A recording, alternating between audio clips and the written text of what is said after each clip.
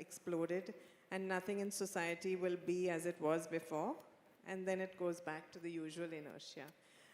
But, and both of you have become advocates against sexual violence, inadvertently or advertently, but do you see similarities, or do you identify better with some other case, any other public case that... I mean, there are similarities, as we said, no? Systemic violence that goes on everywhere. The case of the trial is so different. My case is just a regular case of... there's been no media coverage. There was one journalist who did report in the local paper, which is quite interesting because lots of times they don't even report those cases. Yeah. But because I chose, I was offered the possibility by the justice system, and I didn't know anything about the justice system, but my lawyer asked me, do you want a public trial or private trial? And I asked, what's the difference? So she explained that in those cases of rape and sensitive cases, the victim can decide if it's a private trial, which means that no one can enter the courtroom except the people involved, or an open or public trial where anyone who's interested can come. And then when it's a public trial, journalists can come if they want to, anyone can come. And I was young, I was very 19. young, I was in my 20s, yes. Yeah. But I made the decision for a public trial because I thought, and I fought from the beginning, trying to explain that it's not a private question, that if I press charges, it's for me, it's for my brothers and sisters, but it's also because I know that what happened to me is wrong and that it's a problem that happens to many other people. I had this intuition. And so I made the decision for a public trial because also I was a student and I wanted to bring this rage into all my actions. And so I thought it was also a political act in a very small scale because I think there were, 30 people in the trial. But it was interesting because there was this article in the newspaper and some people I didn't know came to the trial with the same idea, I think. Not attracted to, I hope, not attracted to just being, testify in a morbid attraction to a rape story. Voyeurist, yes, thank you. Not in a voyeuristic mode, but because maybe it happened to them, or maybe there were professors and they wanted to be aware of one of those cases, I don't know. But I had this intuition that this story was not only mine. And so the decision to have a public trial, of course, is a political decision. But, I respect people who made the other decision. It's a hard decision to make, and sometimes it works and sometimes it doesn't work. You also have to think of the consequences, and it's very hard to calculate the consequences of such an act. There are so many, and some good and some bad. So I wouldn't judge people who don't make that choice as cowards or as whatever. In my case, it was not only a question of courage. It was because it was a good moment for me. I didn't live with my family anymore. I was surrounded by friends who believed in me, who supported me, and I was able to make that decision. In many cases, people are not able even to press charges, which is also a decision that now becomes like almost mandatory when we hear a story of someone having been raped. Oh, you should press charges. Well, it's not that simple. Yeah. And in the book, I try to explore the complexity of all the decisions and why we shouldn't make an opinion or a judgment quickly, because it's always very complex. That's true. And you said it took a while for your mother to back you up when you told her about your rape, but she eventually joined in, although she said you have to remember his good qualities. And it also bothered you that she thought of him first as a liar and not a child rapist. In India, of course, I mean, the less said about parents, the better. You know, they sort of, if you tell them something about a rape in the family, the first thing they try to do is shush it up and, you know, not talk about it. And what stays in the family must be in the family, which you also refer to, washing your dirty linen. You know, there's an obsession that, but what was the impact of this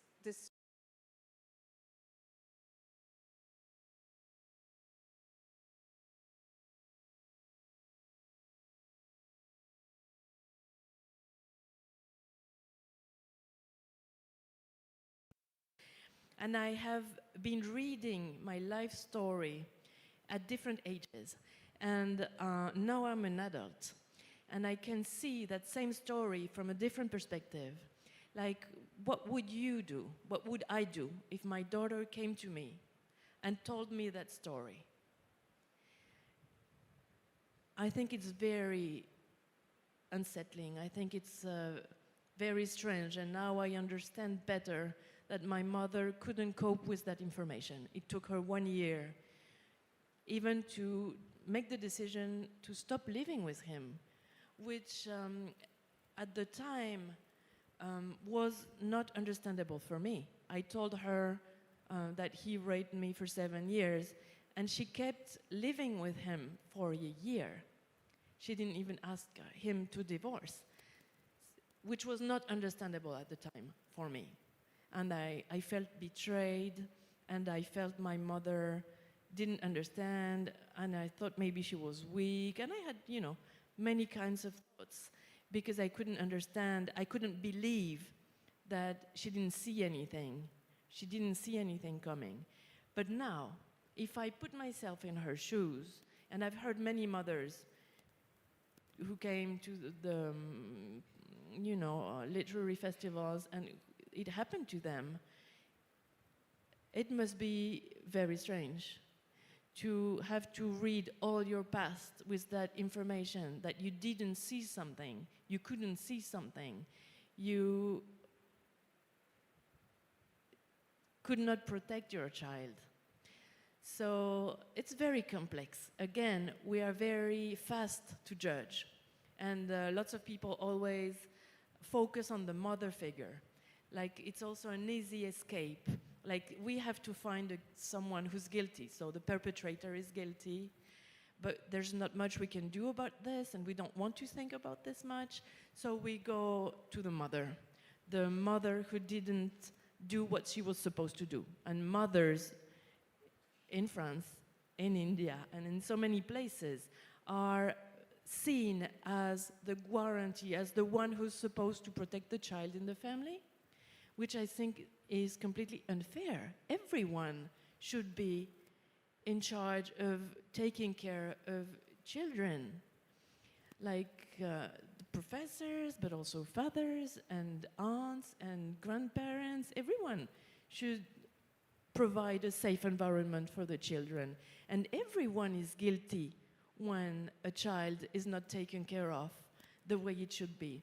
So the question of the mother, I think, is interesting in my book because it enables me to bring out all those subjects and all those preconceived ideas that we have, and I have them too.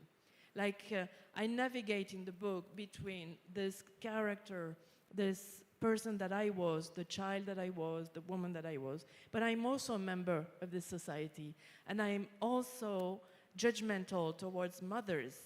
And I try to examine this, and I think it's unfair. I think there's something wrong with this, and I think it's also another strategy that we have to find a scapegoat, to find someone responsible, so that we don't examine ourselves that it's a structural problem.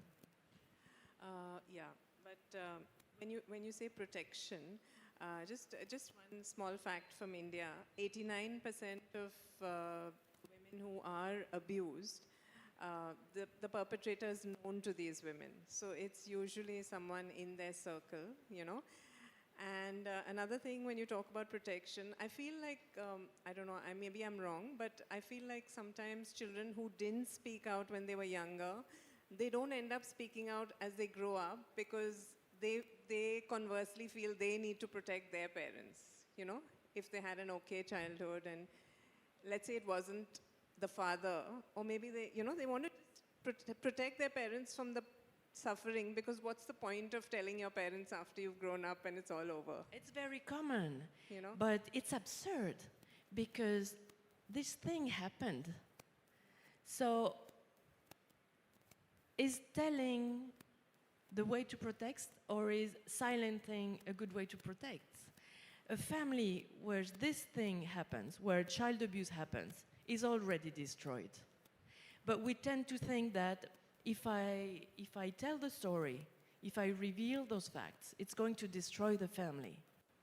And it's a very common and accepted idea, which is completely absurd and wrong and reversed. It's perverse, because the family where I have been raped for years by someone and not seen by the rest of the family, there's something wrong with this family. Anyway, it's not my telling which is bringing the destruction in the family. But you're right, like most of us, no, we but think let's if say we... the perpetrator is not a family member. You know, it could be someone else. Yes, it's true.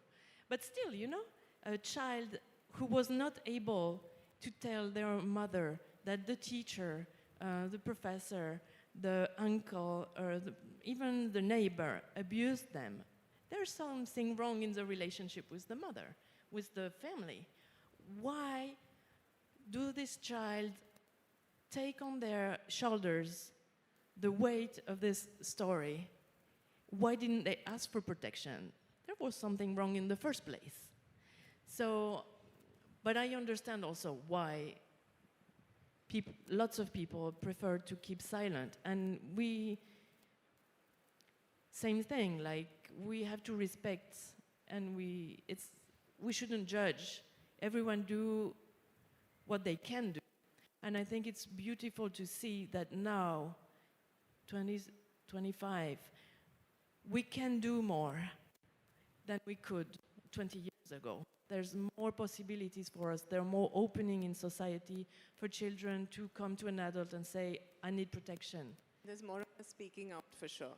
At least the word is out. Yes. And at least, you know, there's a possibility to know about those topics. Which and you know you're not alone. You know you're not alone. Yeah. And it's something very different from even 10 years ago. Last year, the president of the nation where you spent 20 years at least was groped and he pressed charges. It's something to do with me. Can you talk a bit about that? It's interesting because it shows many different things, like the fact that how can this man believe he could get away groping a woman in the street? A woman president, on top of all. So I think she wanted to make a point, she wanted to make a statement, also saying to other women, this is not acceptable. He won't get away with this. And other men committing any kind of abuse shouldn't get away with it. But yes, what's fascinating to me is that man doing this without thinking that it was a problem. Yeah. How can this happen? Well, it still is into our system, and the impunity in Mexico is very high. The level of the crimes not being charged, and so it was a very small act in a way to be groped in the street in a country where there's 10 feminicides a day, 3,000 a year. But still, you know, it's a gesture to say that things have changed and we are not going to accept anything. It's also a theory of a continuum of violence. And I think it makes sense, you know, if we step out to any kind of violence, then maybe things are going to change. And it sends a message to perpetrators that they can't get away with They shouldn't get away they with it, shouldn't and get we away know with they do. But anytime, hello, can you hear me? The other was better. Okay, okay. Maybe Priya's one. Yes. Is that okay? No. No, yeah. It's working now. Test. Yes, the question of impunity is at the core of it. Like, my stepfather, he had the feeling that he could go on again and again for years doing this and nothing was going to happen to him. It is very strange if you imagine the situation, like doing something so taboo, so prohibited by all societies, by all the laws, and getting away with it the first time, and then the next week, and then for a year, and then this lasted for years, for 7 years. And it's what mostly happened, like the aggressors get away with it. And I think he was surprised when I pressed charges, because this thing didn't exist for years. It didn't exist except in the tiny space of the abuse, which is a very strange place. It's a place where the rules of normal life don't apply. And it's also something I try to explore, I try to describe in the book, which is, it's hard to describe. It's hard to describe something that escapes ordinary life. But the rules of trauma, for me, made that it didn't really exist. And I preferred for this not to exist. Probably for many rational reasons, to protect the family, because I knew that if this thing existed, the world as I knew it was going to disappear. So many reasons made that it was easier, in a way, to black out, to do as if no one sees it, just him and me. So if we make as if this doesn't exist, it really does not exist. And then you grow up with this idea. Persuade yourself that it did not really exist, even if you know at the same time that it did, which is very unsettling, which is very paradoxical, and brings many people to mental illness. Yeah. Because how can you live with so contradictory realities inside yourself? But most of the time, it's what happens. It doesn't really exist. And the only way for me to bring it to existence outside of this traumatic cell was through the word, through telling someone. And what did happen when you told someone, when you brought it to existence? How did it impact the family, your sister? At first I told my girlfriend, which is what happens in most cases. You tell someone you trust, you tell a friend, you tell a professor, you tell your favorite aunt or uncle or someone you feel safe with. And she believed me, which was a surprise, because it's the first time you tell someone something that doesn't exist completely. And this person is a mirror saying, I believe you. I trust your word. And then I told other friends. And so this idea that maybe someone was able to hear that story, was able to build up that self-esteem, it was very important. And I think it built up until the point that I was able to understand that telling my mother was possible, which is something very strange, because when you did it, it seems easy, but it's not. It's not easy to utter those words. It's not easy to, this cliche thing, break the silence, but it's true, you know, it's really to break something, to break a wall that has been built all around you. So that's how it happened, like progressively. Like I was lucky enough to be surrounded by people who believed me, people who trusted me, and friends who give me good advice. You talk about writing from a position of privilege, race, nationality, culture. You say you should stop and let those who need it more than you have their say. You say that you want your book to shatter their silence like an arrow. These words are aimed towards the silence, a bow pulled taut as the arrow will fly. In India also the Me Too movement was critiqued for excluding the stories of Dalit women, the group that faces the worst sexual violence among all groups of women in India. How did the Me Too movement impact the telling of your story? And how do you now ensure that you cede space to more marginalized groups, to their voices? I think there's something wonderful about the Me Too movement is we try to build up solidarity. It's hard. Like in every political movement, there's going to be inside problems and questions of ego, and there's no way to escape this. But still, theoretically, and we try to build up solidarity, and we try to build up the idea that if it gets better for one of us, it should get better for the others, and that we should share the mic also. Like I don't want to be a spokesperson and say things that are not going to be true for someone else who went through sexual abuse too. So when I wrote this book, I was very aware of this, that it's a privilege that I won in a way. Like, it's not a privilege that was given to me, it's also something I fought for. But I have to be very careful. Like even when it's something I deserve, I don't want to speak, I don't want to occupy the space that should be shared.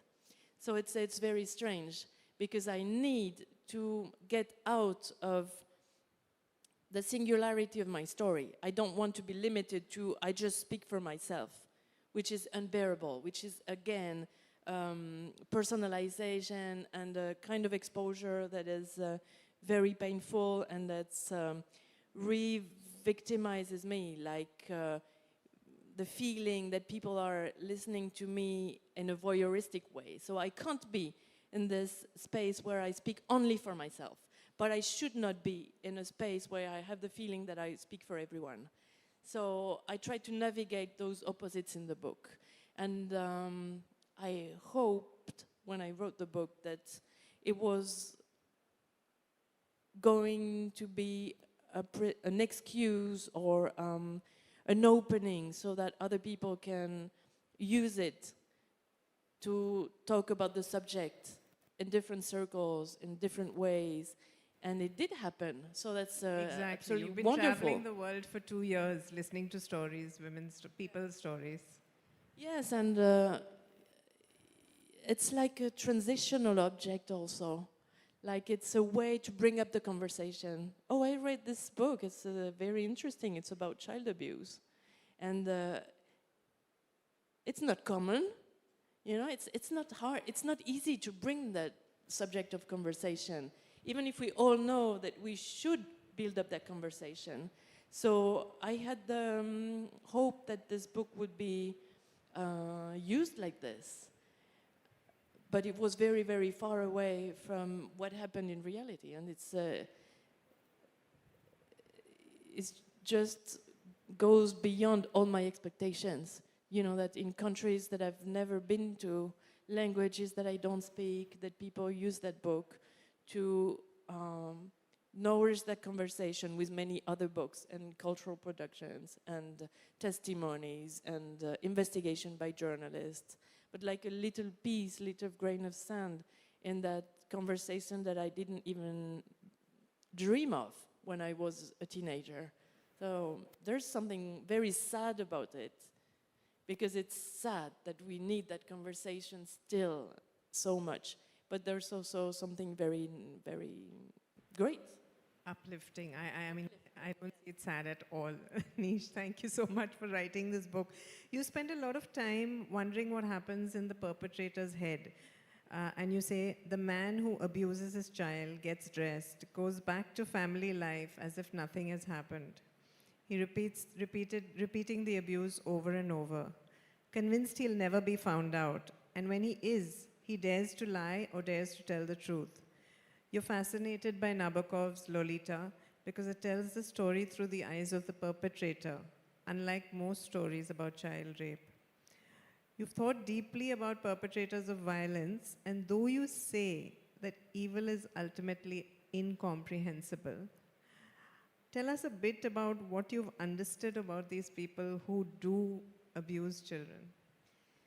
It's very strange. You know, if you want to go back to the Bellicote's case, something that was very interesting is that most of those men who raped an unconscious woman said, I'm not a rapist.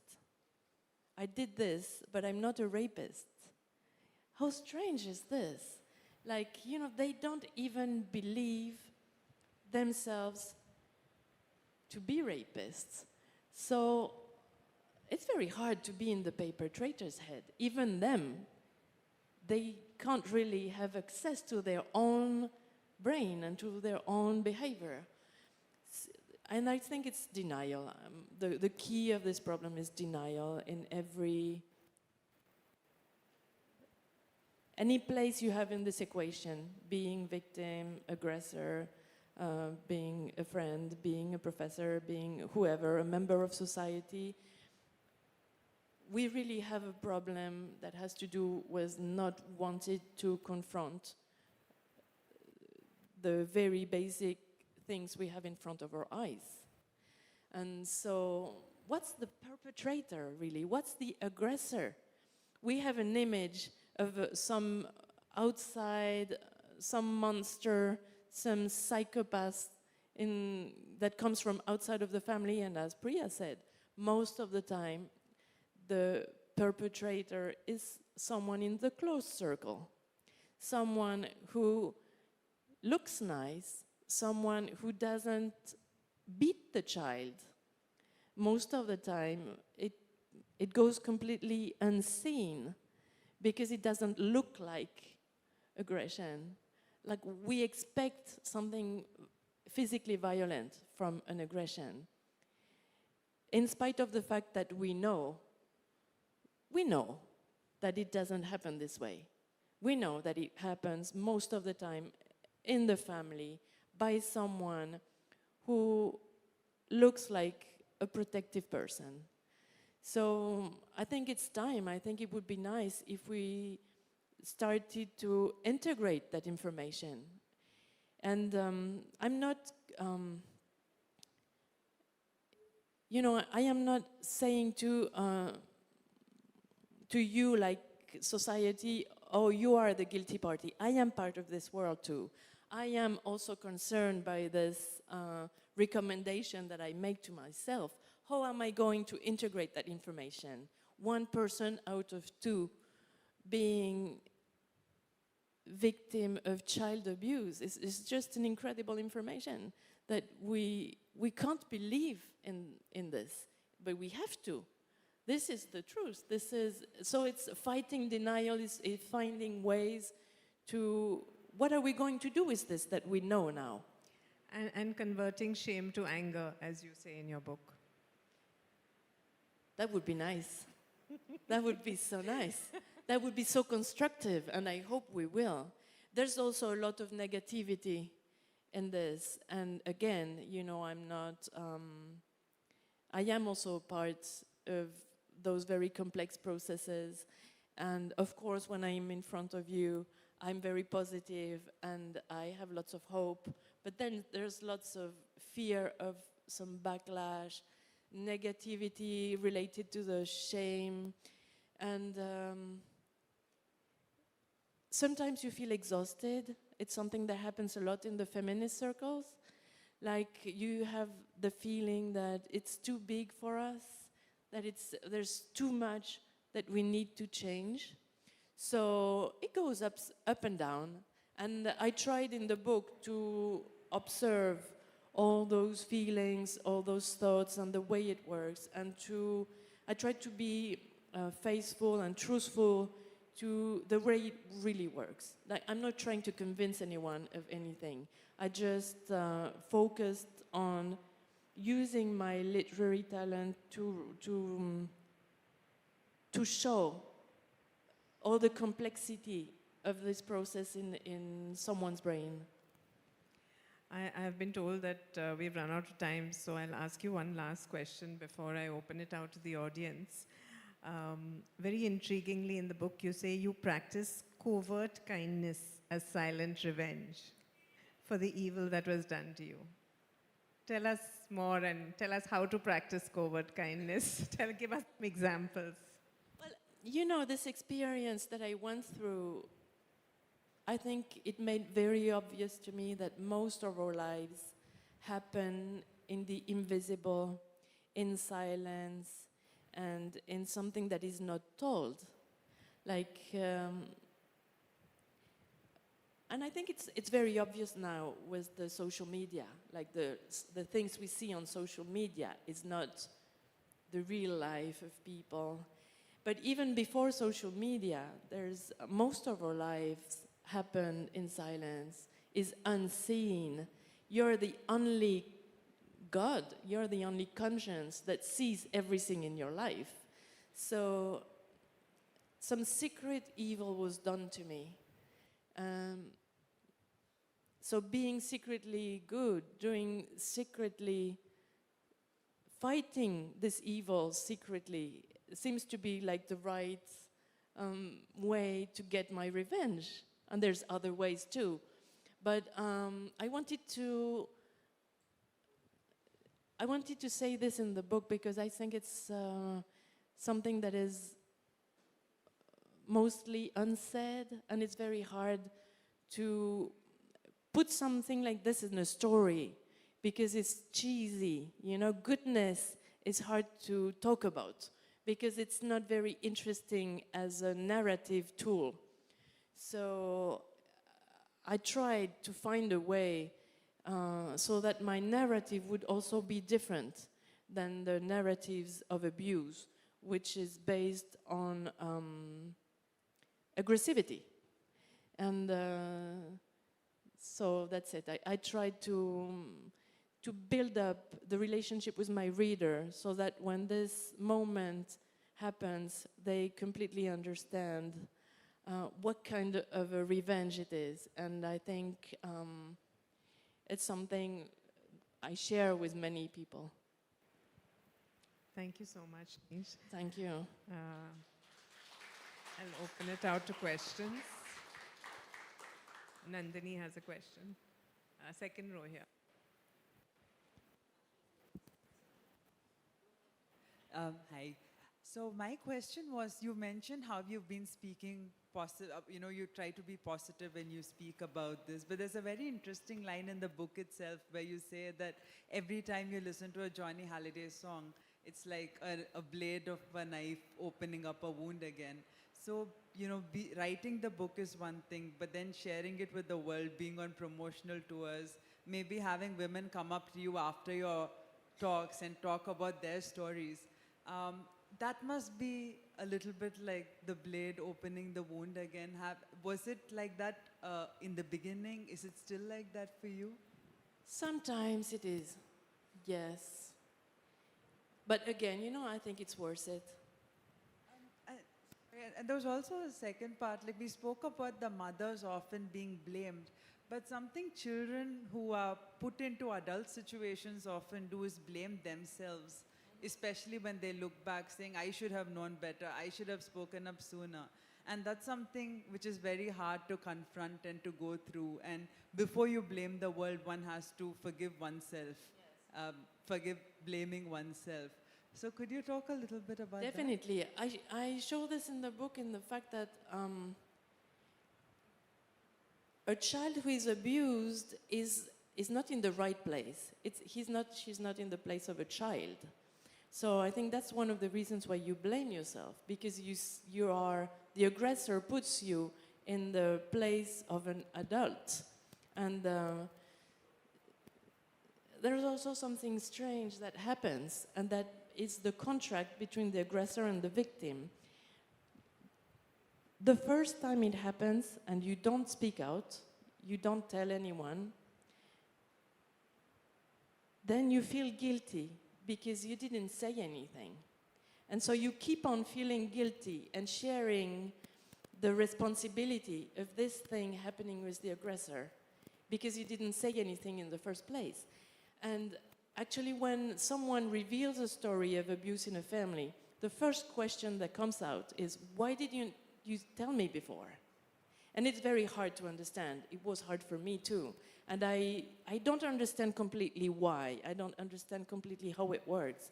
It probably has to do with trauma.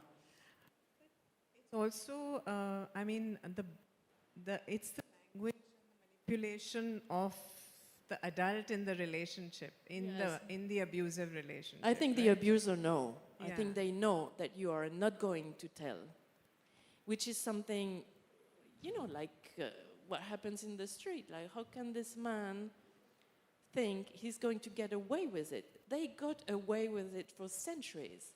And so it's something we inherited very deeply. Like, we know that it's prohibited, but we know that it's not prohibited. And we all live with this knowledge that even as a child, you know this. It's very strange. It's very unrational.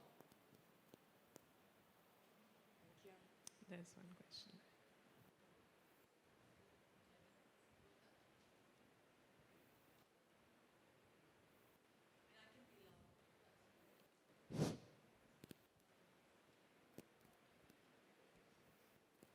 I think this one works.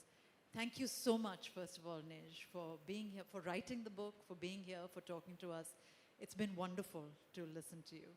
I have a question that maybe it's too big to answer now, maybe not. So if it's too big, we can talk about it later. It's up to you to judge.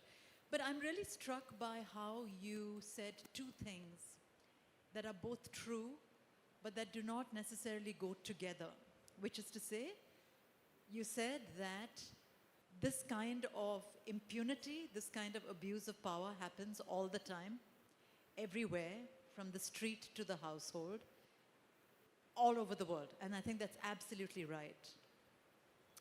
You also said that the situation of child abuse becomes a very private moment because all the rules of reality are suspended there. And I'm not sure if those two things should belong together, because I think unless you change that second situation, unless you stop seeing it as something private, unless you see it as something so structurally endemic that all these men think they can get away with it, unless you do that, you can't actually affect the structure. Because you're separating those two things. And I think a lot of shame comes from that. Because the people who are abused think, oh my God, this is private. But it isn't. It doesn't have to do with them. It's a structure. It shouldn't be. Exactly. But aren't we repeating that problem?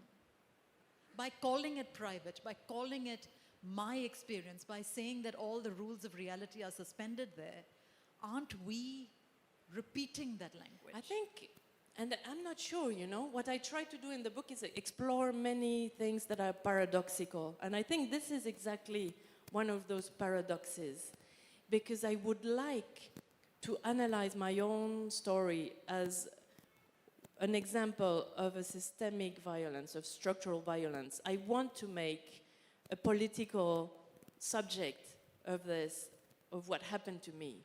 And I want to get out of the private sphere. But I also know that what happened to me put me in a place of loneliness, of subjective loneliness. And I'm never going to be, even if I'm convinced that it happened to, how many people are here? It probably happened to some of you in a way that is a little bit different, but a little bit the same. But still, in my feeling, my conscience, and the perception I have of my personal story, no one knows what happened to me. It's very paradoxical. I have this intellectual knowledge, 1 out of 2, 1 out of 10 in France. I have this knowledge. I know it's a systemic question and it has to be a systemic answer. But at the same time, as a subject,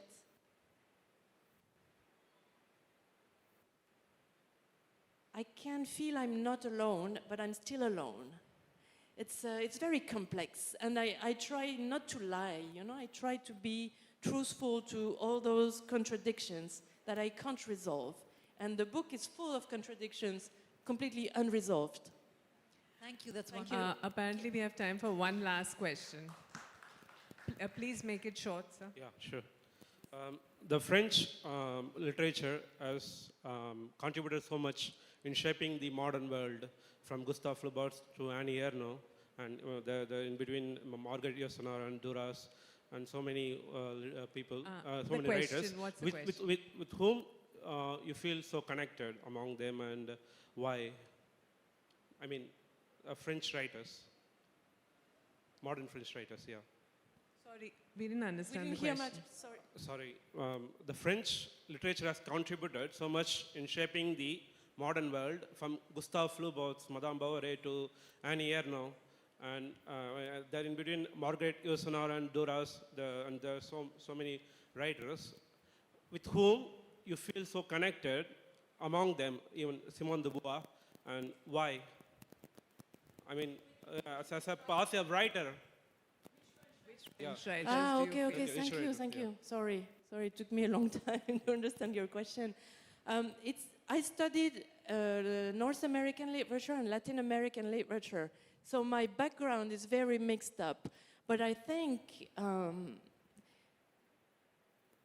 it's unseen in the book, but I think all those books have been influenced by Montaigne, by the creation of the essay as a space of subjectivity, as a lyrical space in a long time ago, like trying to use the thinking, to use reason, to use analysis in an emotional way, to analyze your own life as if it was the subject of a story. It comes from very far away. And so I think it was a big influence, even if I didn't know, even if I thought I was influenced by my contemporaries. I think, we don't make up anything. Montaigne taking himself as the subject of analysis and making that statement like, I've seen this up close. And that's the material I have. And it's probably interesting. It's something that influenced me a lot in this book and that helped me to go beyond the fact that I didn't think that I should expose this to the public. Thank you. Thank you, everybody, for coming. Thanks, Nish. Thanks a lot. Thank you so much for inviting me. Thank you.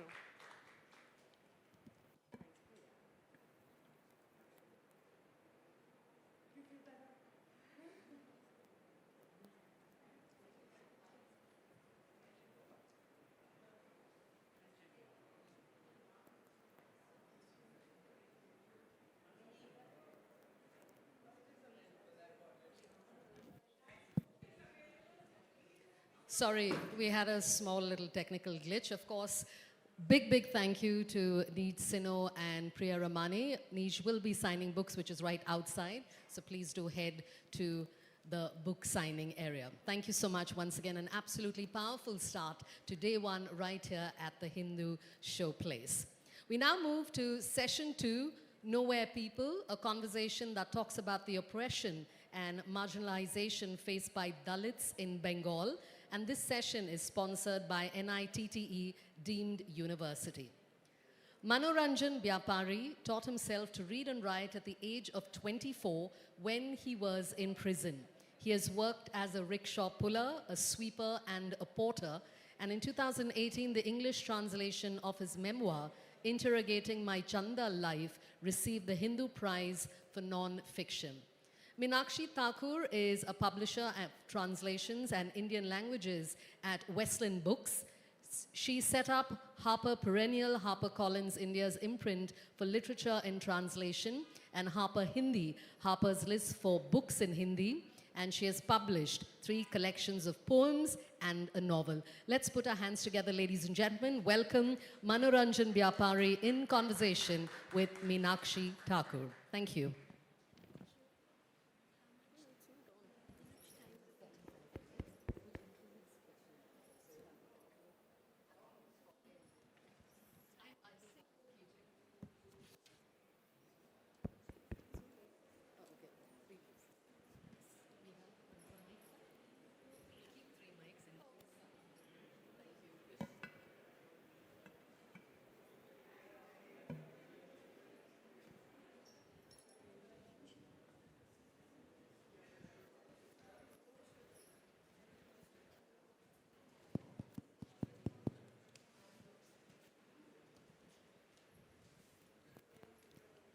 Hello, good morning.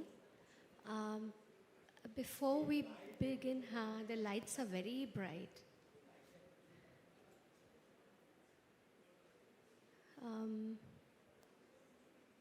Can we turn down the lights, please? Okay, thank you so much. Before we begin, I would like to ask how many of you understand Hindi?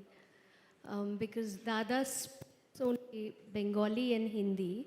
So, not too many. So, I'll have to translate. I'll speak to Hindi and I'll have to translate his responses. So, please bear with us. We'll try and keep it short. Dada, chota chota. 45 minutes hai. 45 minutes hai. 45 minutes hai. The Hindu lit for life is very important for Manoranjan Byapari. Can you hear me? I'm breaking up. Okay. He received the Hindu Prize for Non-Fiction in 2008 for the English translation of his memoir, Interrogating My Child Life. That moment opened many doors for him. Introduced to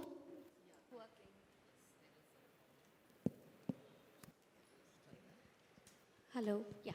So in 2018, he received the Hindu Prize for Non-Fiction for his memoir, Interrogating My Chandal Life.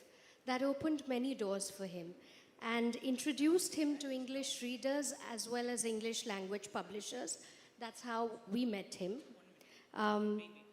He's a writer who pulls no punches. He's raw, honest, audacious, spectacularly entertaining and refreshing. Having taught himself to read and write in his early 20s while in prison, he writes fiction and non-fiction about lived experiences. There's no distance between the many lives he has led and his writing. A natural storyteller, his stories are astonishingly wholesome. He writes about great tragedies like partition of Bengal, the Bangladesh War, the bloodbath during the Naxalite movement in Bengal. He describes hunger, deprivation, caste and class wars, but also manages to weave into those settings elements of humor and absurdity. He finds a space for love to grow between his characters. As an editor, it has been very rewarding for me to work with a writer like him. I'll start by asking him to talk about his journey from the time he arrived in India as a refugee from East Pakistan to West Bengal, up till the present, where he's a member of the Bengal Legislative Assembly. Manoranjan Da speaks Bengali and Hindi, like I said, so I'll translate for him. दादा बहुत लंबा सफ़र रहा है आपका, बहुत संघर्षपूर्ण. Refugee होकर बचपन में आप पूर्वी पाकिस्तान से यहाँ आए. बंगाल में रेफ्यूजी कैंप में थे. वहाँ से आप 14 वर्ष की उम्र में भाग के कलकत्ता चले आए. छोटे मोटे काम करने लगे. वहाँ से आप अब तक का सफ़र क्या रहा आपका? जेल कैसे पहुँचे? पढ़ना लिखना कैसे सीखा? आप स्कूल नहीं गए थे. फिर राजनीति में, पॉलिटिक्स में कैसे आते? छोटे मैम को बताइए। सबको नमस्ते। आप लोग को हिंदी समझ में आता है? नहीं? एक बार हाथ उठाइए तो देखते कितने लोग। अरे मेरे लिए बहुत आसान हो गया। अच्छा,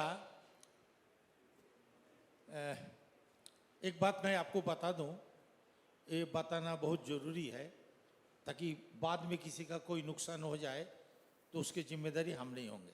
कल रात को हमने एक सपना देखा। भगवान आए थे हमारे सपने में कल। उन्होंने कहा तू जब बोलना शुरू करेगा एक बात बता देना कि जिनको जो कोई जरूरी काम हो वो पहले ही चला जाए। तेरे बात का बीच में अगर कोई उठ के चला जाए तो हम उसको उठा लेंगे। अभी ये बात आप लोग को हम ना बताए, वो देखिए चले जा रहा पहले ही, क्योंकि उनको डर है भगवान से। तो बीच में अगर आप कोई चले जाएंगे तो भगवान आप पर क्या करेगा इसकी जिम्मेदारी हमारे नहीं है, पहली बात। दूसरी बात तो ये है, मैं बोलना चालू करूंगा और आप उठ के चले जाएंगे, ऐसा हो ही नहीं सकता। जबान काट दूंगा मेरा। मेरे जबान में इतना ताकत है, मैं आपको बैठा के रखूंगा, आप बैठ के रहोगे। तीसरी बात, आज माननीय प्रधानमंत्री हमारे बंगाल में गए और मैं जहां का विधायक हूं उसी हुगली में गए। हमें भी एक आमंत्रण पत्र भेजा कि आप आओ। वहां हम जाएंगे तो प्रधानमंत्री जी जो मन का बात करेंगे वो हमें सुनना पड़ेगा। और यहां हम आए इसलिए कि हम जो मन का बात करेंगे आप लोग सुनोगे। तो मेरे लिए ये तात्पर्यपूर्ण रहा। मैं बोलूंगा, लोग सुनेगा। और वहां क्या है, प्रधानमंत्री जी, अरे वो तो रेडियो खुलने से रात को ही सुन लेंगे। इसके लिए हम वहां जाना मुमकिन नहीं समझा, यहां आ गए आप लोग के पास कुछ बोलने के लिए। चौथी बात, आपने कितना कितना उम्र बोला हमारा, हम आपको अंग्रेजी समझ नहीं पाए। अच्छा, अभी आप लोग बता सकते हैं मेरा उम्र कितना? एक बार कोई एक जन बता दीजिए कितना? 60 काछाकाछी। गलत। आपका कितना? आपसे 2 साल का बड़ा हूं। मैं बता रहा हूं भाई, हिसाब मिला लो, गलती हो तो फिर हमें सुधार देना। 77 हमने जेल से निकला। जेल से निकलने के बाद में देखा बाल 1-2 सफेद हो गया, चमड़े में झुर्रियां पड़ने लगा। हम बोले फूल कैसा खिलता है हमने कभी नहीं देखा। पूर्णिमा का चांद कैसा होता है, चांदनी कैसा होता है हमने नहीं देखा। नदी में लहर कैसा आता है हमने नहीं देखा। फूलों का जो सुवास है, सुगंध है, हमने नहीं देखा। क्योंकि वो देखने के लिए जो मन होना चाहिए वो मन हमारा था नहीं। हम तो जेल जाते और आते रहे, बोमा बंदूक पिस्तौल उसी के साथ गुजारे। फूल खिलना वो देखने के लिए हमें मौका नहीं था। तो फिर हम जब जेल से आए बोले सूरज किस दिशा से निकलता है भाई साहब? सूरज किस दिशा से निकलता है आप बताइए? सूरज किस दिशा से निकलता है? ईस्ट। क्या सूरज हमारे गुलाम है, नौकर है कि वो ईस्ट दिशा से निकलेगा? नहीं, वो नहीं निकलता। वो जिस दिशा से निकलता है हम उसको ईस्ट बोलते हैं, हम उसको पूरब बोलते हैं। सही कि गलत? महीना कितना दिन का होता है? कोई बोलेंगे 30 दिन का, कोई 29 दिन का, कोई 28 दिन का। अरे महीना क्या हमारे गुलाम है कि वो 30 दिन में होगा, 28 दिन में होगा? हमने अपना हिसाब से बना लिया। तो हमने बोला कि आज से यानी 77 से आज से हमारा हर महीना का दिन होगा 365 दिन। आपका 30 हो सकता है, 30 दिन, लेकिन मेरा होगा 365 दिन। तो जोड़ लीजिए 77 से 78, 79 से 80, 3 माह, फिर 20 माह, 23 माह और 25 माह, कितना हो गया? 48 माह, 4 साल 2 महीना। तो उस समय अगर हमारा उम्र 27 रहा तो और 4 साल जोड़ लीजिए, 31 साल 2 महीना, आपसे थोड़ा बड़ा है। मैं अभी 31-32 साल अभी हुआ नहीं, ये उम्र मेरा है। आप मानो ना मानो, मैं मानता हूं। और कोई 32 साल का लड़का हमसे लड़ के दिखा दे, हमसे दौड़ के दिखा दे, हम जितना घंटा काम करता है हमारे साथ उतना काम करके दिखा दे, फिर मैं मान जाऊंगा। तो मैं 32 साल का हूं, ठीक है। जब देश का बंटवारा हुआ, हमें कोई पूछा नहीं कि हम लोग देश का बंटवारा कर रहे हैं, यहीं से लकीर खींच रहे हैं, हमसे कोई नहीं पूछा, मन मर्जी उन लोगों ने खींच दिया एक लकीर। अब बंगाल में जाओगे तो देखोगे एक आदमी का, एक नहीं कई आदमी का सोने वाला घर जो है वो बांग्लादेश में है, और खाना पकाने वाला घर जो है वो इंडिया में है। इस तरह एक लकीर खींच दिया। ये जो देश का बंटवारा हुआ, हम एक बार गए थे करीमगंज, असम, तो हमें 2 घंटा बोलने के लिए बोला गया था, 6 बजे से 8 बजे तक। हम बोलना चालू किए, 2 बजे के बाद में लोगों ने इतना सवाल करना शुरू करे कि हम रुक नहीं पा रहे थे। और उसके बाद में दूसरा प्रोग्राम था, तो हमें बोला कि आज के लिए आप यहीं समाप्त हो जाओ, इसी प्रोग्राम कल होगा दोबारा, और 6 बजे से आप अकेले ही बोलोगे। तो दूसरे दिन 6 बजे से रात 10 बजे तक, यानी 6 घंटा तक हम बोलते रहे 2 दिन में। अभी भी मैं 6 घंटा बोल सकता हूँ, और 6 घंटे के अंदर आप उठ के यहाँ जा नहीं सकोगे, क्योंकि इतने सब कहानी मेरे पास है, और सच्ची कहानी। लेकिन 45 मिनट टाइम दिया, ये तो इसमें हम क्या करेंगे। ये जो देश का बंटवारा हुआ, बोलते हैं हिंदू और मुसलमान का लड़ाई झगड़ा हुआ, इसके लिए गलत बात। वो एक मौका था, वो एक बहाना था। जिन्होंने मांग कर दिया, और बंगाल के जो ऊंची जाति के, सवर्ण जाति के जो लोग हैं, वो एक मौका बना लिया कि अब हमें फायदा होने वाला है। 2 बंगाल को अगर एक किया जाए, 55% है मुसलमान।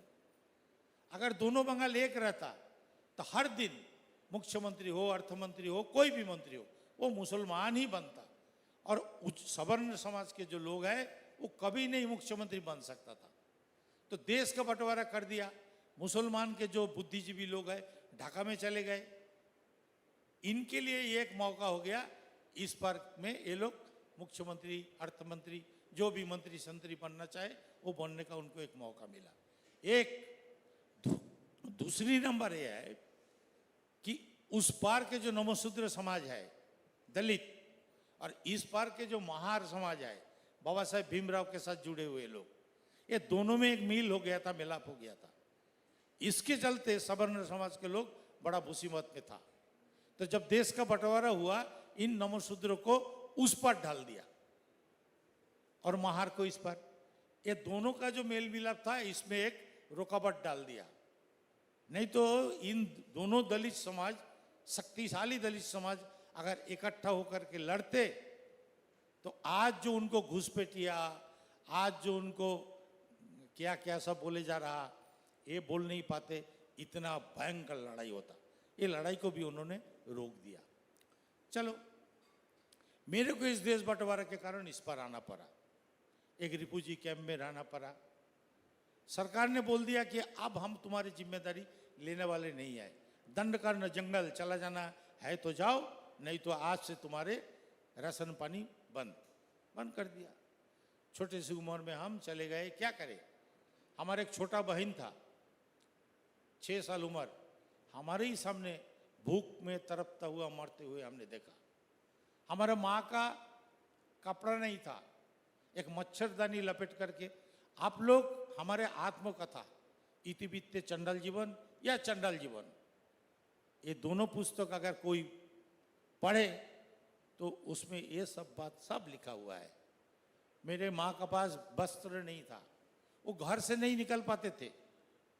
मेरे को देखने से लगता नहीं कि मेरे माँ कैसा था, मेरे माँ थोड़ा सुंदर ही था। अब जिनके बदन में वस्त्र नहीं है वो क्या करे, वो घर से नहीं निकल पाते थे, एक मच्छरदानी ओढ़ के वो घर के अंदर छिप के रहते थे दिन भर। बुरा मत मानना, टट्टी पेशाब भी आए तो घर से बाहर नहीं निकल सकता था, दिन भर उनको छुप के रहना पड़ता था। क्या करें, उस समय हम घर से बाहर निकल गए, चाय दुकान में काम किए। हर कोई के चेहरे पे इतना डर क्यों? हमने चाय बिक्री नहीं किए सर, सिर्फ गिलास धुए। चाय अगर बिक्री करते तो हम डरावना बन सकते थे। चाय बिक्री करने वाले लोग आजकल बहुत खतरनाक है। मैं चाय सिर्फ गिलास धुए, भाई चाय बिक्री नहीं किए, हमसे डरने की कोई बात नहीं है। गैया बैला चराने चाय गए, चाय दुकान में काम करने गए, मुठिए मजदूरिया ये सब करने गए। और इन जो लोग हैं, छोटे लोग हैं, समाज के नीची तबक के लोग हैं, ताकतवर जो लोग हैं, उस पर हर दम हर समय जुल्म करते हैं। कितने जगह हमने काम किया, कोई हमें पैसा नहीं दिया, मार के भगा दिया। छोटे सी उम्र में 8-8 माह काम किया सिलीगुड़ी में, पैसे नहीं दिया। असम चले गए, काम किया, हमारी ही मजदूरी, हमारी ही तनख्वाह वही लोग चुरा लिए। फिर हम उनको चोर बोले तो हमें पीट दिया। ये जो जिंदगी हमें झेलना पड़ा, इसके बाद में हम देखा कि अगर हम ना मारे तो मारने वाले जो लोग हैं वो रुकेगा नहीं। फिर हम पलटवार करने लगे, हम मारने लगे, चक्कू चलाने लगे, बोमा फेंकने लगे, ये सब सीख लिए और करने लगे। लिखा हमारा पुस्तक में, हर चीज लिखा हमने, कैसे कैसे लोगों को मारा। आज भी मैं गर्व करता हूं कि ये लोगों को जो मारा ये मरने लायक लोग ही थे। आज भी मैं शर्मिंदा नहीं हूं जेल कटने के बाद।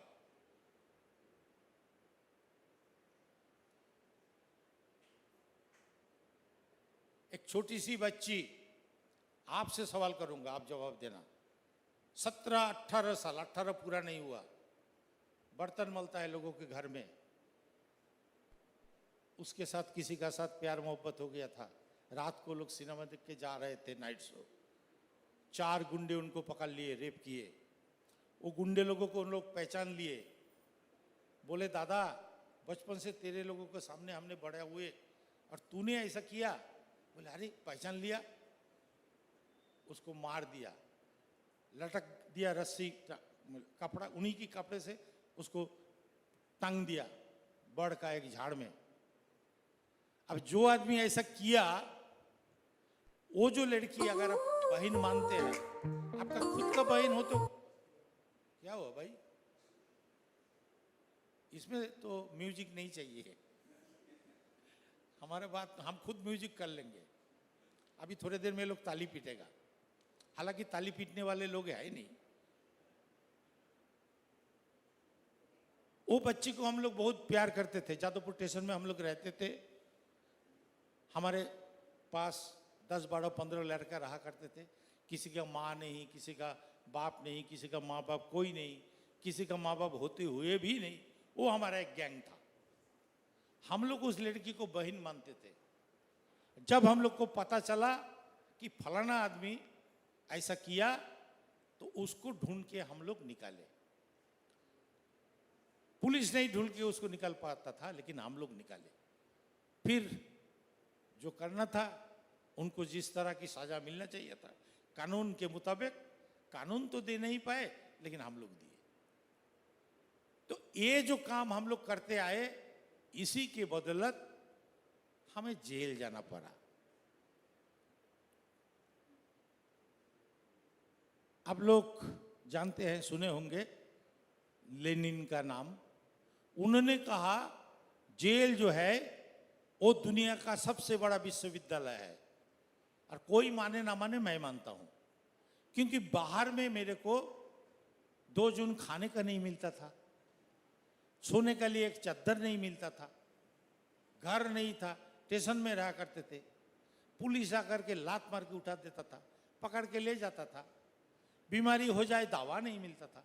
लेकिन जब जेल चले गए तो इन तमाम चीज हमें मिलने लगा। 3 टाइम खाना, जाड़ा में कंबल, बीमारी हो जाए तो दवा दारू, और सबसे बड़ी बात, दुश्मन कोई वहां नहीं था हमें मारने वाला, जबकि बाहर में बहुत सारे दुश्मन था। हर समय जेब में चाकू लेके घूमना पड़ता था, या तो वो हमें मारे या तो मैं मारूंगा। पढ़ लेना मेरे आत्मकथा, मारा ऐसा भी मैं, मेरे को मारने लगे और मैं मार के उसको अपने जान बचाया। तो जेल जब चला गए, एक व्यक्ति मिला हमें, उन्होंने कहा लंबे समय तेरे को जेल में गुजारना है, बाहर में तेरे को जो कुछ नहीं मिल रहा था जेल में तो मिल रहा। खा पी पढ़े रहा और लिखाई पढ़ी सीख। अच्छा, ये जो लिखाई पढ़ी सीख का कहानी बताऊं, एक छोटा कहानी बता दूं। हालांकि एक सवाल के जवाब में 45 मिनट हमारे निकल जाएगा। एक लड़का 20-22 साल उम्र होगा, बहुत सा सुंदर दिखने का लड़का, जेल में, अस्पताल, उसका बाद में बाजू में पगला गाड़ा, और उसका सामने एक तालाब है। वो तालाब में वो बच्चे, वो लड़का कपड़ा धो रहा। हमने उनको देखा, हमने बोला भाई ये तो पागल जैसा नहीं लगता है, और पेशेंट भी नहीं है, तो फिर ये कपड़ा कैसे धो रहा। तो उनके सामने हम चला गए, बोले भाई आप जेल में क्यों हो? ये नहीं बोल पा रहा कि आप पागल हो क्या। हमने उनको पूछा आप जेल में क्यों हो? उन्होंने कहा मां हमें पकड़वा दिया। मां, 70 दशक, अगर बच्चा घर से बाहर रहे, शाम को वापस ना आए तो मां का आंख में आंसू आ जाता था। इतना भयंकर दिन था, आप लोगों ने देखे नहीं, हम लोग देख करके आए वो दिन। घर से घर का दरवाजा खोल के बाहर निकलो, वहीं एक डेड बॉडी पड़ा हुआ है। ऐसे दिन हम लोग देखे। उस समय की बात, इमरजेंसी चल रहा था, मां भेज दिए बच्चे को जेल में, जहां से हर रोज एक डेड बॉडी निकलता है। कैसा मां है भाई। फिर उनको हमने पूछे मां आपको क्यों पकड़वा दिया? बोले हमारा दिमाग थोड़ा खराब हो गया, हम पगला सा हो गया था थोड़ा। हम बोला पगला हो गया था समझ सकते हो? बोले जिस समय मैं समझ सकता हूं कि मैं पगला हूं, उस समय मैं अच्छा हूं, और जिस समय मैं समझ नहीं सकता कि मैं पागल हूं, उस समय सचमुच मैं पागल हूं। फिर हमने पूछा आप पागल हो गए थे कैसे?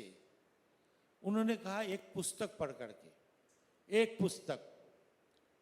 पुस्तक कभी किसी को पागल बनाता है ये हमने नहीं सुना, क्योंकि हम तो लिखाई पढ़ी जानते थे नहीं। कौन सा पुस्तक भाई? उन्होंने कहा शरद चंद्र का चरित्रहीन।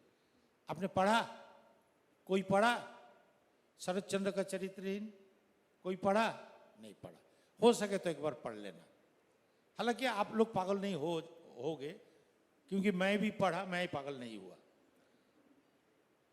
वो जो हमारे जो एक लिखा पढ़ी एक लोग जो जेल में रहा करते थे, उनसे आके बोला कि ऐसे कैसे हो सकता है, एक पुस्तक पढ़ करके लोग पागल हो गए।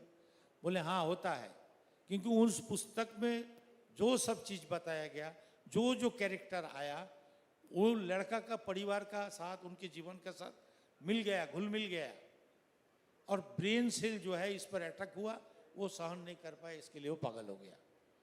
फिर उन्होंने कहा तू कैसे समझेगा मूर्ख, तू तो लिखाई पढ़ी जानता नहीं है, लिखाई पढ़ी सीख, तभी तेरे को पता चलेगा कि पुस्तक आदमी को कैसे पागल बना देता है। एक रेड बुक नाम का पुस्तक है, माशुतुंग द्वारा लिखा गया। उन पुस्तक पढ़ करके लाखों लोग पागल हो गए थे। वो छोटे छोटे 2-3 पाइप गन, ईटा पत्थर, बॉम्ब लेके चले थे भारत सरकार के साथ लड़ने के लिए, जिनकी एक मशीन गन कितना तबाही मचा सकता है उनको पता नहीं। उनको पागल बना दिया था। वो सोचा इन भारत सरकार को हम लोग जंग में हरा देंगे, तो पागल है वो पुस्तक, उसको पागल बनाया था। तो फिर हमने कहा कि हाँ सर, हम लिखाई पढ़ी तो सीखना चाहते हैं, लेकिन यहाँ तो पेन वगैरह तो कुछ नहीं है, कागज वगैरह तो कुछ नहीं है, कैसे सीखेंगे? उन्होंने कहा सीखना चाहते हैं तो हम सिखाएंगे। तो उन्होंने एक लकड़ी का कुट का दातन टाइप का तोड़ के लाया और जेल का आंगन में उन्होंने अक्षर लिखा, ओ आ क, और हमें वो लकड़ी का कुट का दिया, बोला इस पर लकड़ी फेर। ऐसे करते करते हमने जेल में बैठ के लिखाई पढ़ी सीखे। इसीलिए हमने माना कि जेल से बड़ा विश्वविद्यालय दुनिया में और कोई नहीं है। हमें लिखाई पढ़ी सिखाया, और आप लोग इतने पढ़े लिखे लोग हो, आप लोग के सामने हम एक अनपढ़ आदमी बात कर रहा, और आपके हर कोई की निगाह मेरे तरफ है, कोई नहीं मोबाइल देख रहा, कोई बाजू वाले के साथ गप नहीं लड़ा रहे। ये जो शिक्षा हमें मिला, ये जो ज्ञान हमें मिला, ये हमें जेल ने दिया। जब जेल से बाहर आए तो 2 जून खाने का तो कुछ था नहीं, रिक्शा चलाया करते थे और पुस्तक पढ़ते थे। हम दारू भी पीते थे, मारपीटी भी करते थे, लेकिन पुस्तक भी पढ़ते थे।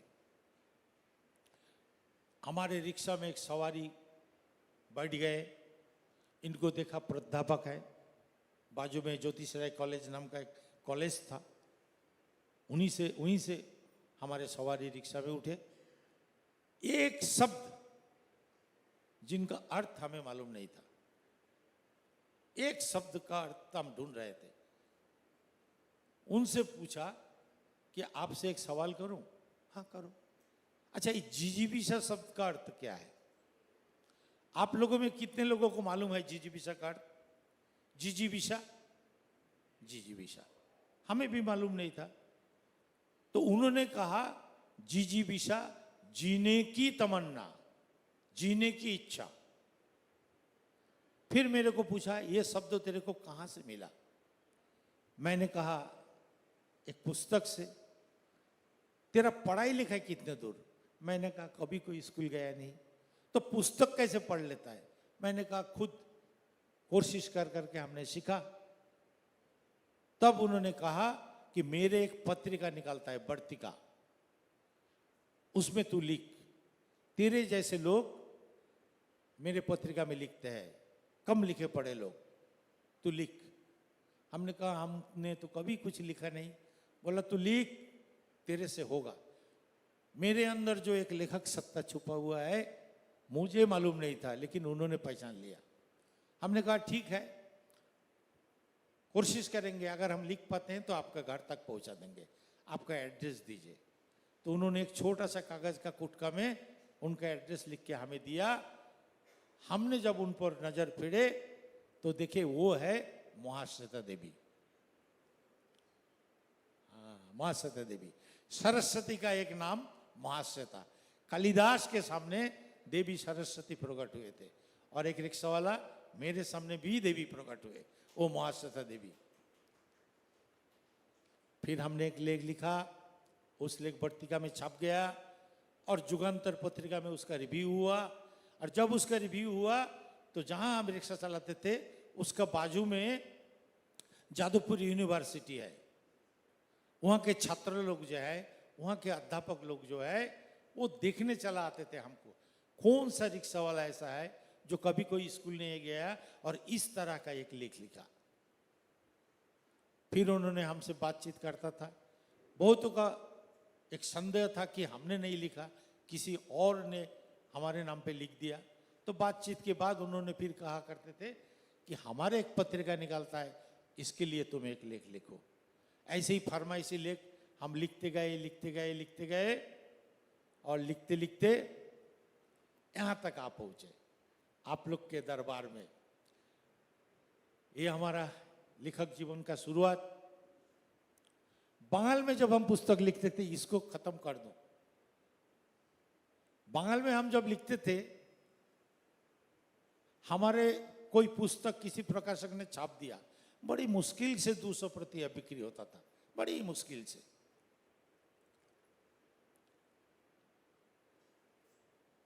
फिर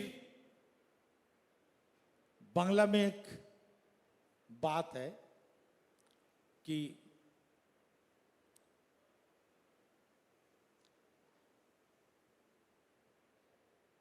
अभी वो बात को थोड़ा भूल गया कि घर के लोग, गांव के लोग इज्जत नहीं देते, उनकी कदर नहीं करते, उनका गुण का परख नहीं करते। करते हैं तो बाहर वाले करते हैं, और बाहर वाले जब करते हैं तब फिर गांव वाले करने लगते हैं। हमारे पुस्तक एक अनुराग सिन्हा जी दिल्ली में, उन्होंने पढ़ा गान पाउडर हिंदी और बातासे बारूदेर गंध, उन्होंने कहा इसको हम ट्रांसलेट करेंगे। हालांकि हमें विश्वास नहीं हुआ था, फिर हमने कहा ठीक है, करना चाहते कीजिए, करा। उसके बाद में वेस्टलैंड एका प्रकाशनी, इन्होंने पुस्तक छपा हमारा। अभी तक 8-9 पुस्तक, 10 पुस्तक हमारा अंग्रेजी में ट्रांसलेट हुआ, और मलयालम और उड़िया और कई भाषा में ट्रांसलेट हुआ। और सबसे बड़ा बात है ये जो इस मंच पे हम लोग खड़े हुए हैं, दी हिंदू, इन्होंने हमारा एक पुस्तक को पढ़ा 2018 में, और वो पुस्तक को पढ़ करके हमें यहाँ बुलाया गया। इनकी लीड फेस्ट में बहुत बड़े बड़े राइटर आए थे, हम भी आए थे, 8 साल बाद फिर आए। उन्होंने हमारे पुस्तक को दी हिंदू प्राइज दिया।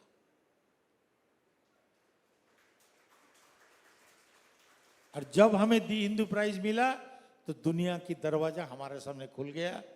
आज मैं गर्व के साथ ये बात बोल सकता हूं कि मैं एक राइटर हूं, मैं एक राइटर हूं। अभी दीदी ने बताया कि मैं बलागढ़ का विधायक हूं, ये मेरे लिए कोई मायने नहीं रखता। मैं राइटर हूं, ये बहुत मेरे लिए सम्मान का बात है।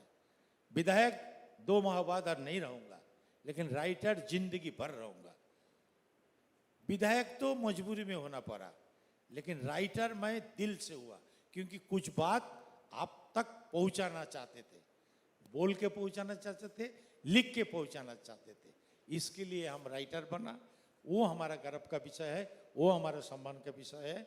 विधायक और विधायक के हैसियत से हम यहाँ आए भी नहीं। विधायक होकर के हम आते तो विधानसभा से हमें परमिशन लेना पड़ता। हमको वहाँ बुलाया गया, जाऊँ, वो अगर बोलते जाओ तब। लेकिन हम राइटर का हैसियत से हैं, हम राइटर सब जगह जा सकते हैं। समुंदर का गहराई तक जा सकते हैं, आसमान तक जा सकते हैं। जा सकते कि नहीं? जा सकते कि नहीं?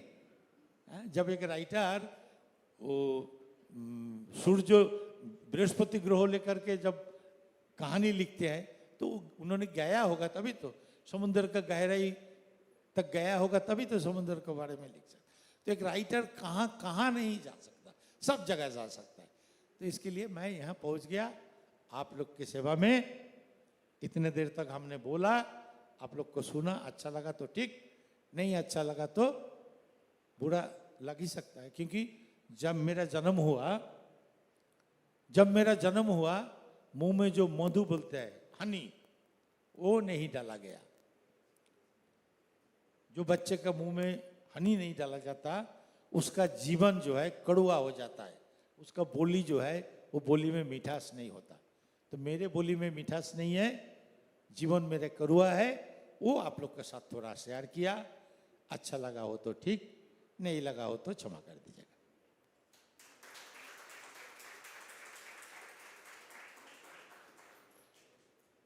ठीक। 45 minutes में 35 minutes आप ले चुके हैं। Gosh, how do I translate? Do I need to translate? I'll translate quickly in 2 minutes if you want me to. He said when he was born, when children were born in Bengal, undivided or post-partition, they would put honey, 2 drops of honey in the mouth of a newborn. But they were so poor, there was no honey. And he said if the child's beginning is so bitter, the rest of his life, how will it be sweet? So he came as an infant from East Pakistan in the 50s with his family. He had four siblings, and they were resettled in a refugee camp where the living conditions were very poor. One of his sisters, like he said, she died of starvation at 6. His mom had no clothes on her back. She would wrap a mosquito net around her and keep hiding in the hut they were given all day, and would step out only at night. So he heard as a child from someone that rupee notes fly in the air on the streets of Calcutta. And he was 12, 13 or 14, and he believed in it, and he ran away to work and get money back for his family so that they wouldn't starve. And once he reaches Calcutta, he sees how India is changing. Bengal is changing in the 60s and 70s. He was a youth in the 70s during the Naxalite movement, where the youth of Bengal were turned into revolutionaries to take back land from landlords, and they were fighting against the government as well. He too got involved because he thought people were being unfair, and landed up in jail at the age of 23 or 24, where someone told him that he was crying a lot. That's what he's told me earlier, that he was crying bitterly, and someone told him that you might be stuck here for 2-3 years. How are you going to pass the time? So why don't you learn how to read and write? So someone gave him a twig, and in the courtyard of the jail, they taught him how to write the alphabet. And after that, he became a voracious reader. He read all the journals that used to come to the prison. And once he was released, he becomes a rickshaw puller in Kolkata. And he used to park every day in front of a college. And one day, a lady professor, she steps out, boards his rickshaw, and she finds him reading a journal. And she's very surprised because it's a journal that she edits. That's called Bartika. And she asked him, "Who are you? Why are you reading my journal?" She's very surprised. So he says, there's a word I don't understand. It's called Jiji Visha. And can you tell me? You seem like someone who is well-read and you teach and all of that. So she said, first of all, it's my journal. The word that you've asked, the meaning of which you're asking, is lust for life. It means the desire to live. And who are you? You tell me about yourself. So on their ride home, he told her that he was from a community of untouchables called the Nam Shudra. He was a refugee, so he clearly had no identity in India. So she said, my library, my home's library is open to you. You walk in anytime, read any book, but on the condition that you write an essay about your life and your community and how they happen to come to India. So he writes that essay that gets translated in Jadavpur University, got published in the Economic and Political Weekly, and that's how we found out about him. The English language publishers found out about him. So he calls, and he said that to him, jail is the biggest university in the world. What he learned in the jail has helped him come this far. When we met him from Westland, he was working as a cook at the Institute for, the Helen Keller Institute for the Deaf and Blind. And then later, the Mamata Banerjee government instituted a Dalit Sahitya Academy and made him the president. And 5 years ago, she asked her to fight in the assembly elections, and he won by a big margin. The term is going to end now, and I'm hoping he will come back to us as a writer and not a politician. आपको कुछ और कहना है? अभी तो time. Do we have 5 minutes? Okay. क्या पूछूं आपसे? आपने तो सब कह ही दिया. 5 मिनट है हमारे पास. मैंने आपको एडिट करते वक्त बहुत किताबें आपकी एडिट की हैं. काफ़ी किताबें आपकी जो एडिट की हैं मैंने, उसमें देखा है कि आप एक कैरेक्टर के रूप में नज़र आते हैं. चांडाल जीवन नॉवेल्स हो या ईमान हो या नोवेयर पीपल हो, हमेशा लगता है कि कोई एक कैरेक्टर मनोरंजन व्यापारी है. तो वो आपके लिए फिक्शन कहाँ शुरू होता है, सच कहाँ ख़त्म होता है, और फिक्शन काल्पनिक कहाँ शुरू होता है? सिर्फ मैं नहीं मानता हूँ कि हर राइटर जितनी भी कहानी उपन्यास जो भी लिखे उसमें कहीं ना कहीं उन राइटर खुद को ही प्रेजेंटेशन करता है। और मेरे पास जहाँ तक है, मैं तुम मेरे के छोड़ के दुनिया का किसी को कुछ देखा ही नहीं। इतना जगह भटके जिंदगी भर, और वो सब जगह में इतने कहानी पड़े हुए हैं, हम समेट नहीं पाया। जिंदगी बहुत छोटा है और लिखने का समय तो हमें और भी कम मिला। रोजी रोजगार के लिए हमें इतना दौड़ना पड़ा। बीच में एक बार 8 साल छूट गया था, एक लाइन भी लिख नहीं पाए। अब 5 साल एक लाइन लिख नहीं पाए। तो मैं जहां जहां अपनी जिंदगी बिताए, कहाँ नहीं बिताए। अच्छे जगह तो कुछ जा नहीं पाए, लेकिन बुरे जगह जितना, जेल से लेकर के रेड लाइट एरिया तक, जादवपुर स्टेशन, बस्ती, हर जगह में हमने कहानी देखा। और उन कहानी में हम कहीं ना कहीं युक्त हो गए, संपृक्त हो गए। तो इतने सच्ची कहानी हमारे सामने है, तो हमें काल्पनिक का आवश्यकता क्या है? और सच्ची बात अगर साहस के साथ लिखा जाए तो काल्पनिक कहानी जो है उसके सामने टिक नहीं पाता। हमने ये चीज को देखा, तो हमें कल्पना का सहारा हमें लेना ही नहीं पड़ा। इसके लिए हम खुद को बीच में रख करके हमारे आजू बाजू में जितने जिंदगी देखे उन्हीं को बारे में हम लिखने का प्रयास किए, लिखे, और आप लोगों को पसंद भी आया। आप लोग को कहीं नहीं लगा कि ये बनी बुनी कहानी नहीं आए। तो इसी में मेरे सफलता का राज है। Yeah, I asked him that while editing his novels, I find that he's always present as a character somewhere in all his novels. So I asked him, Boshipol. So I asked him how he does that, and where does fiction, reality end for him and fiction begin. So he says he doesn't need to write fiction because he has enough true stories, real stories to tell. He writes about the experiences he has actually lived. He writes about life in prison. He writes about living on the railway platform. He writes about spending a lot of time working in the lanes of a red light district. So he writes about working at a tea shop. Everything that he has lived, he writes about. So he doesn't need the padding of fiction at all.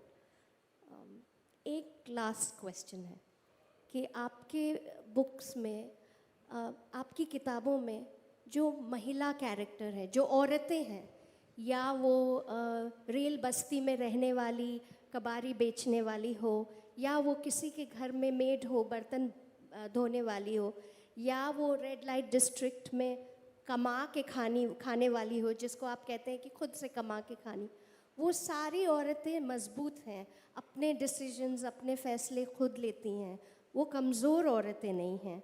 तो इसको देख के मुझे लगा कि एक बहुत नई दुनिया से मुझे लगा कि एक नई दुनिया देख रही हूँ, क्योंकि मेरा सोचना ये था कि ये कमज़ोर, दबी कुचली, ओप्रेस्ड औरतें हैं। तो ये आप कैसे कर लेते हैं? क्या आपने ऐसी औरतों को देखा है? हमने देखा है। हमने उन ताकतवर औरतों को देखा है। हालांकि समाज में कमजोर औरत भी है, लेकिन हमें लगा नहीं कि कमजोर को सामने लाए, वो प्रेजेंटेशन करे, प्रतिनिधित्व करे।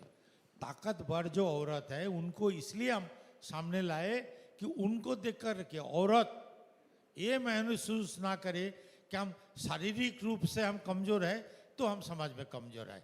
नहीं, शारीरिक रूप से आप कमजोर हो, लेकिन मानसिक रूप से आप बहुत ताकतवर हो सकता है अगर आप खुद को ताकतवर समझो तो हमने जिन कैरेक्टर को देखा, उनका ताकत को हमने देखा, तो उनको हम सोचा कि समाज में सामने लाओ और उनको एक प्रतिनिधि के रूप में स्थापित करो, ताकि उनको देख करके और औरतों में उन ताकत आए, उन मनोशक्ति मनोबल आए। इसके लिए हमने उनको सामने लाया।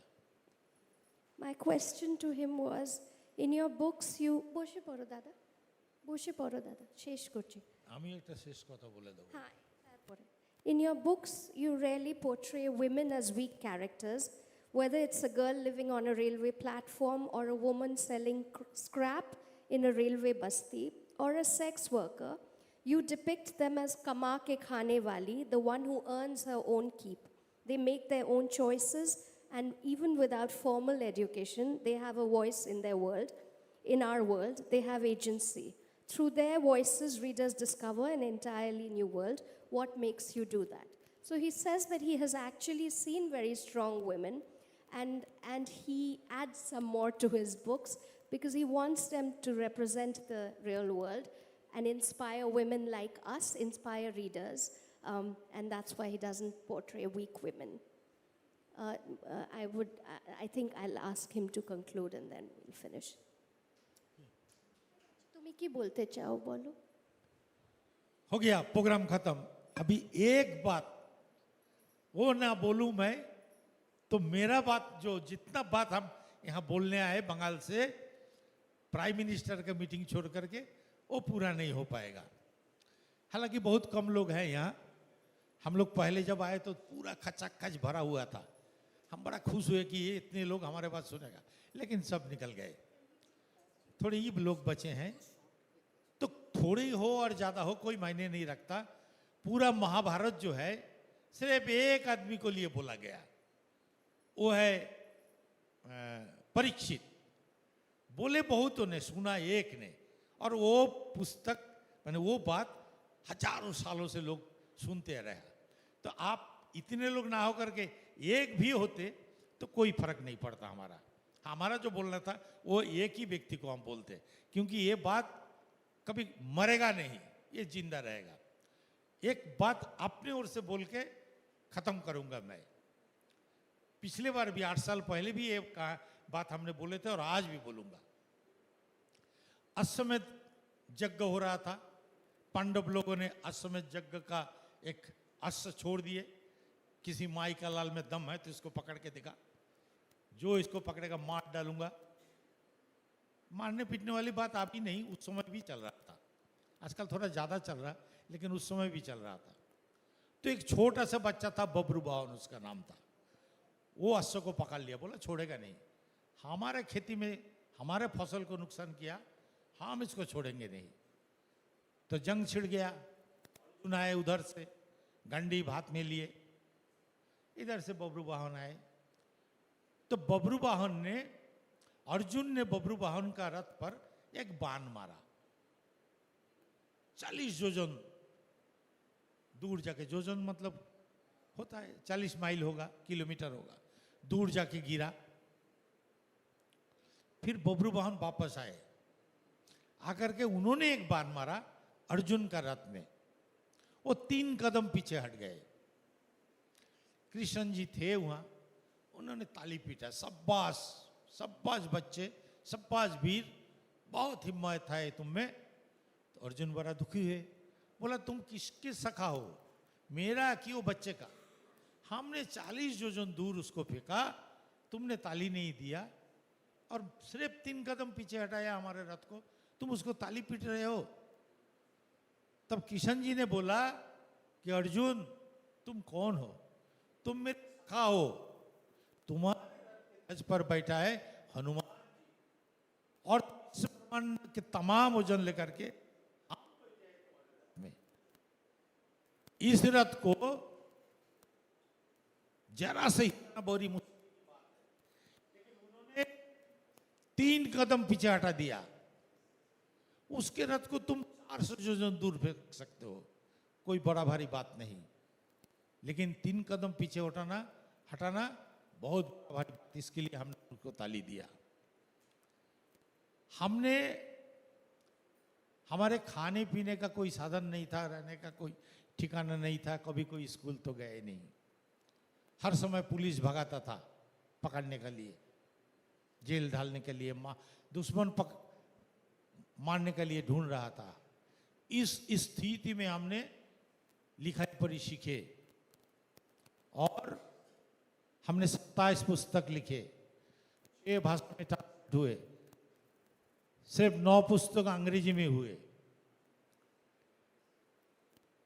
अच्छा अच्छा पुस्तक तो वही लिखेंगे जो अच्छा अच्छा स्कूल में पढ़े, अच्छा अच्छा खाना पीना खाए, अच्छा अच्छा मकान में रहे। लेकिन जिनके पास कुछ नहीं दिखा, कुछ नहीं था, फिर भी हमने 27 पुस्तक लिखे, इतना भाषा में ट्रांसलेट हुआ, कितना पुरस्कार हमें मिला।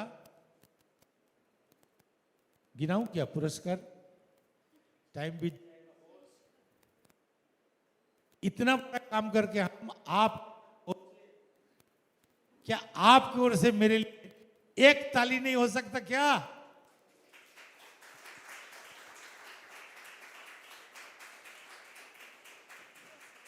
ये जो ताली है, मैं उन कृष्ण जी का ताली का बराबर मानता हूं। सलाम आपको। Thank you, Dada. We can take 2 questions and then quickly wind up.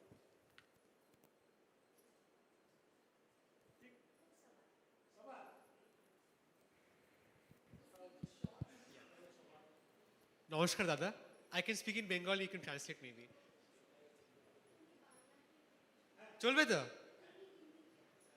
হ্যাঁ, ছোট ছোট প্রশ্ন। মানে পশ্চিমবঙ্গে দলিত সমাজ নিয়ে কথা বলতে গিয়ে লোকে বলে এখানে তো জাতি নিয়ে কিছু হয় না, ভেদভাদই নেই। তো সেটা আপনি কিভাবে বিশ্লেষণ করেন? কোনো একটা দুটো কাহিনী বলতে পারবেন যেটা দিয়ে জাতির ব্যাপারে পশ্চিমবঙ্গে কথা বলা যাবে বা সংবাদ করা যাবে?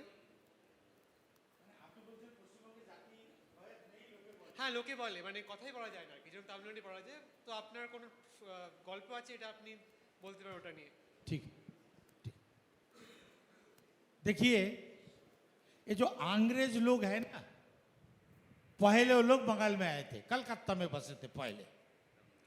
अंग्रेज बहुत बुद्धिमान जाति है, इसको मानना ही पड़ेगा। इसको थोड़ा प्रॉब्लम हो जाता है। Hello hello hello.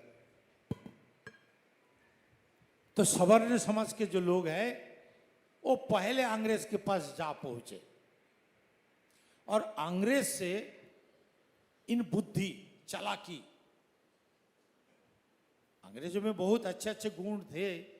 साहित्य क्षेत्र में उन्होंने शेक्सपियर दिए, क्या बहुत कुछ किए, विज्ञान के क्षेत्र में, साहित्य के क्षेत्र में, और चालाकी भी था, नहीं तो दुनिया भर में राज नहीं कर पाता। तो हमारे बंगाली लोग जो है उन चालाकी को सीखा उनके पास जाकर के। बिहार में, यूपी में एक दलित को, अगर दलित किसी सवर्ण समाज के लोग को छू दे तो पीट के उसको मार देगा। बहुत मोटा बुद्धि वाले हैं यूपी बिहार वाले। बंगाल के लोग ऐसा नहीं है, वो कंधा पे हाथ रख करके चलेगा। वो खाना बनाने का, मालूम है आपको, हम खाना बनाते थे एक स्कूल में, वहाँ ऊंची जाति के लोग भी खाना खाते थे। हम खाना बनाएंगे, वो खाएगा। इसके लिए भेदभाव वो नहीं करेगा, उसके घर के अंदर तक घुसने देगा। इसके लिए भेदभाव वो नहीं करेगा। भेदभाव कब करेगा?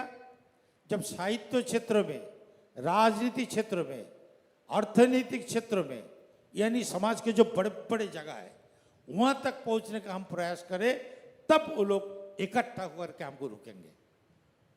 वहां पहुंचने नहीं देगा। बाकी एक कान्ना में हाथ रख करके 2 कदम चला तो उसमें क्या है, क्या गया है, कर लेगा वो लोग। भेदभाव, अभी इतवार को जो आनंद बाजार पत्रिका निकालता है उसको खोलिए और देखिए पत्र पत्रिका जो विज्ञापन, आपको पता चल जाएगा जात पात है या नहीं है। अभी अभी वर्धमान में एक मंदिर में मोची परिवार के 300 लोगों को उसमें घुसने नहीं दे रहा था। हम लोग जाके लड़ाइयाँ लड़े बंगाल में। विमान बसु, आपको याद होगा, वो जो आंगनबाड़ी का जो खाना बनाते हैं, एक निम्न वर्ण समाज की एक महिला थे, ऊंची जाति के लोग बोले हम लोग खाना नहीं खाएंगे। फिर विमान बसु को जाकर के वहाँ उनके साथ बैठ के खाना खाना पड़ा, तब जाकर के लोगों ने खाना खाना शुरू किया। तो वहाँ जो है बंगाल के लोग जो है बिहार और यूपी जैसे, राजस्थान, मध्य प्रदेश, गुजरात वैसा नहीं है। वो छो देगा, आपके साथ बैठ के चाय पी लेगा, आपके घर तक घुसने देगा, लेकिन सामाजिक, अर्थनैतिक, राजनीतिक, सांस्कृतिक इन क्षेत्रों में अब जाना चाहो, आगे निकलना चाहो, तब सब मिल करके आपको रोकेगा। हमें भी रोका गया। आज मैं दलित साहित्य अकेडमी का चेयरमैन हूं। उस क्षेत्र में नाम बदल करके, आपको मालूम मेरा नाम मनोरंजन व्यापारी है। मनोरंजन व्यापारी नाम से हमने कहानी लिखा, पत्रिका में भेजा, वो देखा व्यापारी, अरे दत्त तरीके ये व्यापारी से पारी लोग कब से लिखने आए, वापस कर दिए। और उसी लेख को मैं फिर दोबारा लिखे और नाम डाले मदन दत्त। मेरा एक पुस्तक मदन दत्त नाम से भी आया था, वृत्त शेष पर्व, उसको छाप दिए। फिर उनको जाके बोले, कैसे भाई, इसी कहानी को तुमने वापस किया था, फिर कैसे छापे? 20 रुपया उन्होंने दिया भी था हमको कहानी के लिए। तो जब 2000 साल में पहले टीवी का सामने हमें हाजिर होना पड़ा, खास खबर नाम का एक प्रोग्राम में, तब हम बोले हम कोई दत्त सत्य नहीं है, हम दलित है, हम चंडाल है, हम मनोरंजन व्यापारी है। क्योंकि तब तो हमारा थोबड़ा जो है लोग दिख रहा, पहले तो दिख नहीं पाए, कहानी लिख दिए, छाप दिए, कौन मदन दत्त है, कौन मनोरंजन व्यापारी है। लेकिन जब टीवी के सामने आया, हमारे थोबड़ा जब लोगों को दिखाना पड़ा, तब बोले हम चंडाल है, अछूत और अस्पृश्य है ना। तो जात पात बंगाल में है, लेकिन बहुत सूक्ष्म रूप से है, उसको पकड़ना पहचानना बड़ी मुश्किल की बात है। बिहार में आप पहचान लोगे, यूपी में पहचान लोगे, लेकिन बंगाल में पहचान के लिए आपको दलित होना पड़ेगा। दलित होकर के ही आप अगर उसको बारीकी से देखोगे, तब आप पहचान पाओगे कि वर्णवाद है या नहीं है। धन्यवाद। Caste difference, he says, is very much prevalent in Bengal. In Bihar and UP, it's very in your face. And in my experience, I've found that 90% of the publishers, big publishers, are Brahmins. Thank you very much. Thank you, Dada. Shesh Kurchi. Another round of applause. What an absolutely amazing session this was. So insightful. So big thank you once again to Manoranjan Byapari and of course Minakshi Thakur. The books are up for sale. Please buy them and Dada will be happy to sign them. Yeah, so as Minakshi has mentioned. मेरा एक दो book वहाँ रखा हुआ है। आप लोग अगर एक दो बुक अगर ले तो मेरा लड़ाई में थोड़ा सहूलियत होगा, क्योंकि प्रकाशक ने इतना पैसा डाला उस पर, उनको भी पैसा थोड़ा वसूल हो जाए तो फिर और एक पुस्तक छपेंगे हमारे। तो आप लोग को आमंत्रित करता हूँ, आइए, और मैं हूँ आपके लिए, थोड़ा देर तक इंतजार करूँगा, आइए आप लोग। Thank you so much once again, Manoranjan ji. And as he mentioned, please meet him outside, sign his books, buy his books. I think we need to give a separate session for him because he just loves to talk and it's absolutely inspiring. Thank you so much. Well, before we move into our next session, we'd like to extend a huge thank you to all of our sponsors for their incredible help and support. The Hindu Lit for Life 2026 is presented by the all-new Kia Seltos in association with Christ deemed to be University and NITT deemed to be University.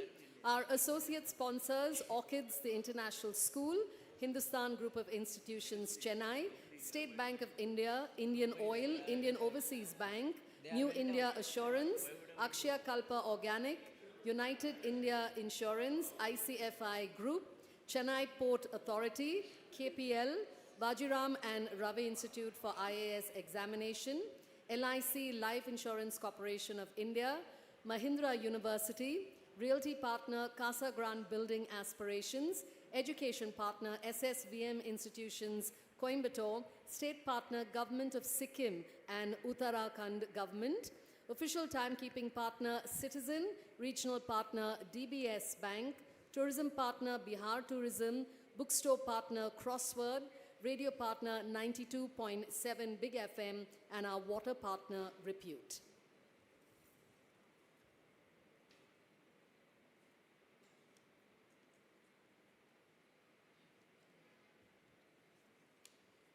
So our next session is Life's Fleeting Moments, Poems and Songs by Ravi Shankar Etteth. and this session is sponsored by Indian Oil.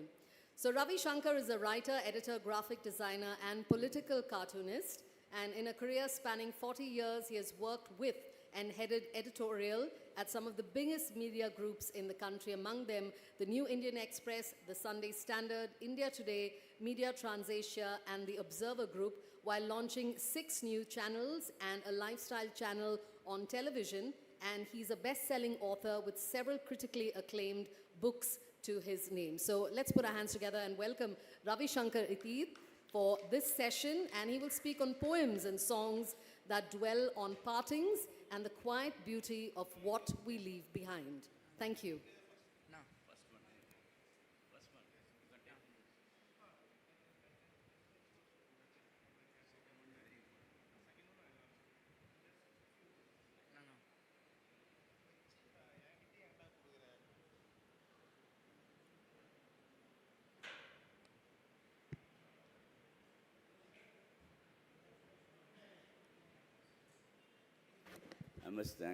I must thank my previous author for, extending the period to make you all hungry. And, I'm writing a book of ghost stories, so I really love speaking to an empty audience, empty chairs. I can see each one occupied, but I don't think you can. Anyway, so what I have done is that, all of you would have heard it. Everyone says, does AI, is it a challenge to creativity? Will it make people lose jobs? Will it kind of, destroy writers, etc., etc.? I don't think so. I've been experimenting with AI in the creative field for a while. And I have found that it's incredibly versatile when it comes to illustrating articles, poems, etc., etc., etc.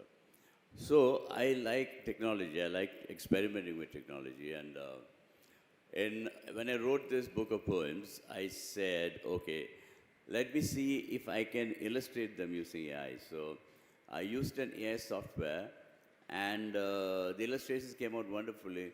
The thing is that people think it's very easy to do AI illustration. It's not, because it works on prompts, right? So you've got to get the prompts right. If you don't get the prompts right, you've got to keep on writing the prompts until you kind of see that, yeah, okay.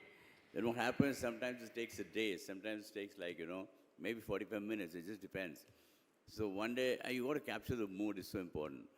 So when I tried to capture the mood, and it took me a long time, I found, eventually it came right, but when I looked at it, it was about a woman dancing, but her leg was like this.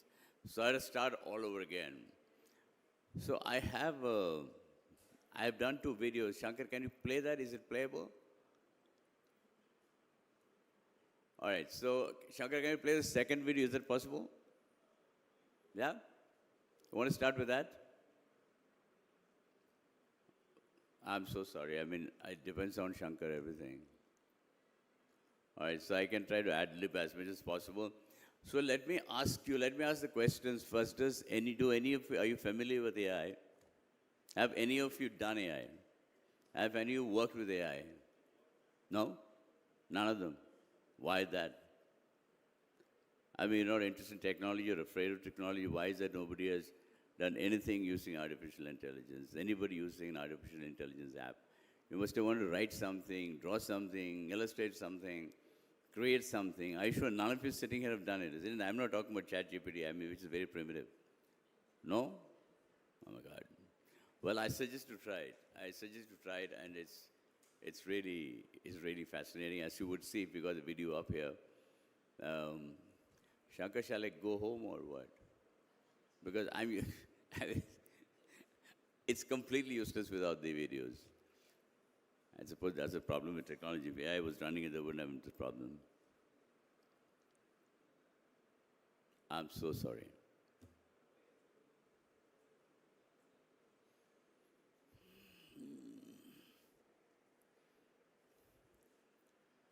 Not working? Shankar, shall we cancel the session? Huh? Video's playing. Okay, so then I'll explain to you what it is. I'll have to come there. Can you guys see the video? Yeah, can you guys see the videos? Yeah?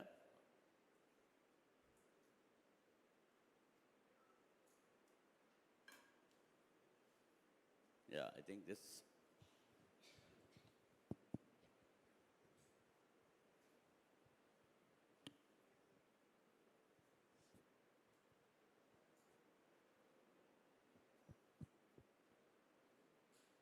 Yeah, can all of you see this? Yeah? No?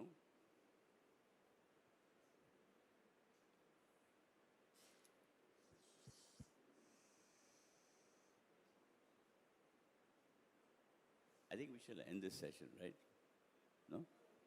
But it's not working, so I mean, I can't do anything without that. I just can't do anything without that. All right, so let me entertain you at least by some music.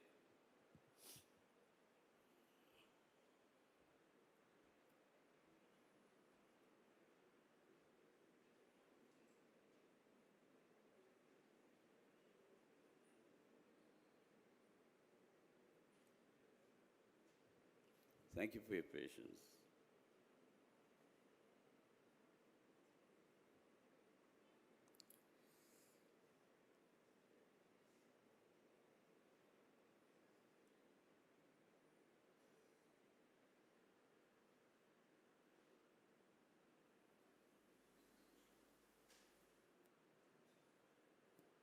Well, it's not sure.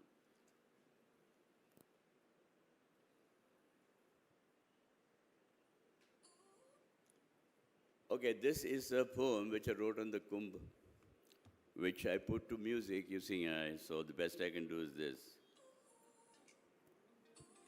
Can anyone hear this? Huh? No? What, it's not here, you can't hear it on this also. You suppose? Video's playing? Yeah? So I can come there?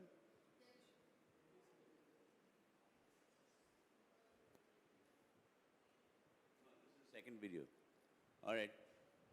So let's play this. But with one thing of you know, this is the second video and redemption. So what I have done is that I thought that I will record I'll record the poems and what I have to say instead of sitting there and boring the hell out of you. So it becomes a very visual thing, which kind of combines narration and illustrations and poems, which have been turned to songs. If you don't like dogs, I'm so sorry because my dog insisted on climbing onto my lap when the video was being shot, so forgive me. Okay, let's start, Shankar. Hello, Chennai. This is a story of two books, but with one theme of sorrow, loss, laughter, and redemption. It will also change the way you think about writing. It will also change the way you think of art and music. It's an experiment, but I think it's an experiment you will love. So let's begin. I don't generally believe in the writer's block because I've heard that people take a long time to write books.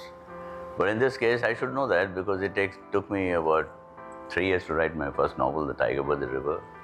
But this year was a miracle because I ended up writing 2 books in 1 year. One is a book of poems called Rhapsody Road, and I am a completely accidental poet. I never thought that I'll write poetry in my life and publish it actually. The story behind it, I'll tell you that. And the second is part memoir and part fiction called The Little Book of Goodbyes. So I hope you enjoy both, see the similarities in both, and buy both books or look at both books and at least can read both books. Because there is very little sometimes that unites poetry and fiction. But in these two, there are common threads of love, longing, and history. All right, let's start with Rhapsody Road, the book of poems. First, let me tell you the reason I wrote poetry. I had no intention of ever writing poetry in my life. I saw it as a self-indulgent activity until the poets in question were Neruda or Byron. They were more than poets. They were historians of beauty and pain. So when I came across a poem about a lost soul asking not to be abandoned because she wants to be abandoned, on a whim I wrote a stanza that eventually became this book. Poetry is about memories, real and imagined. Have you ever woken up from a dream and thought you were actually there? Do you long for that land again? Those are memories you would like to have, the ones you seek.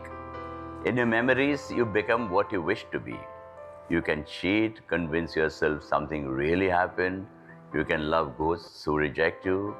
Poetry is about strangers, people who appear on pages, laughing, sighing, thinking, recounting.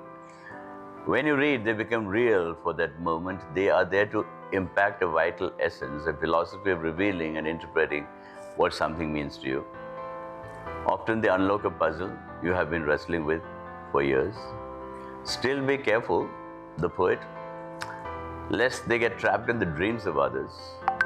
The reader, lest they be seduced by the mirrors in the halls of rhyme, which show not what they wish to be seen, but what they really are. So forgive me my trespasses into this vast world of innocence and dark humor. There are short poems, long ones, and even a corny one. This book is also an experiment to create a holistic experience with poetry and the allied arts of photography and music. I've tried with the help of AI to visually represent my poems with photo illustrations, which I call AI-strations, and composed a playlist of songs which you can access by simply scanning the barcode on the back cover. Imagine, had Rilke a laptop and an internet connection, would poetry be an app by now? I sincerely hope it doesn't. But I hope you find Rhapsody Road deserving of your time. Now, I'm going to read you some of my poems.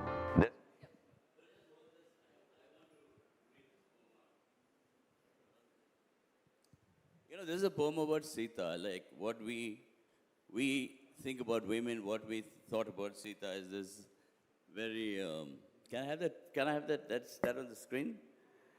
That she's this really helpless woman who was kind of stuck and, you know, she was kidnapped and she couldn't do anything. She was very helpless until Hanuman came to rescue her. But I see her as a very powerful feminine person who caused a war like Helen of Troy.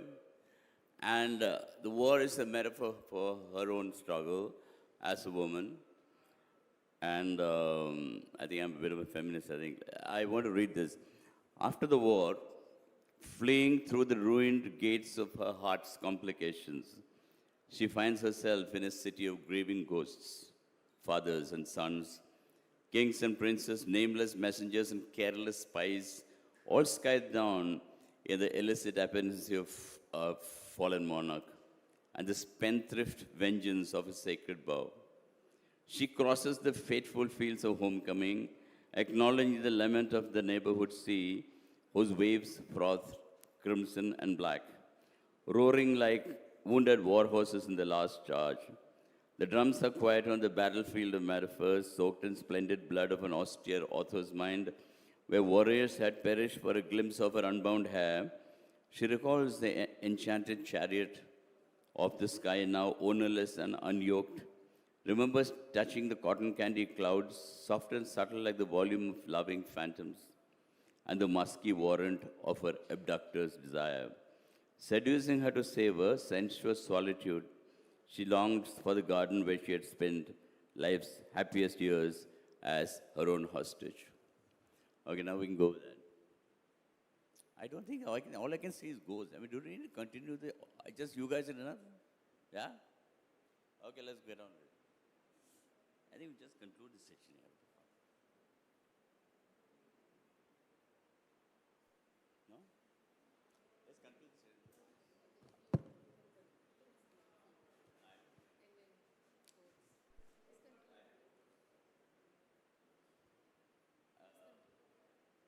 I think this is a technological glitch, so I'm concluding this session. Thank you.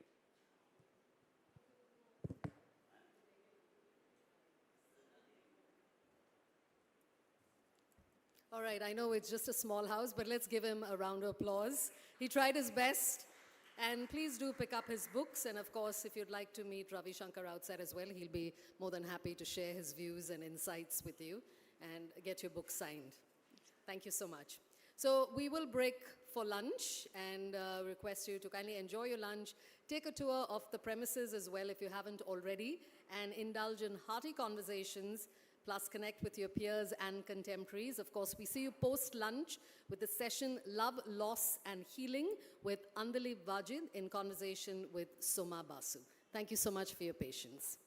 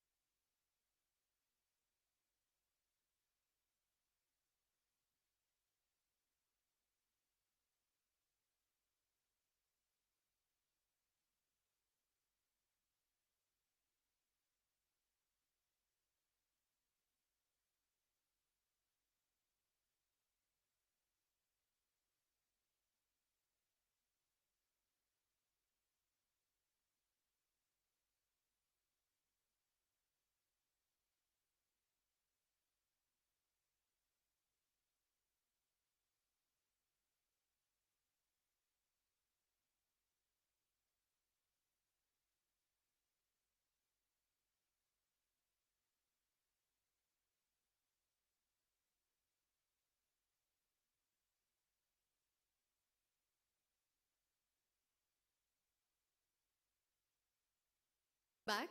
I hope you all enjoyed your meal along with some delightful conversations with your peers, your contemporaries, and your friends as well, and took a tour around the premises. And of course, it's time for us to start off with the afternoon session. Are we all here? Yeah? Yes? Great. Thank you. So we start with Love, Loss, and Healing, a thoughtful session that reflects on love, loss, and healing, tracing how grief reshapes everyday life and how tenderness, time, and self-reckoning slowly leads the way back to wholeness. So I'd like to introduce our speaker and moderator. Up first, Andaleeb Wajid is a hybrid author, having published nearly 50 novels in the past 15 years.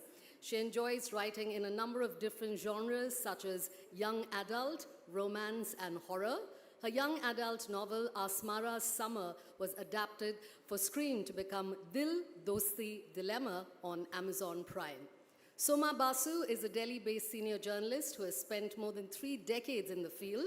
She has written 100 articles for the Road Less Travel column in the Hindu and specialized in personality profiles that gave her a new identity. Let's put our hands and welcome these 2 wonderful women who are going to power on this afternoon session.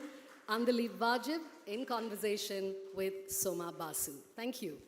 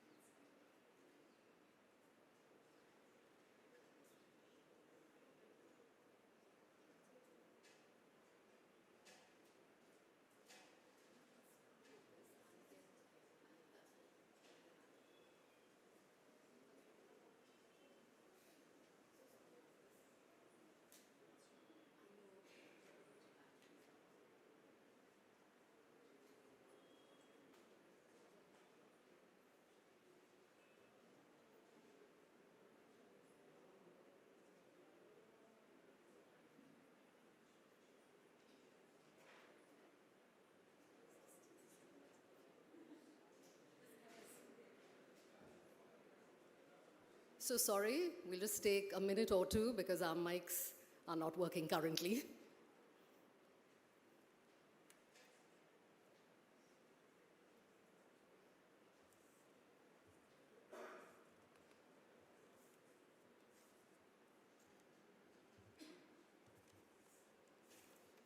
So while we just get those mics on, I'd like to send out a very special thank you to our sponsors and of course for all their help and support. The Hindu Lit for Life 2026 is presented by the all-new Kia Seltos in association with Christ deemed to be University and NITTE deemed to be University. Our associate sponsors, Orchids, the International School, Hindustan Group of Institutions, Chennai, State Bank of India, Indian Oil, Indian Overseas Bank, New India Assurance, Akshaya Kalpa Organic, United India Insurance, ICFAI Group, Chennai Port Authority, KPL, Vajiram and Ravi Institute for IAS Examination, LIC Life Insurance Corporation of India, Mahindra University, Realty Partner, Casa Grande Building Aspirations, Education Partner, SSVM Institutions, Coimbatore, State Partner, Government of Sikkim and Uttarakhand Government, Official Timekeeping Partner, Citizen, Regional Partner, DBS Bank, Tourism Partner, Bihar Tourism, Bookstore Partner, Crossword, Radio Partner, 92.7 Big FM, and our water partner, Repute. Also requesting you all to kindly switch your mobiles to the silent mode so that we have a seamless flow of the session, and requesting you to kindly be seated during the session. If you need to exit the hall, please exit right from the back of the hall and exit. Thank you.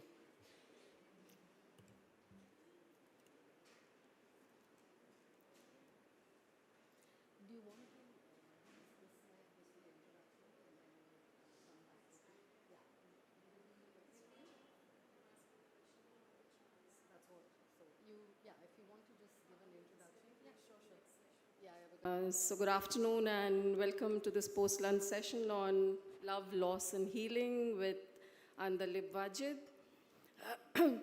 I think around 6 years ago, we were all in fear. We were all in some kind of bewilderment because the world was battling against a single enemy, the coronavirus.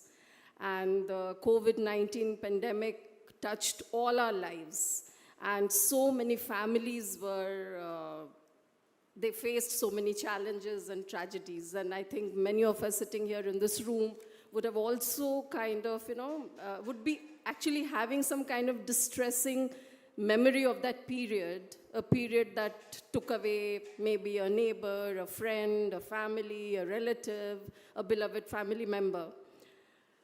And to be able to, forget this carnage of COVID. Like, we all want this memory to be wiped off. But to some extent, perhaps Andaleeb doesn't, because she told me that she doesn't quite believe in this concept of so-called moving on. And she chose to give a language to her grief.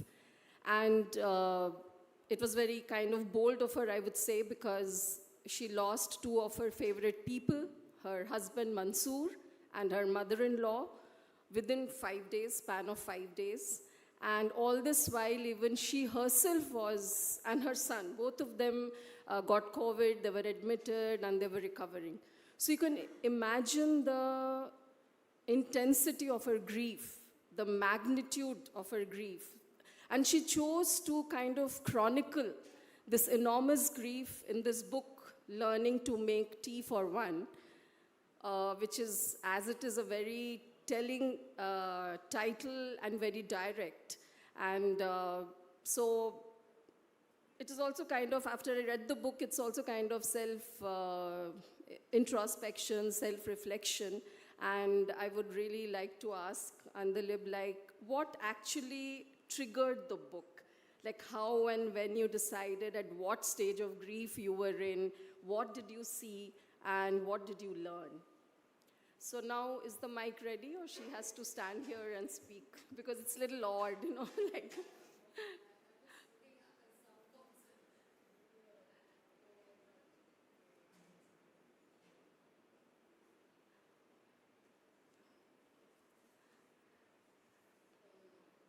Or would you like to start by maybe reading a page or? Small section, maybe I'll read. Okay. So that would be, because this would not be like a conversation. Yeah. So, hello everyone. Thank you for being here. Warm Saturday afternoon. Thank you, Hindu Lit for Life, for inviting me. Since Soma asked me this question about what prompted me to write, I think a lot of people also wanted to know. My family didn't know that I was writing this book until just before it was published. I hadn't told anyone, mostly because I couldn't explain what I was writing. I've been writing a lot of fiction all my life, and so to write something so personal was not easy, and I didn't have the words to describe why I wrote it.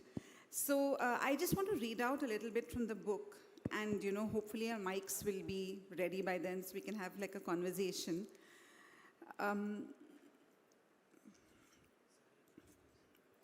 It's something to do with what we talked about yesterday. It's the, okay. I wondered what the doctors made of Mansoor.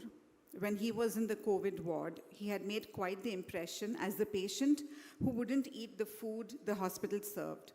I had been bemused when I visited him the first time, and every nurse and doctor I met wanted me to convince him to eat better and to try and focus on getting better.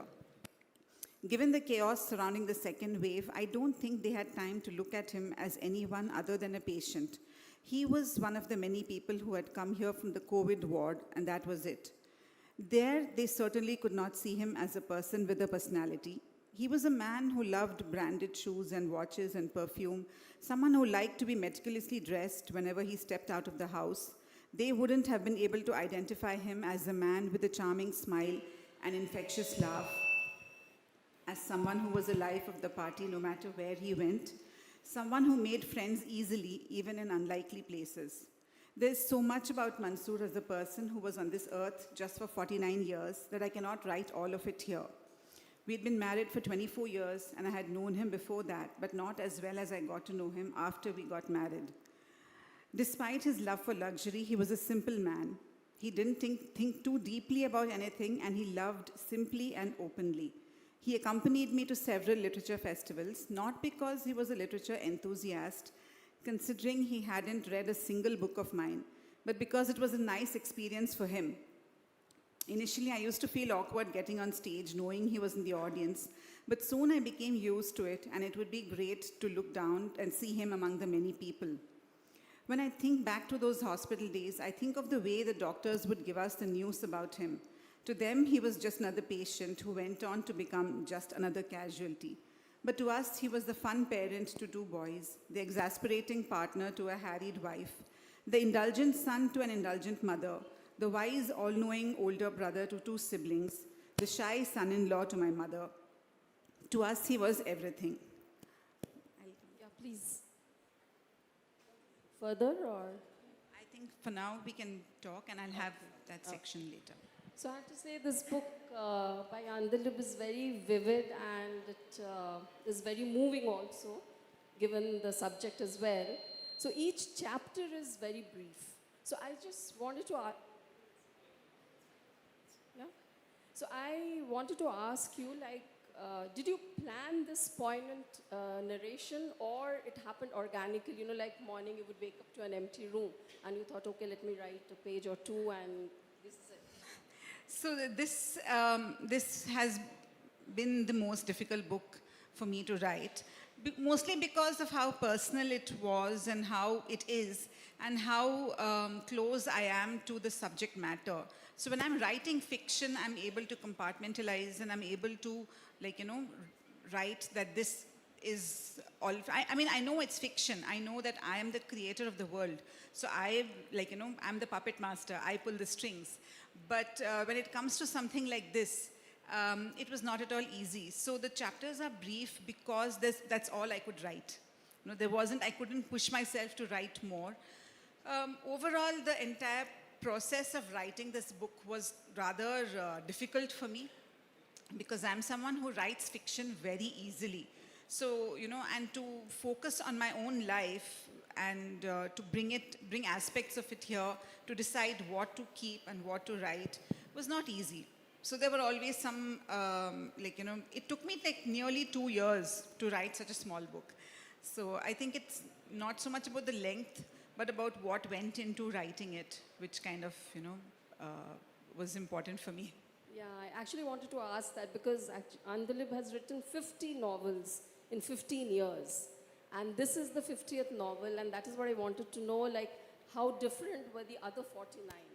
And how challenging was this 50th? So the other 49 books were, they were at different stages of exasperation and fun, and also the happiness of accomplishing something. So for me, writing is, I treat my writing like a job. So for me, writing is something I do regardless of whether I have to or not. But this was a book that I was, there were times when I felt very self-indulgent when writing it. Because I was thinking, like, why do I need to write this book? Why do I need to put this down? But it was, as I kind of figured out later, after I had written it, after I published it, that a lot of us, our community, not community, our society, doesn't really give space for grief. There's always a focus on move on to the next, because grief makes people uncomfortable. It makes people, they feel like it's contagious. So they don't want to think about, maybe not literally, but I think it makes people uncomfortable, and we don't want to acknowledge what's uncomfortable. So we want to push it under, we don't want to talk about it, we want to think about happy times. I think even in the initial days after my husband passed away, and of course I was depressed, I had a cousin, message me saying, "Are you still feeling low?" I'm like, what do you mean? My whole life has changed. I cannot just, it's not a switch. I can't switch on and off. I can't feel, okay, happy now. So those are things that, in that way, writing this 50th book was definitely very challenging. And again, it was something that I realized after I wrote, that as a writer, this is how I process my emotions, by writing them down. And this could have just been a diary also, I thought. I, in fact, told my editor, Sudeshna, what's the point of me writing this book? How is it going to, make a difference in the world? This could just be a diary I could have kept for myself. And she said, no, it's important that others also read it. And what I realized in the days after it was published was people who reached out to me saying that reading me talking about my grief, gave them also the language to talk about their grief.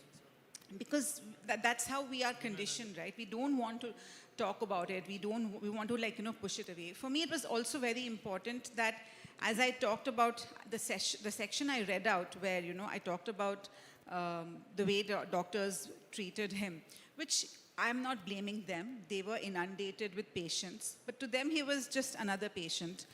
And overall, he was just another statistic. And for me, it became something of an issue that I wanted to make sure that he did not remain just a statistic. That I wanted, he had so many dreams and he had so many plans. So it was important for me that some of it was, saved for posterity. And for me, it made sense that it happened only through a book. So at any stage, did you feel that thing, like what will people say? That she's not grieving and she's rather searching for fodder, in her tragedy as a writer. So, because you also write about taking some kind of validation from your brother, and he said, no, it's not at all weird, and please go ahead and do what makes you happy. So this is actually right, I think after he passed away, and I was in my period of mourning, which is called Etteth, and I felt very restless, and I felt like I wanted to write. I wanted to get back to writing. I wanted to get back to writing fiction.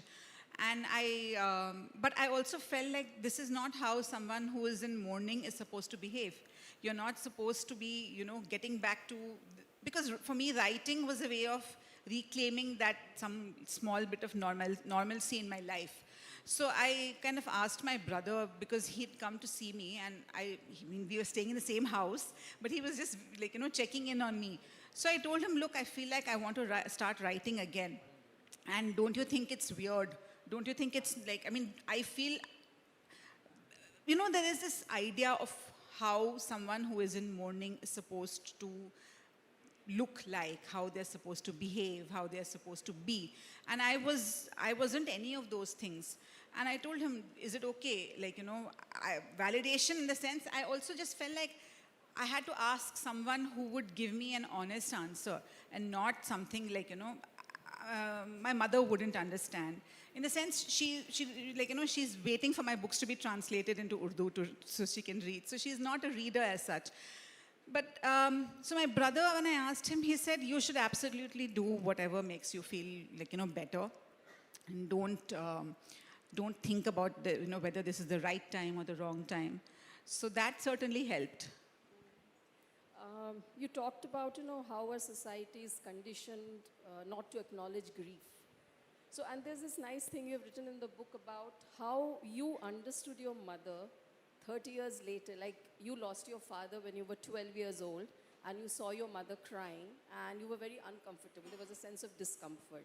So now when, as a mother, your children's father passed away, what were the emotions? Like, did you think of that, and were you able to connect? So when, you know, when my father passed away, it was all very immediate. And for me, I was not able to think of my mother's grief. For me, it was all about me. I lost my father. I don't know, at 12, I think you're very young and, you know, very self-absorbed to think about what this means for my mother, who's lost a life partner when she's only 32 years old. It didn't make any sense to me. I was just thinking, I've lost my father. And over the years, as I grew older and I saw her, the way she, you know, the way she brought us up and whatever she's done, I mean, subconsciously I absorbed all that strength from her, all that, you know, understanding of how you move on and, you know, deal with day-to-day things. But there was something at the back of my mind which always made me, you know, it reminded me of how she'd been in the immediate aftermath of my father's death. And I used to tell myself, you know, if ever something like this happens to me, this is not how I'm going to react. I'm going to be very normal about it. I mean, I don't think I'm going to go, you know, break down like this or, you know, go into pieces like this. And I didn't think of this in a very denigratory way. It was just a very logical way of thinking for me. I'm a very logical person, even though I'm emotional. But I also felt that, you know, for people from, you know, generation, from my mother's generation, their entire lives revolve around their husbands, their families. And I was like, no, I have a life outside of that. That was what I was trying to say, what I was thinking, that I have a life outside of this, that, you know, even if something were to happen, I shouldn't be, you know, I mean, I will not go down that rabbit hole. But I think in the immediate, like, you know, after my husband passed away, and I realized that it doesn't matter whether you're educated, whether you have a job, whether you know how it doesn't matter when there is this sort of a pain that, you know, you can't, it doesn't make a difference, you know, whether my husband was the center of my universe or not. He was not the center of my universe in the same way as my father was for my mother. But it's still like, it still hurt so much. So that was one of the reasons why, you know, I wrote this. And reading this, I've had a lot of people come up to me and tell me that it, you know, it's managed to convey things to, you know, gave them the words to process their own grief, which was not an intended result for me. I just wrote it for myself, but I'm glad that it's helped people. You know, some of the pages really teared me up also because you talk about how year after year, the months of May and June used to be the celebratory months. And but 2021 May, I think your son first fell ill during Ramzan.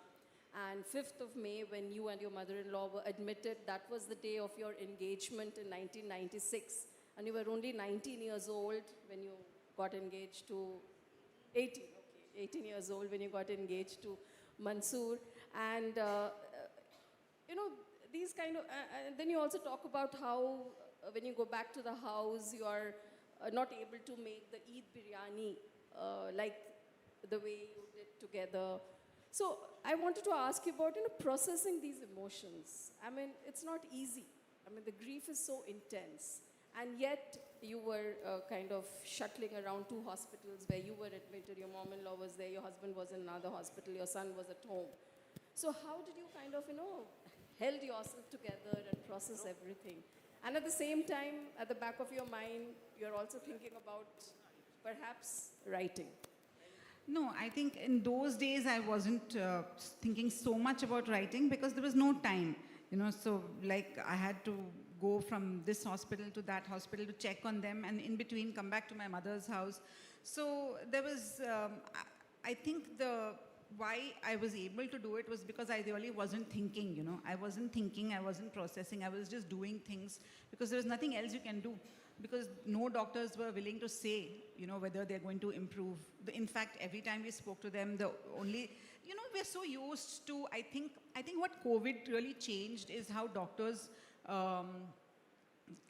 like if someone falls ill and you go to a doctor or there's a surgery, most of the time doctors offer you hope, some hope, saying, of course, there are like whatever dangers or risks, but we'll do our best. But during that time, that absence of hope from doctors really, it really messed with me, because I couldn't understand, because this is the highest authority. It's not like they were at home and not getting treatment. We were lucky enough, privileged enough to get hospital beds and access to the best health care. And still, if the doctors was not saying so, it just felt like, what was the point of everything? If we are all just so helpless in the face of something like this. So I really didn't have the time to process my emotions at that time. So when it was all over, it felt like, I was at the end of a race, which I had lost, and there's nothing left to hold on to. Yeah, it was very sad to even read that I think your mother-in-law passed away on 28th May after about 14, 15 days in the hospital, and the very next day, your husband was put on the ventilator, and you couldn't even share the news with him, and I think he passed away in another 4 days' time. It must have been very visceral. And like you mentioned earlier, that you didn't want your husband or mother-in-law to become statistics, right? You said the doctors were treating all patients as statistics, but you wanted to show them as the people they were, the individuals they were. I'm sure everyone who's sitting here has had some person who, or adjacent in their, not if directly in their life, adjacent in their life, who they've lost to COVID. If they haven't, I'm very happy for you, very fortunate. But I think what happened is 2021 was that time where so many people passed away. You literally talk to every family and, at least 2 people have passed away from COVID. And there was this feeling that I'm not alone in this, that every family is going through this. But at the same time, at the end of the day, I felt like, everyone is going through this differently and I am alone in my grief. So this was something that I felt rather strongly about.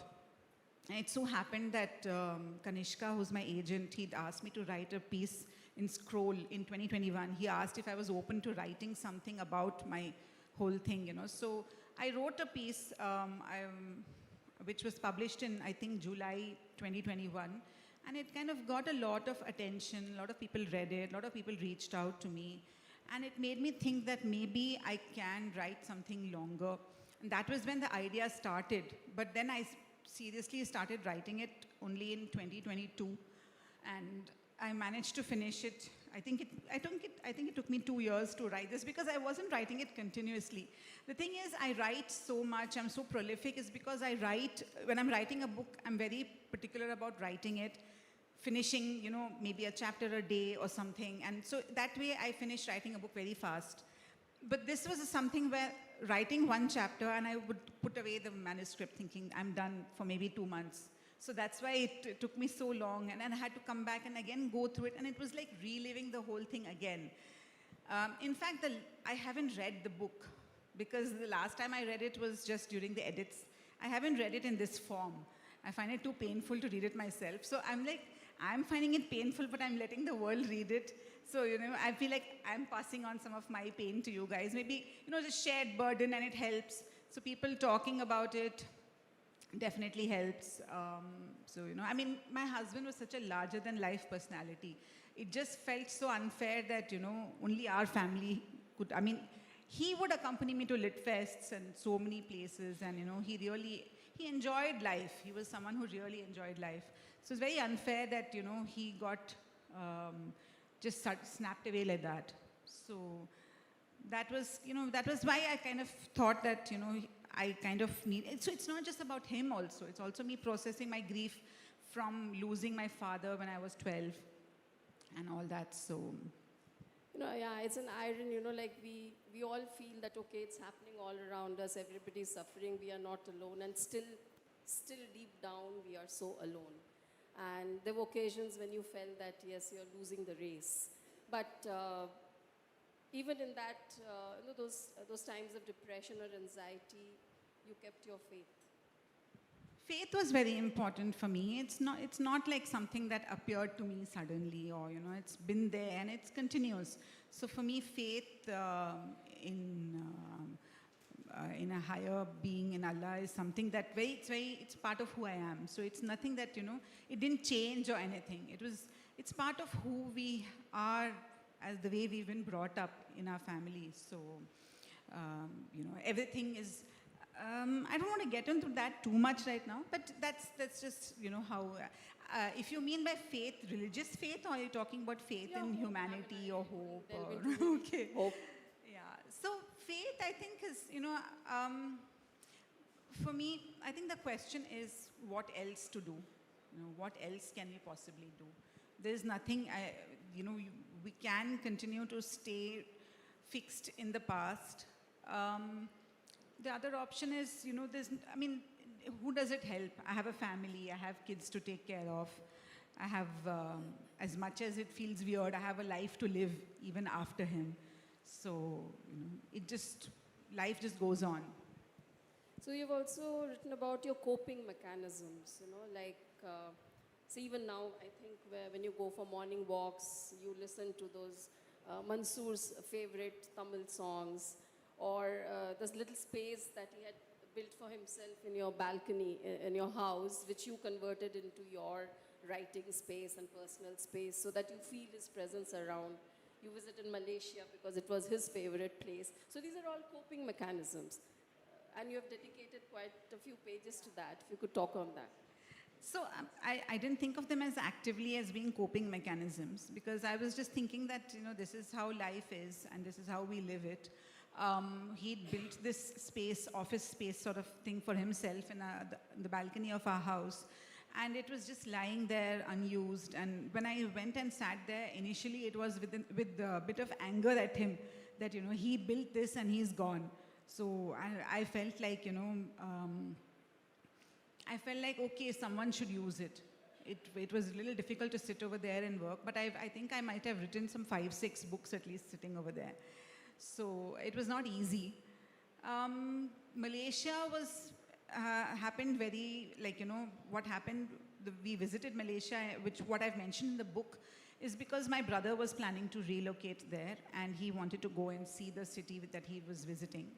And I thought, let's also go, because we haven't had a vacation in I don't even remember how long. And previous year was so traumatic for all of us. We all deserve a break.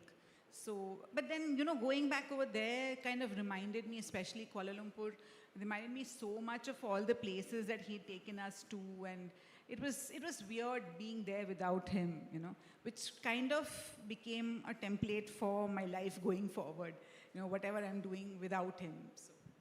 So even reconciliation is a struggle. And you mentioned about, when your period of mourning got over, and for the first time, maybe you went into a kitchen and unmindfully you poured 3 cups of water to make tea. And then this title which says, Learning to Make Tea for One. So that was something, so tea time was a time where, everyone's house, they have their own traditions, they have their own rituals. So we didn't have any ritual as such, Tea was, I would make it because my mother-in-law's tea would be too watery, he would say. Just an excuse for me to go and make tea, So both of them would sit And I would make tea, and I wouldn't even sit with them to drink it, you know. I would take my tea to my room and I'll be busy working. They'd sit in the balcony, drinking, chatting, talking. So it was just something that, you know, came to me like muscle memory. So when you're pouring, in my mind, the first time I actually did it, I counted out one for me, one for Mansoor, one for, and then I stopped. So I realized that, okay, this is never going to happen. It's going to be just one for me now. So that's where this, it didn't happen like organically, like, okay, I'll write a book and call it this. It was just something that stayed in my mind, you know, that of the many things that we do, of the many ways that grief has changed my life, this is a very small but also significant way. So, I mean, there are moments when you have broken down, when you have cried on your own, and but you also, I think, at some level had the satisfaction that both your sons, and one of them is here with us today, they have become more fond of each other. They have grown closer to each other after their father's death. And you felt that, who's with me? Like, I am all alone. And your children said, no, they are there for you. So that emotion comes very beautifully in the pages, yeah. I mean, we've kind of become a three-member, you know, with three of us are like three bachelors now, you know. So we were living together. It's like that only, three of us. We don't feel like, only when they need something like, say, money or something, then they remember I'm their mother, you know. Otherwise, and we have like a three-member WhatsApp group. We have a three-member Instagram group where we share memes and all that. So our relationship with each other has changed. It's evolved a lot, but I also like it. I like the way things are. I don't know. We'll never know what it was like, what it would have been like if, you know, Mansoor was here. If, you know, I mean, it's just the way it is. So, I try not to think too much about those things because, again, it kind of bogs me down. So that I think one of the reasons for writing this book is to put all of that over here and, you know, put it aside and not think about it too much. Digressing a bit, do you think there is some kind of a gender differentiation in tackling grief? Men and women would react differently? Or definitely. I've mentioned it in the book also, you know. I think men, whether they want to or not, or society kind of has made them feel that, you know, they need someone to take care of them. They need someone to take care of the family. So when their wife dies, men get married very easily within like a year or two, sometimes less than that. You know, and like, you know, so wives are very replaceable. Okay, but when a husband dies, I'm not saying this, I'm not criticizing that, oh, someone didn't ask me. I am not interested in getting married or anything. I'm just saying generally that, you know, that this is not at all a consideration for women. It's like, you know, it's not at all, it never even occurs. So, you know, that's where the whole idea, I think, it's all very internalized patriarchy. It's all very internalized thinking. No such thought at all, you know, that it would never occur to anyone. Which is, again, just the way it is. Or maybe you being a writer helped. Me being a writer just helped me vocalize it and, you know, put it down and express it. Me being a writer helped me, my life, all this unexpected changes happened. And I've had no other chance but to, like, you know, live through it.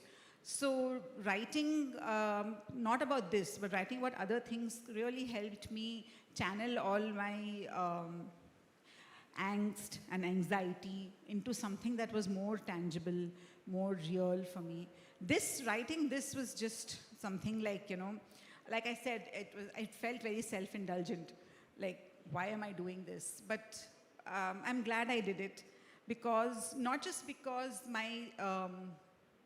I needed to do it, but also I think my children got to see, when they read it, they got to see their father in a different light. And I also written a lot about my own childhood and, you know, things which they didn't know. Because no matter how much you tell kids, you know, and half the time I don't think they're listening, you know. So when I tell them, this is what happened, this is how things were. And I'm sure in their mind, you know, they're thinking, ye phir se shuru ho gayi. So, you know, when you've written down something, it kind of helps, it kind of stays there, so they can always go back to it. So you said that when you started writing the book, your family wasn't aware, they didn't know. So after finishing the book, you must have sent a few copies to your family members. So the way you presented your mom-in-law and your husband, did they find something extra in that book about them, their personality? How did you make them? They were the real characters, of course, but then for the book, how did you? No, I think whoever read the book, they were very moved, they were very overcome with emotion. Mostly because, again, this is not something that you normally come across. Everyone's gone through some period of, loss in their lives, and they all have different ways of dealing with it. And my way of dealing with it has somehow, I've subjected everyone else to it now. So, they haven't really, they didn't feel anything off. They kind of really liked it. They enjoyed reading it.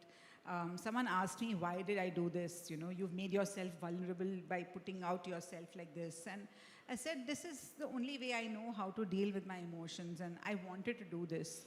So here we are. You very categorically said about this thing about moving on. You said, no, I mean, if I want to remain stuck to this situation, I will, and I'll deal it my way. But then, when I hear you talk, when I read your book, I really feel that you have moved on very beautifully, very gracefully, very boldly. And so what do you have to say about that? I don't know. I don't think consider it as moving on as such. It's just, living life. I mean, that's what I think it is. I don't know. It doesn't feel like there's anything more that you can do. I mean, there are people who are stuck in their grief. And one thing that I've learned is not to be judgmental of people, and, that this is how someone else deals with it. This is how I deal with it. For me, I just think of it as living my life each day as it comes, and not really thinking of the past or, how this was. Because, I do get into bouts of depression, which becomes very difficult to get out of that. And, there are times when life feels entirely hopeless. And I think you just have to accept changes in life, and that's the way I've been dealing with it. So more books are coming? Yeah, more books are coming. There's a small part I'd like to read out. Shall I? Yeah, please. More books. I have a book out this year with HarperCollins. It's called, interestingly, that's also a book on grief. It's fiction. It's about 3 cousins meeting at their grandmother's funeral, and how they deal with the aftermath of their grandmother's death. So this is just a small section I'd like to read out to end this session. It's called He Always Came Back. Zindagi badi honi chahiye, lambi nahi. These are the famous words by Rajesh Khanna in Anand, immortalized on screen, but I'm quite sure that those whose zindagi was cut short would heartily disagree. It's all well and good to have characters say these dialogues on screen about people who have gone too early because it makes us feel better. We can then stop feeling bad about continuing to live our average lives while telling ourselves that those who died young had lived better. But the truth is that in the short time that they were with us, they too lived ordinary lives and had ordinary problems. No one knew they were going to go early, but I constantly think back to the people in my life who went away too soon. I think of what they have missed so far and what milestones they'll continue to miss in the years to come. And it makes me mad whenever people console me that they lived a great life. So it's okay they had to go early. It's never okay. Yeah, we'll take the question. Okay. Thank you.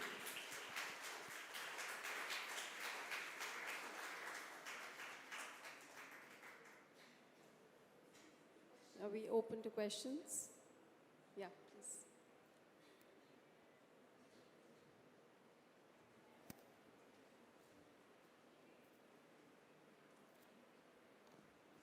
Hi. I think I'm very honored to be here. Thank you so much for writing the book. This is not a question. I'm sorry if I'm wasting time, but I'll just take a minute to tell something very important to her. So I lost my dad last year in July, and I went into a rabbit hole of reading so many books on loss and grief. And I think death is just one particular event, but the loss that comes afterward is something that we carry probably till the rest of our life, right? And the doubt you had, especially while writing this book, if it's self-indulgent, I don't think at all, because you really gave voice to a lot of my morbid thoughts. And if I have to quote just one particular thing from the book, I think there was a time when you thought, when he was lying in a very uncomfortable place, like how was it okay for you to lie very comfortably on a soft bed, right? And these are very morbid thoughts, and like you said, we are a very grief-illiterate society. And more than moving on, I think the only thing that makes sense with grief and loss is moving forward. And I think your book is a fantastic language to that. And I thank you so much for writing it. And I'm really honored to meet you here today. Thank you so much. I think you did mention that this was a very common feedback you were receiving from a lot of readers, that how they are now able to express their grief.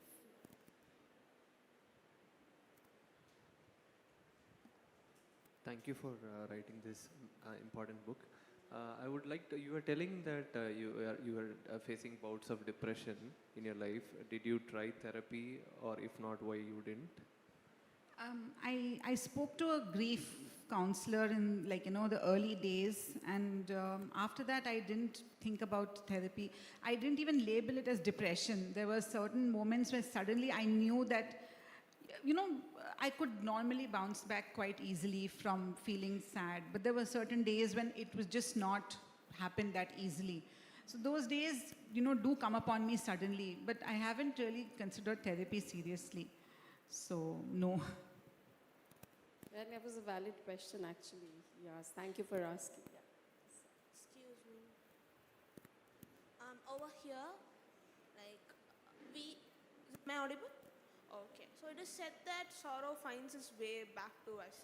Though we think we have healed our mood on a random evening or a morning, you would get those glimpses. So what is your take on it, and how do you overcome it? I didn't understand you, I'm sorry. Could you repeat your question, please? It is said that sorrows will take its lead back to us. Though we think we have healed and moved on, it comes on a random day, the glimpses and the memories we had. So what is your take on it, and how do you handle it when it comes? Like So the random hits you memories with randomly, flashes. basically. So how do you... I think it's very important to not ignore those moments, and to feel those feelings as horrible as they are. There is a part I've mentioned in the book where I couldn't stop crying much later, like a year later. So, as much as it's the most horrible thing to actually feel your feelings and not to drown them in something else, not to, escape into something else. But feeling your feelings does help after a certain... I mean, this is a very subjective way, so I don't know. It's not one thing works for all, so I don't know if I answered your question.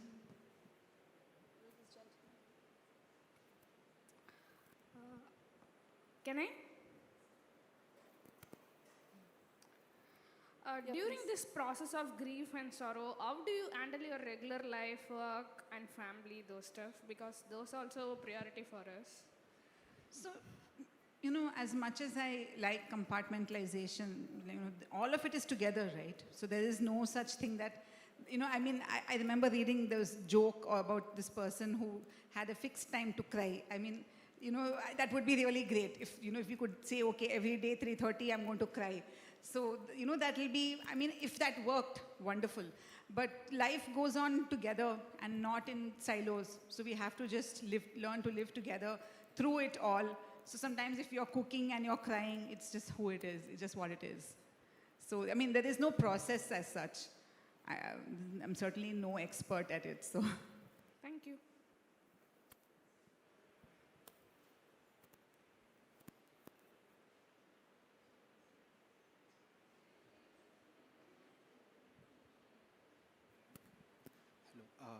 I'm a doctor. I'd like to refer to the initial section that you read out. Especially, I can understand that death, that being a very difficult part, especially on the patients, and also a little bit on the doctors on how it gets accumulated over years and time. I see that, like in our system, we don't have a regularized system of teaching doctors how to console or how to counsel the patients on that, as well as what are the ways we can deal with it ourselves. In that too, I can see that during COVID especially, it would have been way more complex for everyone, and especially for you. There might have been certain things that you might have wanted to hear, or different things what were missing. I think there should be a dialogue. So what do you think would have been nicer, or would have helped a little bit? I think this dialogue would be beneficial. I totally understand it, why doctors didn't want to give false hope, you know. But sometimes when there's nothing else and hope is the only thing keeping you tethered, and that is also not given. I mean, I don't blame them. They were inundated day in, day out, and we had those counseling sessions which eventually, you know, each time I would go inside, I would come out crying, because he was just saying that there is nothing happening, we can't do anything, and he's going to go on the ventilator. So I didn't see the point of these counseling sessions. I just wanted to be left alone for some time, you know. So I don't blame the doctors. It was just a horrible time for everyone, and, you know, it was just not, it was very unfortunate that, you know, I mean, there were a couple of doctors I absolutely hated, you know, so I couldn't look at them. And also, if I see them today, I won't recognize them, because they were all wearing masks. So, you know, I mean, if I pass him on the way or something, you know, better not pass in front of me. But you are a doctor. I think not just COVID times, even during regular times, I don't think doctors really have the art of breaking the news, or they don't really know how to console the caretaker or the family or the attendant who are with them. They can't afford to. Can you hear me now? Yeah. Good evening, ma'am. I walked a couple of minutes late. I would love to know what's the name of your book. I would love to read it. Learning to make tea for one. Learning to make tea for one. That's beautiful. And I'm a medico as well. And as Soma ma'am said, she's kind of right. Doctors do need to learn how to counsel and be a bit more empathetic and understand the patients and their relatives' emotions and such. And when you said that you didn't know if writing this would make a difference, I would love to emphasize this point here right now to all artists, to all creators, everyone, to every human being. Just the existence of you and all of us makes a difference. Thank you so much. We should not hesitate to put out our work and express ourselves. Thank you. I have one question, ma'am. Do you think this grief is majorly because of attachment, or is attachment a major part of love? I mean, this is very philosophical and spiritual, I would say, but... I mean, if you weren't attached, then why would you grieve, right? If you weren't close. So, I mean, it is definitely because of that. And, you know, I mean, I was, like I said, I didn't think my husband was the center of my universe, and still I kind of fell to pieces after he died. So definitely it's because of attachment. And, you know, only when someone is gone, you realize the small ways in which they made your life different. They added to your life. And I think what I feel strongly is, you know, not being able to, like, you know, say things to him, not being able to badmouth other people to him. Like, you know, we would bitch about people together. So there's no one who would get that, you know. So I think those are the small things which kind of add, you know, they seem like very small things, but it adds up to a big enough thing. So it's not the same. I can't say the same thing to my sons, you know, they won't get it. Some old reference, some old relative, and, you know, those are things that only we would know and we would talk about. So those are the things that that's just how it is. So. Is it possible to love without being attached? I mean, what is love if not attachment? What would you even do if not, you know? So thank you so much, audience. You've been wonderful, and thank you for so having much. those questions. And I think Andaleeb's book is very important to read, because it is not just about Andaleeb, but for everybody who has suffered loss and pain during COVID or otherwise. Thank you so much once again. Mike? Yeah. Let's give them a big round of applause. What a delightful, intimate session. Absolutely loved both of y'all, and you've actually touched my heart. So I haven't bought your books, but now I'll definitely go and pick up your books. Yeah.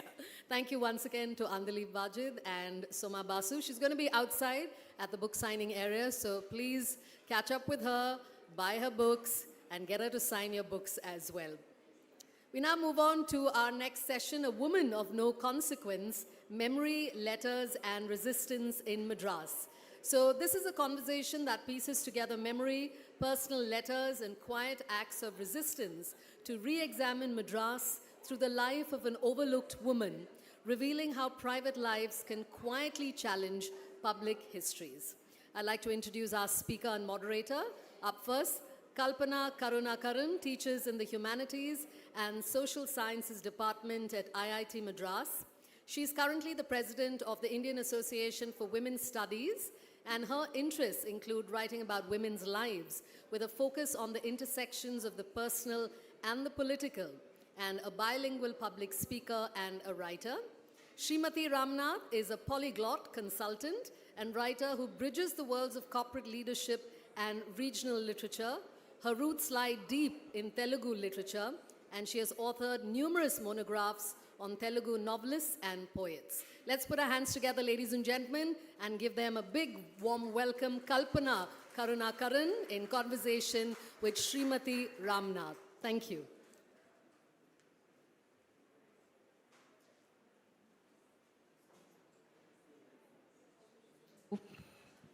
Can you hear me? Yeah. Hello, Kalpana. Very hearty welcome to Kalpana, who is a well-known academic and a women's writer and activist in her own right, and who works at the IIT Madras. However, today we will be talking to her not in the capacity of an academic necessarily, but of a writer, of a very interesting book, a book that she wrote about her grandmother. And what makes this whole exercise so curious is that when I read that you set out to actually write a book on your mother, who is a renowned social activist, Communist Party member, who fought for the right of the poor, the oppressed, and you set out to write her biography, but you changed your mind. And instead, you ended up writing about your grandmother, who was not a social activist of this brand. However, she was a silent rebel who did her bit to kind of do within her microcosm of existence things to oppose, let me put it this way, the patriarchal Tamil Brahmin community and its orthodoxy during the interwar years, during the years when India was struggling for her independence. And here was this young girl who was trapped in matrimony, according to her own words, in a loveless marriage or little love marriage, if I may put it accurately. And here she was trying to get her own freedom, you know, for her own self-actualization, for her own independence. And it's a beautiful book to the extent that there is this, you know, the individual's destiny, freedom fight. On the other hand, the nation's struggle. It beautifully bookmarks the events. So what made you actually change your mind and write about your grandmother? Thank you, Sreemathi, for that lovely introduction to me and to the book. And I'm happy to be speaking about a piece of writing, I must say at the outset, that has brought me far more pleasure and joy and meaning and purpose and fulfillment than academic writing has ever done. And I've been an academic for 15 years, and before that I did a PhD, so believe me, I know what I'm talking about. Yeah. And if there are academics here, a big shout out to you. If you, when you realize you have to get back to writing a paper, but you just then realize you have to make yourself another cup of coffee, right? And unlike this piece of writing, where I would actually wake up in the morning with a spring in my step, looking forward to the writing. So an opportunity... I have to interrupt you here. There's an interesting detail about how she started writing the book. I read that she stumbled on a wooden box Yeah, with her yeah. name on it. Yeah. Tell us about the wooden box. What I'll it get to, contains. I'll get to the wooden box in a bit. But for those who are wondering what is the reference to, the person that Sreemathi mentioned, who is Maithili Sivaraman, I'll answer your first question first, which is that, yes, this is a book on the life of my maternal grandmother, born in the year 1911. Pankajam is her name. And as Sreemathi points out, I didn't set out to write the book. That was not my intention. It was entirely accidental. It was not intentional. My intention was to write about my mother, who was a well-known, well-respected, very well-loved figure, public person, an activist, a leader, a trade unionist, a women's movement leader in Tamil Nadu, well-known in other parts of India as well. So I'm just going to use this opportunity also to... Are the slides switched on? I can't see it from here. Is it on? Okay, so yeah. This is, because I can't see it, I'm doing this thing because I can't see it, yeah. So this is Maithili. This was Maithili when she was about 29 years old, just a week after the infamous massacre, the gruesome massacre of Kirvanmani in Thanjavur district. When women and children, largely from Dalit agricultural laborer households, were brutally burnt alive. Maithili wrote about this, got involved with the Kisan movement and the Communist Party of India, Marxist, following this. And here is, I call this picture, spot the woman in the photo if you can. And if you can't, she's in the bottom left, second from left, in the bottom corner, right? In a world, in a sea of men. Right? In a world of men, that was the trade union movement. She was a woman who shone bright. And here again, Maithili from one of her many, many street protests in the 1990s, and Maithili also in the this period. So, yes, so clearly Sreemathi, I wanted to write about Maithili because she was a woman of consequence, right?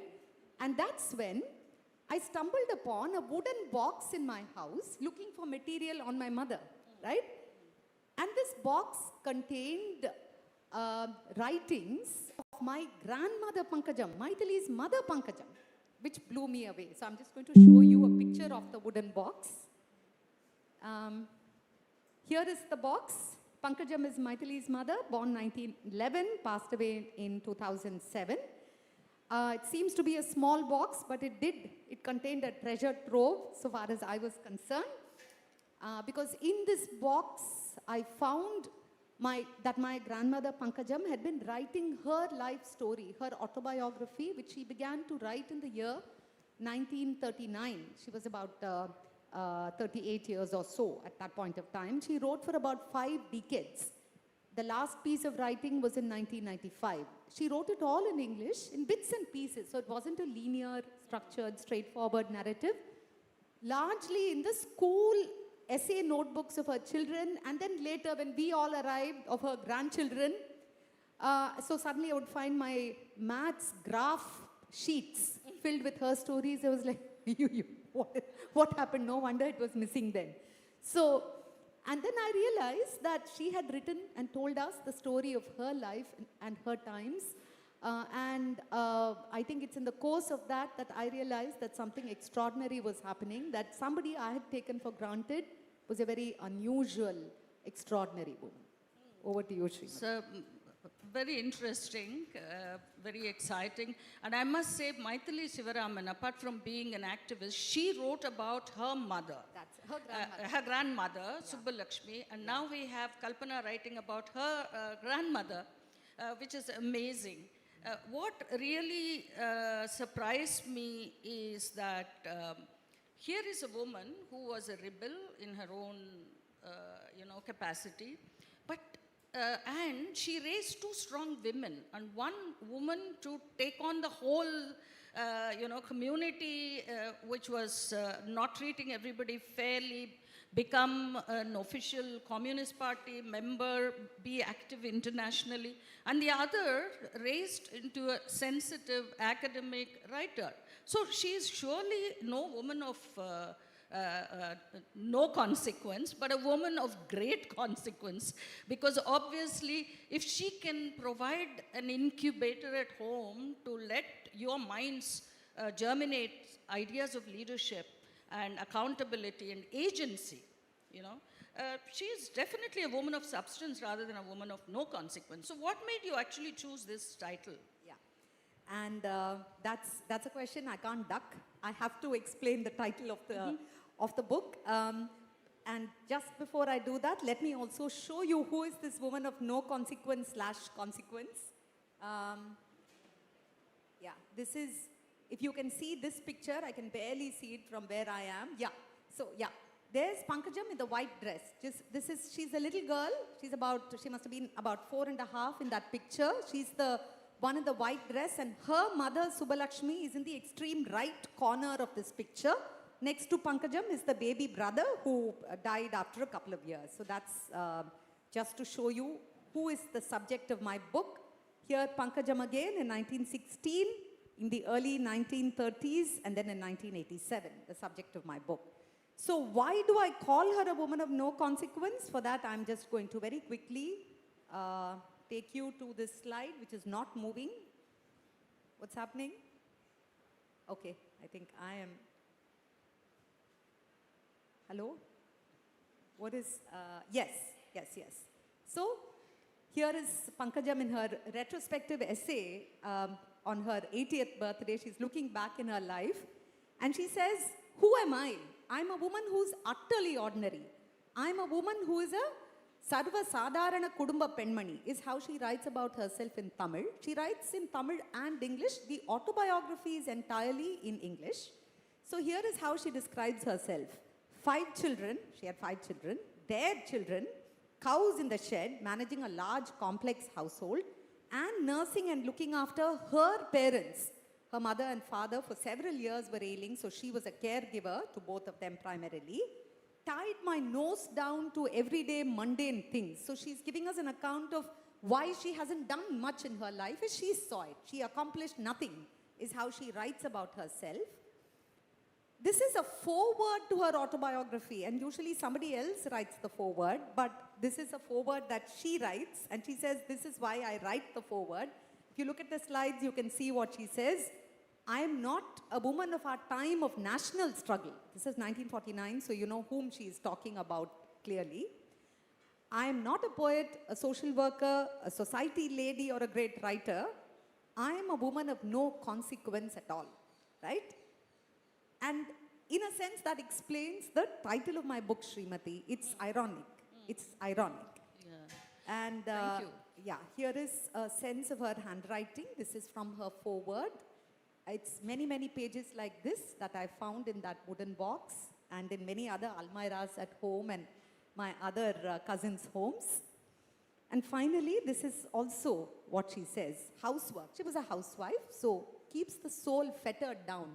Why then I write is to show how my soul has been ever trying to soar up and break the bondage of the flesh. This is, here perhaps I need to fill in a few details about Pankajam, who was Please. born in 1911 Please, and please. who had to drop out of school because her father didn't believe that the women needed to, read and write and go beyond a certain class. But here she is able to be articulate in English, and you would be surprised at her reading list, how erudite she was and what kind of an exposure she had. And if you were to see, she was a woman of great resolve. She sought friends outside of her culture. And she was born and raised to government officials in the British era. And her father was in the salt quotas. He was the inspector, and therefore merited a huge house. And she describes beautifully in Tamil or in English? In English. It's such a descriptive narrative, the parts that she writes about her growing up years in the salt quotas, how she could freely move about. I firmly believe, correct me if I am wrong, I firmly believe this house and the house in Eluru that her father got when he got promoted, both had physical setups which were absolutely free. only one house and for acres of land with undergrowth or wild vegetation, sea on the one side. So do you think this physical setting kind of gave her the mental space to reflect upon her fate, her destiny, and also muster courage to change it? I think so. I think what was also unusual about Pankajam was that she had very little constraints on her person or her movements when she was growing up. Her father was often away, like Sreemathi said. He was an inspector in the salt pans. It was called the Department of Salt and Customs. So he would go away on an inspection of the salt pans.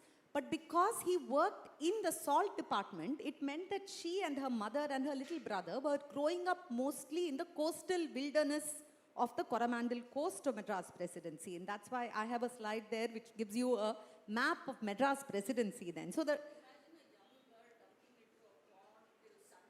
your mic is, yeah. She talks about as a young girl dunking into a pond and being missed at home and then somebody coming to pick her up. Yeah. Pretty adventurous physically. Absolutely. And her mother was also a very unusual woman who did not believe in restraining her daughter physically or otherwise. I mean, she fought for women's education. Well, yes. So the thing about Pankajam was that in a sense, my story is therefore about the making of this unusual woman. And physical space is certainly, as you very rightly said, Sreemathi, a part of it. And therefore her descriptions in the book that I reproduce of the coastal wilderness of Madras Presidency weave together people, social relationships, the way a child looks at adults, a mother who's slowly coming apart, melancholia, a father's violence against a mother, all of it which is seen by a 5-year-old child, then an 8-year-old child, then a 10-year-old child. And just to add to her story also about education, Pankajam had no more than 6 years of school education, that was all.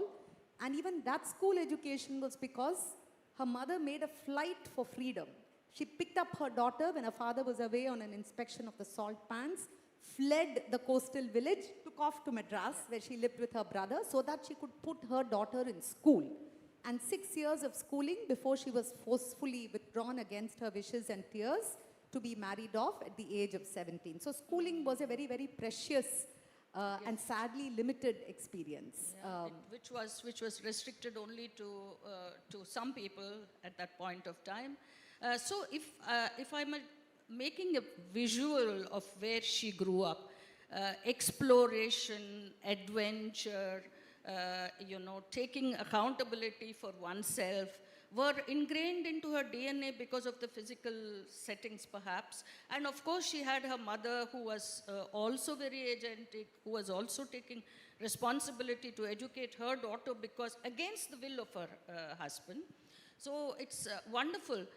The next question I've been really dying to ask is to the structure and the architecture of the book. The narrative is full of descriptions, but there are several temporal layers. So as a reader, you jump through chronology. Sometimes, you're back in Eluru. Sometimes you're talking about independence. Sometimes the Panchavati house, which came into being much later. Sometimes the accounts of her son, sometimes the accounts of the mother. So there are different layers. One can argue definitely that it gives it a three-dimensional effect and it is intentional. Is it your conscious choice or you just wanted to be loyal to all the sources that you found? And So I think my answer to your question, Sreemathi, would be that what I was trying to do is to say that while she is my grandmother, I cannot make the claim that therefore what I say is the whole truth about her, because how does one know another person entirely, right? And I'm reconstructing a life and I'm doing it by relying on different sources, part of which is my memory of my mother's conversations with her mother, my memory of my conversations with my grandmother. But Memory that's is how memory notoriously works unreliable.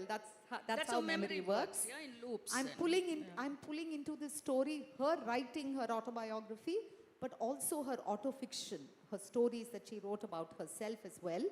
I'm also using letters that she wrote my mother when my mother spent 6 years in the US working and studying between 1963 and 1968. So I had all those letters to fall back on as well. And I think what I'm doing is to hold these sources together and provide an interpretation of how she lived and acted and thought.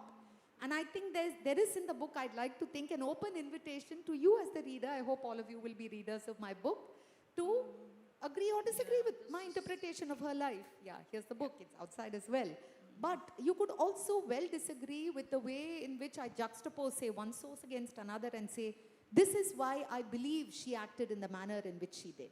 Yeah. And I think I wanted to leave it open-ended because I wanted to make it an invitation to you to also look at how I'm assembling this from the various pieces of evidence that I have. Yeah. And those are disparate pieces of evidence. So pulling them together was an act, and I had to hold them together like that. While you are on the process, I have 2 questions. But before that, just to fill the people who have not yet read the book on how Pankajam sets out to tell her own story. Firstly, a woman of great courage, because self-disclosure is not everybody's capability. In fact, psychiatrists say that disclosure, practicing psychiatry in India is tough because we have face cultures and we don't like to disclose, especially unhappy details about one's life, because we always want to preserve our honor and we have an aspirational image of ourselves that we'd like to project rather than what the truth is. Whereas Pankajam is daring enough or cussed enough, I don't know which of the two, to write about the gory details of the unhappiness that she suffered, the unfairness that she suffered, directly. 2, where she fights shy, I think she has resorted to writing 3 different short stories where quite clearly she's the heroine, and quite clearly later on we get to know that the circumstances of the protagonist there are the circumstances that she lived through. So that's very, very interesting. But you yourself say the wooden box contained a lot of writings, a diary, some letters, some stories, some poetry, some in Tamil and some in English. And you, whereas you wrote the book in English, and my question to the process is, the Tamil writings were very intimate. They were, to Kalpana. I mean, they were preserved for her granddaughter. And she had written, they were outpourings of her feelings. But you wrote in English and brought them out into the public sphere. How was the process? How did you navigate the challenges of translating, transposing something that is so intensely personal in a vernacular language into a language that's not ours, and bringing it publicly consumable? Absolutely. Form? So I think that was also the dilemma and I think Pankajam also grappled with the same dilemma in a sense that I grappled with when I was reading her writing, because she had her autofiction, and the autofiction is the fictionalized autobiography. So it is her story, but those parts of it, like you said, Sreemathi, that were unsavory, right? The parts of it that she could not speak aloud, because they still, for many, many women, are the unsayable parts of conjugal life, right? Of matrimony, of holy matrimony, as it were. So those parts of it, then, she brings to life through the stories of Kamala, Lakshmi, and Meena. And these Kamala, Lakshmi, and Meena are all Pankajam. So this distancing strategy, Kamala's story is written in Tamil. It's called Vidiyum Madiyum, Fate and Intelligence, right? Meena's story and Lakshmi's story is written in English. And then there is a story called Ammavin Pirandanal, which is in Tamil. And I think for Pankajam, the question was, how can she say the unsayable? How can she write about conjugality, both, all of it, the suffering, the nasty parts of it? How can she be explicit, leaving pretty much nothing to the imagination? It's raw in its intensity. It was difficult for me to read, although I had known many parts of the story. Being her granddaughter, of course, she had directly told me. And yet, when I set out to write about her, I think the question was, do I really reveal these closets, these skeletons in the family closet? You know what they say about skeletons rattling in the closet, right? And it was a question of a choice. How much to say, how much not to say, what not to say. Then I realized that through the autofiction, she had said every damn thing and then some, right? So that really left me with no choice. If she had dared, how could I concede? Yeah, right? that was also my next question to you as an anthropologist's nightmare, the dilemma of ethics. You stumble on precious data, Yeah. but you don't have the explicit permission of the source. Yeah. How ethical is it to use it to state your own ideology, your own philosophy, your own belief system in the public? So how did you negotiate that? Yeah. So, yeah, you're right that it's an I mean, if, for instance, if she were alive today, how would she react to all of this being out? Not just the autobiography, not just her poetry, but then her autofiction as well. And I think, given that she was, by the time she had her stroke in 1994, so by that time she was reading pretty much all the modern Indian writing that was coming out in English. Then if some of you remember here, Geetha Hariharan's book, 1000 Faces of Night, poetry and writing by women who were starting then, there was a lot of translation into English as well, starting to tell the truth about marriage and conjugality. And I think from wherever she is, she would have said, okay, you go girl. You know, so that's, that's the sense I have. And, but you're right in that. One never quite knows. But I think what I did, therefore, is to say, the way I handle this is by saying, I think, and I show that nobody is a villain, not even the men in this story. Because the men who are pretty nasty pieces of work when it comes to their wives, as you commented, are men who are deeply tender and feeling fathers. So while they want their wives under their foot crushed there, they want their daughters to soar and reach for the skies. See, what do you make of that? That's my question when we are critical of men. The question that came to me after reading this is, Pankajam's father, who was not so nice to Subbulakshmi, his wife, was also against Pankajam going to school beyond a certain thing.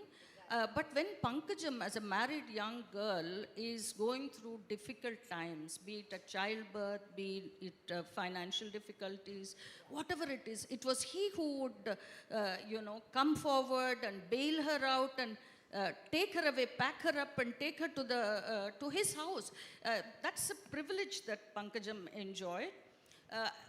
That may be a privilege that people can hold against her, saying, okay, she's privileged, therefore she is able to write. But the other privilege of being literate and being self-reflecting, being discerning individual, she owes it all to herself. Because she educated herself, and you should tell us a little bit about her friends, a little bit about the kind of books that she read, the poetry that she devoured, and what influenced her thinking so much. Because her role models those days in a patriarchal societies were fathers. I mean, they were leaders in their own right, yes, but in her case, her mother was also a leader. And yeah. So I think something that I try to show in my book, Sreemathi, is about how this woman who still led her life largely within the confines of her kin and domestic arrangements, she didn't break out of it and explode the way Maithili, her daughter, did. Pankajam certainly didn't. But yet she managed to nurture and cultivate what she calls, in one of her stories, a kingdom of the mind. Right? A Manorajyam. Tamil வந்து எழுதும்போது மனோராஜ்யம் அப்படின்னு சொல்லுவாங்க. கற்பனை உலகம்னு சொல்ல மாட்டாங்க. இது வந்து ஒரு பழைய தமிழ் சொல். மனோராஜ்யம், a kingdom. That's why I call it kingdom of the mind. Yes, it's an alter universe. It's an alter universe she constructed through books, through reading everything. Philosophy, world history, classics, world classics, religion, science, spirituality, mathematics, chemistry, well, just about everything, right? So that was a parallel universe that she constructed, but through one. The other was these unusual friendships that she cultivated across well, pretty much everything, religion, caste, community, language, race, etc. I talk about all of them in the book. So what she did was to see the world through others' eyes when she could not directly see the world because she was still physically trapped within her life. Tell us about Paxi. I'll show you a picture. Yeah. Yeah.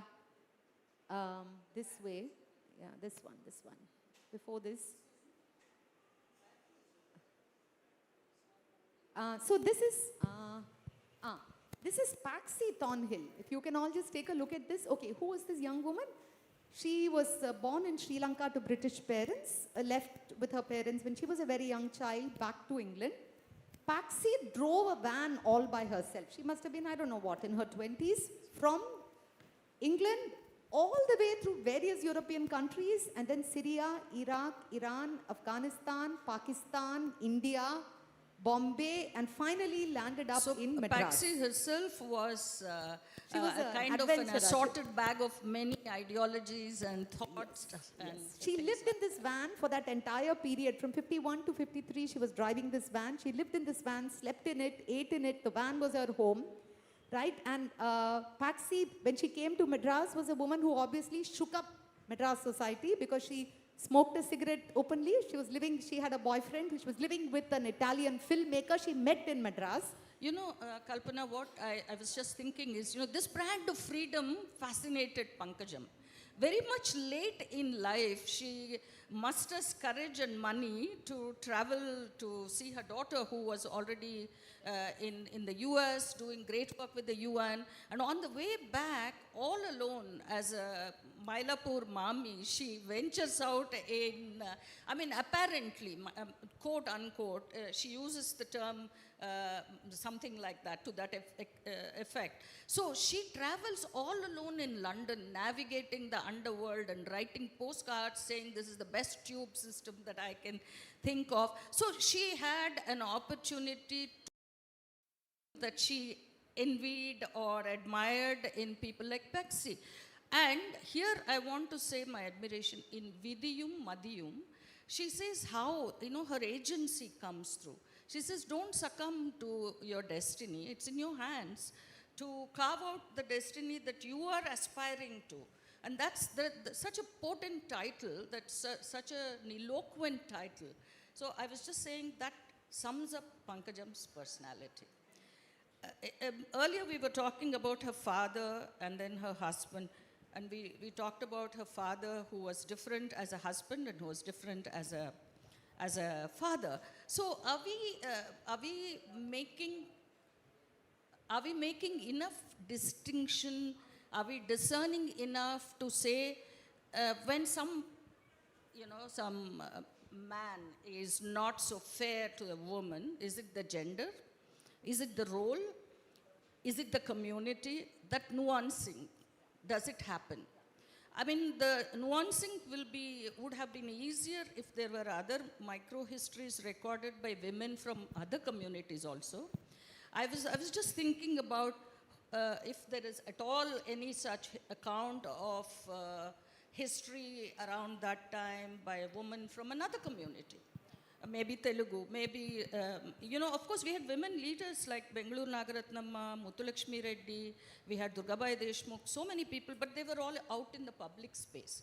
Being in the microcosm of home, being married to an orthodox household, as a mother, as a wife, how did they carve out their destiny? It would be very interesting if we had some kind of a, Absolutely, yeah. I could think of maybe, say, Adagyanayaki Ammal, those of you who know her story, Kavalai. Of course, she's younger than Pankajam. She was born in 1925. Kavalai was published by her son, who was himself a writer and a novelist, and in which she talks again about family relationships, domestic life, the suffering heaped on women, how women can often feel belittled and diminished by their partners and not respected in social relationships. So there have been, and there continue to be, of course, there is a great deal of writing of women who are activists in the Ambedkarite movement from Maharashtra. In those cases, of course, they were Dalit women who were out in public movements, in social movements, often inspired directly by Dr. Ambedkar himself.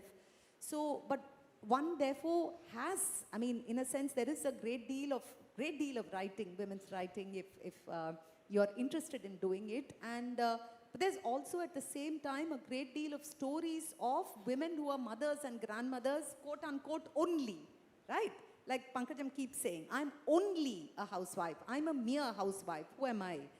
And I think that resurrection, that resuscitation, that recovery of their voices and agency is a project that is still waiting to happen in many ways. And in a way, I hope that those who pick up my book and happen to read it, if in a way it reaches you and you feel inspired then to take up the story of some female ancestor that you know of, right? Then I think there's a point to having written this book. Yeah, so many micro-histories. Talking of that, it is so interesting how you interweave what's happening outside and what's happening inside Pankajam's household. Outside, there is this Japanese bombing that happens in Madras, which Pankajam records in her own words, and it's also retold by her son, if I'm not mistaken. And we get a glimpse of history through an individual's eyes who is not overtly a stakeholder outside of the house. I mean, every one of us was a stakeholder at that time. But she told a story, she was telling her story, and outside it was the freedom struggle. By juxtaposing these two histories, you very beautifully bookmark events, her own, difficulties with the challenges that the nation faced. I think that was a conscious strategy, Sreemathi, that I was careful, I was not careful, but I was conscious that, see, the thing about Pankajam was that her writing is very self-reflexive. While on the one hand, she keeps saying, I'm a very ordinary woman, who am I? On the other hand, she is conscious that she is a subject of history, right? And she is conscious that the sheer ordinariness of her life must have some meaning somewhere in the grand scheme of things. So that self-reflexive tonality runs right through Pankajam's writing. Personal is political. And the personal, the biographical is social as well, right? So she witnesses the anti-colonial freedom movement. She witnesses changes in the great city of Madras, as she calls it, right? Which is always on the cusp of change forever. The Japanese bombing, the evacuation of the city of Madras. So I was very conscious to pull all these elements into my story, and I take it therefore right into the 1990s and obviously in the 1960s then. So I think what I was trying to do is to also pick up the idealism and the optimism of the Nehruvian years, right? The 50s and the 60s when Pankajam is raising her young family of 5 children. But then I also then comment on how that optimism seems to evaporate in the 1960s with all workers' movements, peasants' movements, women's movements, etc., bursting into the scene. And Pankajam's household is not untouched by all this because Maithili explodes within the household, right? Right? And she therefore transforms the face of her household as well. Yeah, but you say that Pankajam's household was not a domestic space, but it's a political incubator. So can you give us a few examples as to how Maithili got inspiration from this household? Well, that's a book that is still waiting to be written. I hope it will be my next book where I'll reflect on that. But I certainly think, well, Maithili was growing up seeing somebody like Paxi Thornhill, witnessing the unhappy marriages of her own mother and her grandmother, Subbalakshmi. Maithili also wrote a book about Subbalakshmi, right? Yes. Which gave her the strong sense that marriage is not for me. So Maithili grew up with this, for many years, with this feeling that whatever you do to me, I won't let you get me married off, right? So that was, for a long time, Maithili. What was Pankajam's take on it? She wanted her daughter to be married too, despite her own personal experience. She wanted her daughter to find a man very unlike the one she had landed. Right? And on her own accord, she said. Yeah, she should find a man on her own. Yeah. And she was fairly certain. In fact, in one of her letters, she says that this is when Maithili, of course, is working in the UN, in the US. She says, I dare not choose for you. You will choose for yourself. Then occasionally she hints gently that Maithili seems to be doing nothing about choosing. So, could you get a step on it? Like that. It's another thought that comes to me is that you say that much later in Pankajam's life, she and her husband, they build a house in Spur Tank Road. And they name it Panchavati. And she says she spent a good amount of her lifetime, that is 57 years, in Panchavati. But the book doesn't speak that much about her life in Panchavati. The book is dominated by her life in early years in Eluru, and the way she talks about that Eluru had in the olden days, Kukkala Raju. She talks about a zamindar who had a passion for dogs, who had about 150 dogs of all breeds. He would bring them out in the evening for a walk. And very descriptive social history of the times. But none about Panchavati, whatever you write about Panchavati seems to be more from her son and you and from you. So why do you think? I think, in a way, I think all of us are haunted by our childhoods, no? And the landscapes of our childhoods. When I have vivid dreams, which I seem to have very often, it's always that Panchavati house where I lived also. From the time of my birth to the time I was 16 or 17 years old. And it's always the same old house. Of course, it's all warped the way it is in your dreamscapes. So I have a feeling that for each one of us, then, it's our childhoods that seem to haunt us. And her childhood, of course, was in, like I said, if you can imagine the Madras presidency. She's in Yeluru, in Kakinada, she's in Ramanathapuram, she's in Pudukkottai, she's in Marakkanam, she's in Vayalur, she's in Ennur, right? She's in these locations where she's growing up amongst the salt pans, but also horses, dogs, jackals, snakes, birds and insects. And trees, right? And all of this weaves its way into her narrative. So, who can forget that? I also feel perhaps that's what gave her the comfort of crossing cultures and, navigating different cultures, different thought systems, different ideologies. That ease of crossing borders comes from living with nature, living with different, animals, insects, without imposition. And suddenly she's married and then she has to follow the domesticated routine, and she never really fitted the role from what I understand. I have one request to you. And she wrote poetry also, so that the people in the room can have a sense of her ability to write. Someone who dropped out after 6 years of schooling. Please, shall I read it out or would you like to read it out? You go ahead. Yeah. If you've noted the page. Yeah. 1 second. Is it the school? School. I'll pick it up. It's the school, It's about her friend whom... She cannot be at the school reunion because she's dropped out of the school. So she writes a poem, she says, to my classmates, written in 1931. My classmates and friends dear, if you haven't forgotten me, just hear. Though my heart is fleet as light, my fate is surely slow of flight. So I cannot visit my alma mater on the old girls' day, but later. Schoolgirls, you're bubbling water, fond of mischief and full of laughter. Unhappily with school I parted, far away am I sad-hearted. They say, out of sight, out of mind, do not observe that rule, be kind. Never from your heart a true friend tear, and all your thoughts nurse with care, till we meet again sometime, somewhere. This is so beautiful. I mean, for a woman who never really was schooled in English to be it's a different skill altogether. Okay, so we come to more or less, we are left with a few time for a few questions, but before that, I have a few rapid fire questions to you. You don't have much time to think.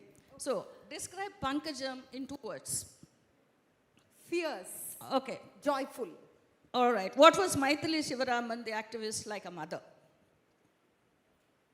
Absent. Serious. Okay.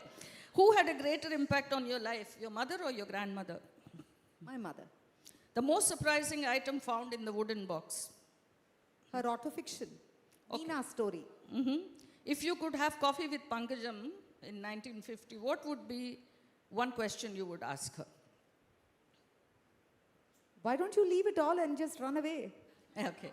Which language captures Pankajam's soul, Tamil or English? Tamil. If Pankajam went to college today, what would be her major? Oh, science. One object of hers that you will never ever give away to anyone. All her writing. Okay. Which book or author do you think influenced her the most? Jane Austen, maybe? Pride and Prejudice, or Jane Eyre. So, in one word, your message to women of resistance lineage. Well, you have to live in the shadow of your female ancestors, as I live in the shadow of my great-grandmother, my grandmother, and Only my mother. one word, okay. So, will you still write a book on your mother? Inshallah, I will. Okay. Will you be leaving a wooden box for the next generation? There is no next generation. I don't have a daughter. It ends with me. No, it could be. No, it could be someone else. It could be my children, my grandchildren, to the next generation. Certainly, to all of you. Okay. So you have given us what you call the archive of the interior. In every woman here, if just imagine if every woman in this room were to start a wooden box today, how would history be seen tomorrow as compared to history recorded by historians?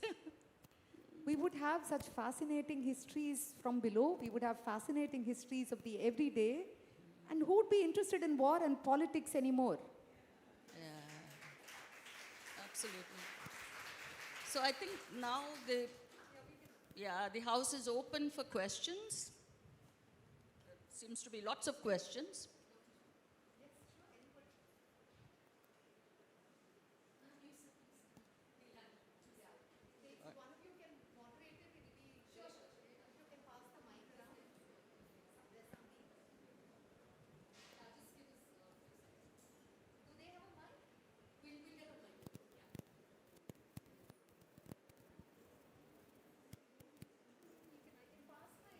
Yeah, we can share this mic, so you can pass it.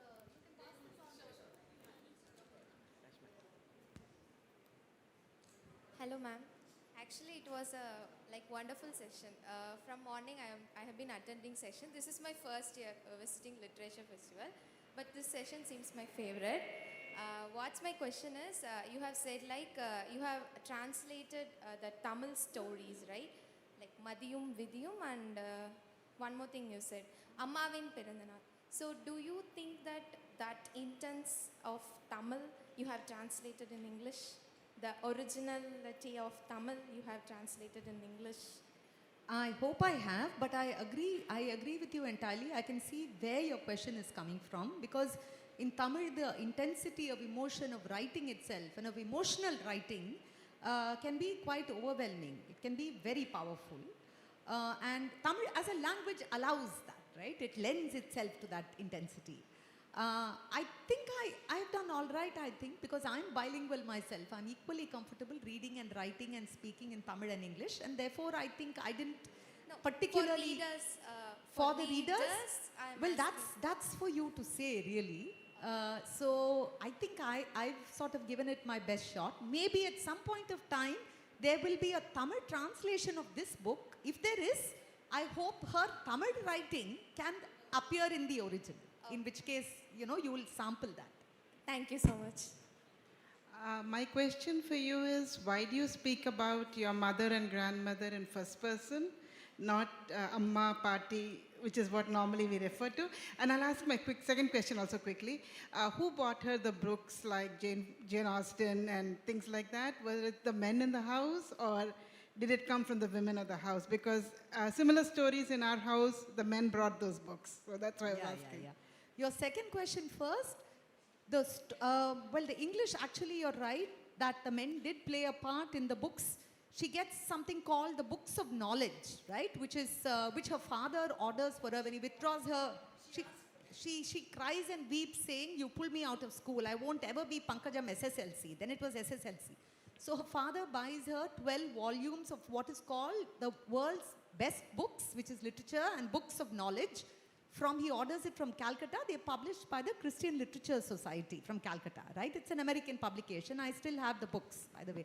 But all the other books, I must say, her mother, Subbalakshmi, would often go to Madras University. She held a university card, although she'd never been to school. And there's something called the Higginbothams in Madras for old Chennai lovers, right? Higginbothams, Connemara Library, they all feature Madras University's library. They're all part of this book.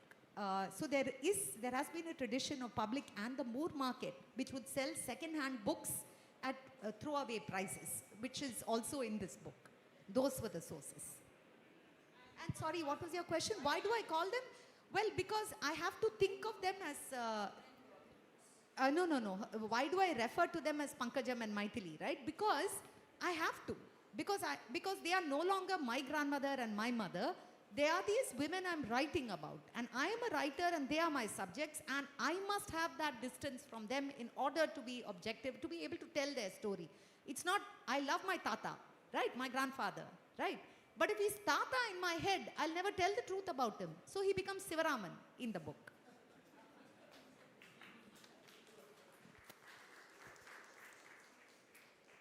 Hi, ma'am. Over here. Yeah, please. Yeah, so from the way you... Yeah, you can come up a bit in front, yeah. No, it's... Yeah, go on, please. Yeah, so from the way you described your grandmother, the parallel that I can draw is with, say, R.K. Lakshman's Common Man, but like for a more slice of life version of herself. And because you said she really enjoyed Jane Austen as well, I wanted to know how witty she was, how observational she was, whether she really got into the, what we call mundane aspects, but like made them very interesting considering you said that she wrote self-insert fiction about herself as well. So that's the, thanks for that question. Actually, her autofiction is something that when you read it, I hope you'll also enjoy it. While obviously it was cathartic for her to write about it, it wasn't just an exercise in journaling or catharsis. It was, you can see very clearly it's a writer at work, right? Even if she doesn't, just stand up so you can see me. Even if she doesn't publish it, you can see that she loves the act of writing. So the description is rich, right? The language is quite beautiful. And the characters in her story, she herself is distancing herself from her husband, her father-in-law. She is naming them, so-and-so, Meena, which means that she brings those characters to life. They're not one-dimensional either. Even her husband, who has done her a great deal of harm, is not a one-dimensional villain in her own story about him. And I think that's possible not only because of this distancing, by calling him somebody else in the book, but also because she is a writer, I think. So I think she has the gift of writing, of bringing character to life, of showing us their interior world. And she brings her characters to life through argument. She doesn't describe them to us. They argue with each other and therefore they come to life. So, she was, certainly she was. She certainly was. Ma'am, just a small addition to it. Did she like comics? Because... Because again, tying back to, because I said she reminds me of Common Man so much, did she like comics or do you think she would have enjoyed it? She wrote a very comic piece on a trip she made with a company of Bengali ladies, none of whom spoke any word in common with her because they didn't share a language, to Ajanta and Ellora caves. That's amongst the funnier bits in the book. You can take a look at it. But no, she did have a great gift and a capacity for joy, and humor and laughter was part of that. Thank you.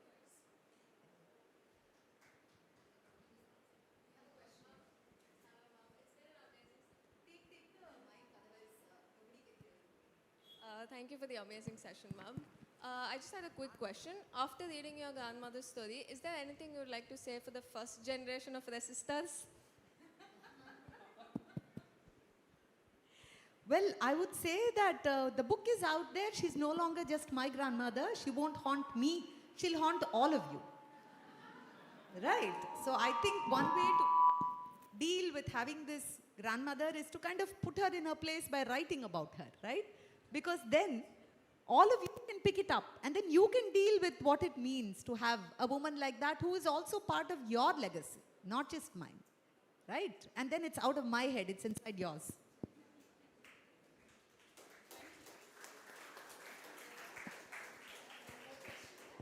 Just one more question, I think. I just wanted to ask, do you have an wooden box yourself?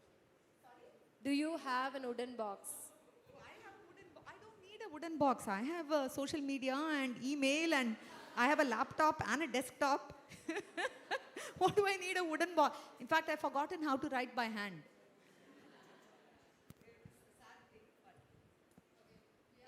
One question from a gentleman would be very nice.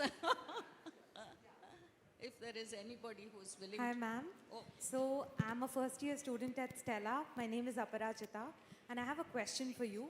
So, I feel that I'm a woman and I'm a feminist. I feel that everybody needs to be one. And I have complete agency over every single life decision that I make, whether my parents approve it or not. And I am ready to go against the tide and speak up. But there is also a part of me, I feel cognitive dissonance, a part of me that wants my parents to approve it, and I want to make my parents get on board with me. I want to be within the system, but when the system is like, sometimes it traps you, you're not able to come out of it. And when you go against it, the system corners you and tells you that you're wrong. You're framed as arrogant, outspoken, too much. But at the same time, you know what you're fighting for is right. At the same time, you don't want to make your parents upset and you want to make them happy because you love them. This is something that's constantly going on in my mind like a noise. What advice would you give me?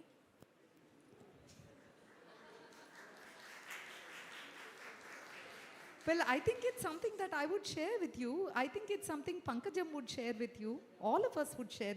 All of us would share. There is this longing to belong, longing to have a community, longing for validation. None of us are a stranger to any of this. At the same time, actually, you know, it's very interesting. There's a section in the book called The Tyranny of Love, in which I'm also saying that one way to kind of tyrannize women is not by beating them or starving them, but by withholding affection and withholding approval, right? And if a man or a romantic partner, potential boyfriend or potential partner or partner of either sex in your life is withholding affection, then it becomes a form of tyranny, right? And women, maybe in Pankajam's case, who are striving for intellectual growth, can also feel wounded. Right? When the insecure men in their life, like in Pankajam's life, withhold affection as a way of punishing them. So it's complicated. How did she deal with it? That's Pankajam's path. See, she would never tell you, you do this. She would only say, this is how I dealt with it with all my imperfections and with what I knew. And that's all I can ever tell you. Excellent answer. I was just thinking, the freedom and the compulsion to want to belong are two opposites which are non-divorced from each other. They are two sides of a coin in our community. Reconciling the two coins is perhaps the vidhi, but the Madhi will tell you how to reconcile it. So thank you very much for bringing Kalpakam out of the shadows for us. I think we can have one more question, one last question. Hi, I think I'm going to bug you. So thank you so much for the session and thank you so much for the book. I think it's slightly repetitive, the question, but I still take the chance and ask if there's one particular quality about Pankajam that you think feminists of today can imbibe or carry forward. What do you think that quality is? I would think that it's a rich inner life, no? Her mind was extremely, it was such a reserve of imagination that she was very, very internally tremendously strong. And it's a capacity for joy as well. I think as feminist fighters, however we define ourselves, I mean, just be joyful, right? I would say it's important, of course, to stand up for what you believe in, but it's equally important to never give up on joy. And she was very fierce about being joyful. And I think that's, be fierce, but be joyful, like that.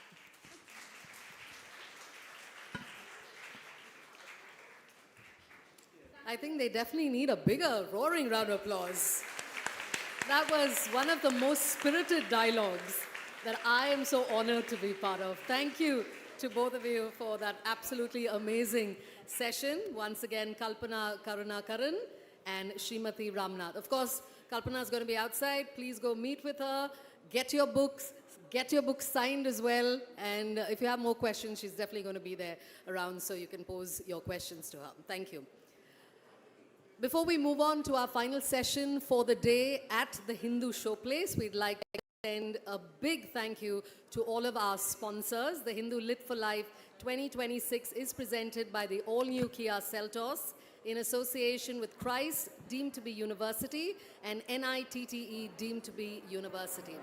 Our associate sponsors, Orchids, the International School, Hindustan Group of Institutions, Chennai, State Bank of India, Indian Oil, Indian Overseas Bank, New India Assurance, Akshaya Kalpa Organic, United India Insurance, ICFAI Group, Chennai Port Authority, KPL, Vajiram and Ravi Institute for IAS Examination, LIC Life Insurance Corporation of India, Mahindra University, Realty Partner Casa Grande Building Aspirations, Education Partner SSVM Institutions Coimbatore, State Partner Government of Sikkim and Uttarakhand Government, Official Timekeeping Partner Citizen, Regional Partner DBS Bank, Tourism Partner Bihar Tourism, Bookstore Partner Crossword, Radio Partner 92.7 Big FM, and Water Partner Repute.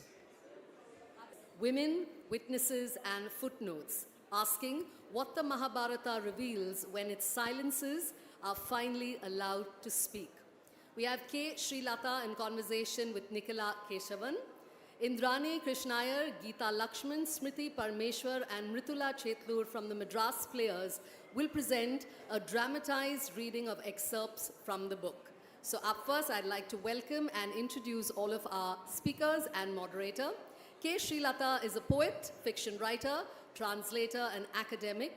Her most recent collection of poems is Footnotes to the Mahabharata, which was of course released in 2025. Her critically acclaimed book, This Kind of Child, The Disability Story, documents the disability experience.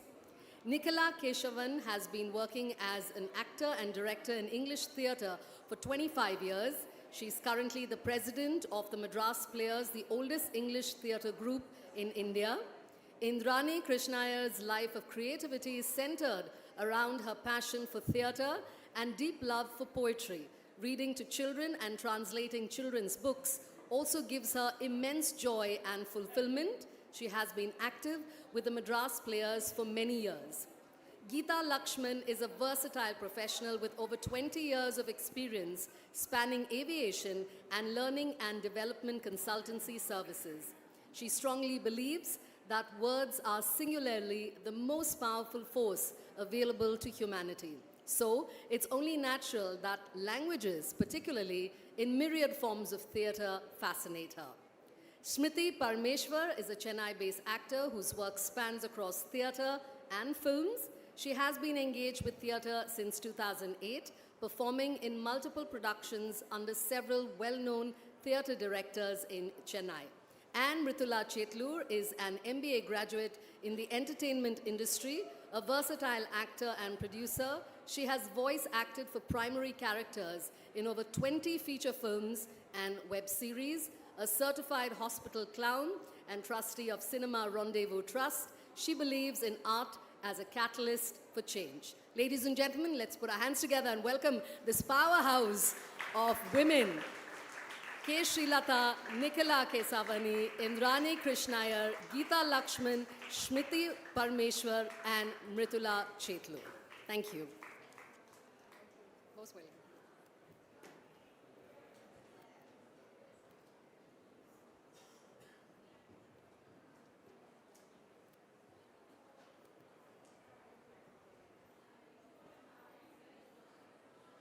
Check.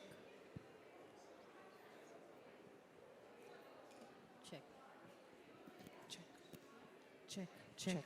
Check. Check. Check. Check.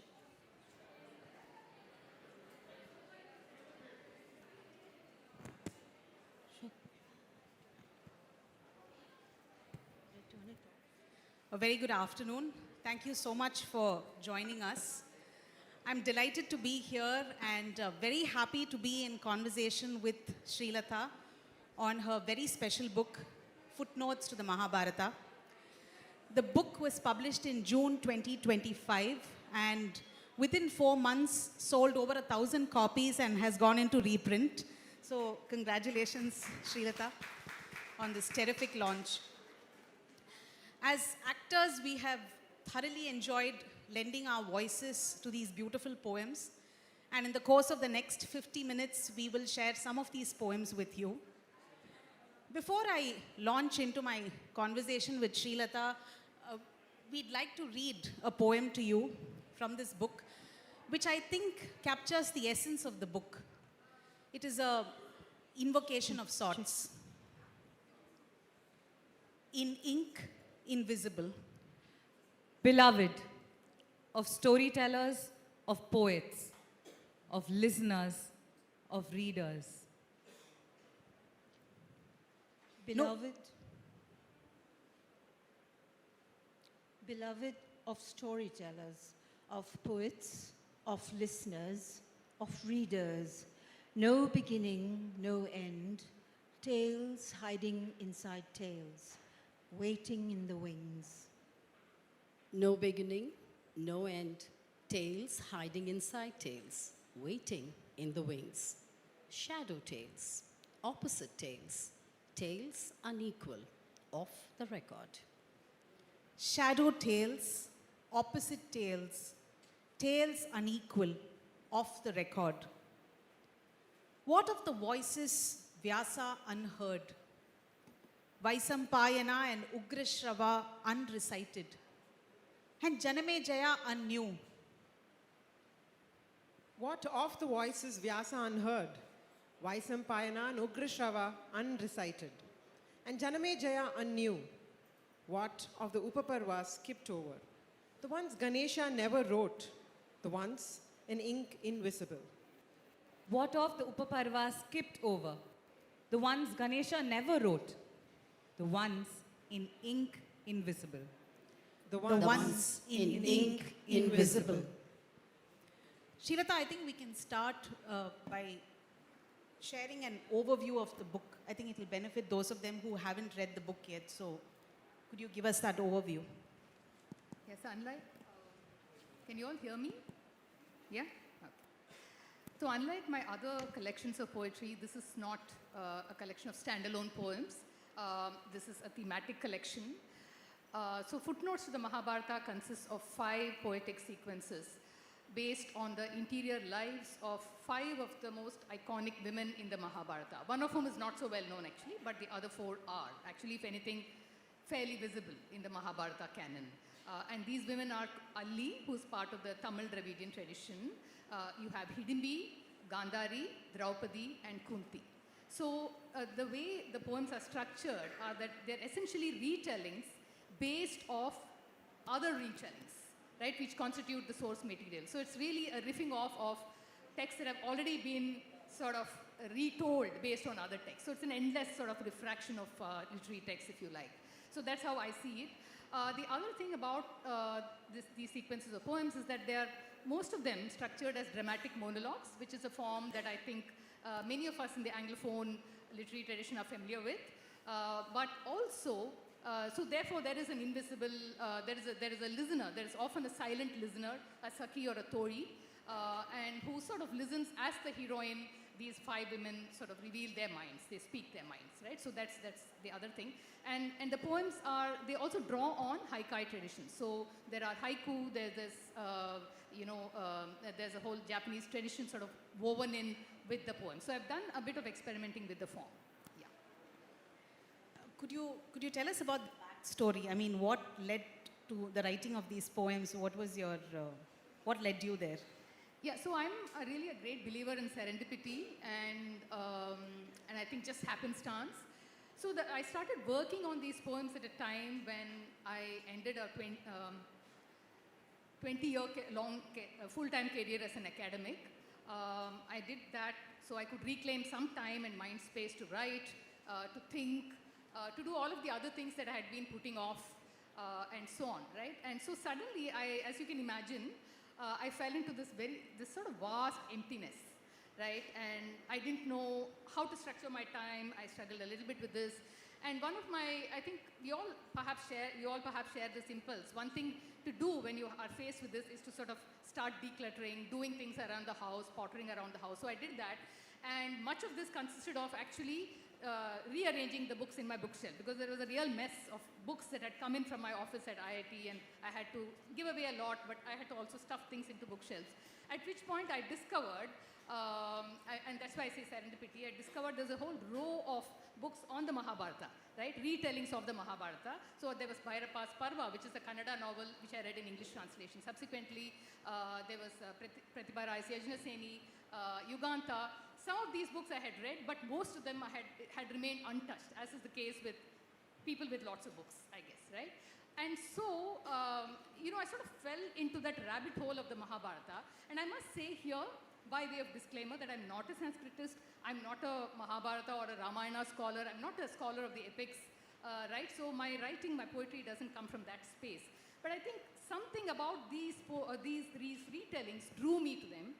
And I began to ask myself, what if I, now that I have all of this time, right? What if I were to write poetry based on these retellings?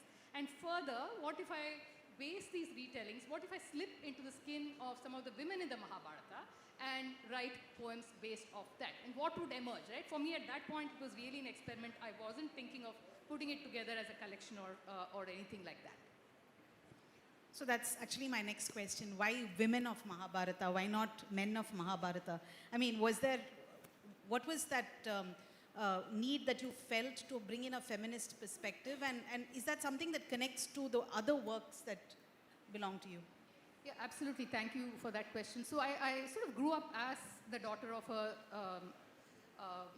single mother who was divorced back in the 70s, at which point divorce was a stigma. So we were in many ways outliers to society.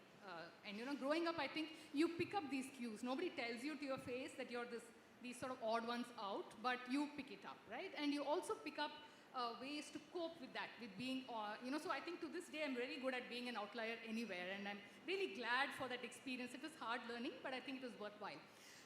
What it also taught me was to look at life through a very different lens, right? And to look at it from the point of view of other women and my mother's life experience, for instance, or my grandmother's life experience, right? And so a lot of my work, and I wasn't really, so I think I came to feminism via experience. It was not sort of textbook learning, which I came to later as a university student and so on with my PhD and other things. And I was drawn to this whole field of feminist inquiry, if you like, right?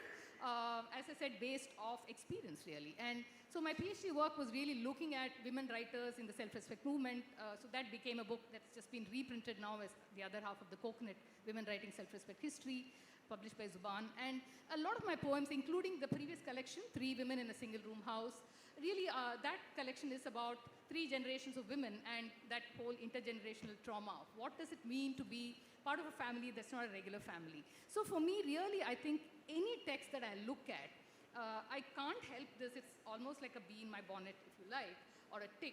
I can't help asking, what if we were to rewrite this particular story from the perspective of a woman, right? And what if it's a non-mainstream telling? What becomes of the story? What happens to the hero or the heroine and how you imagine them? You're also a writer of prose, fiction. So why did you pick poetry as the vehicle for this retelling of the Mahabharata? Okay, so one thing is, like it or not, I think the form that I'm most drawn to is poetry. That comes to me most naturally. That's how I entered writing.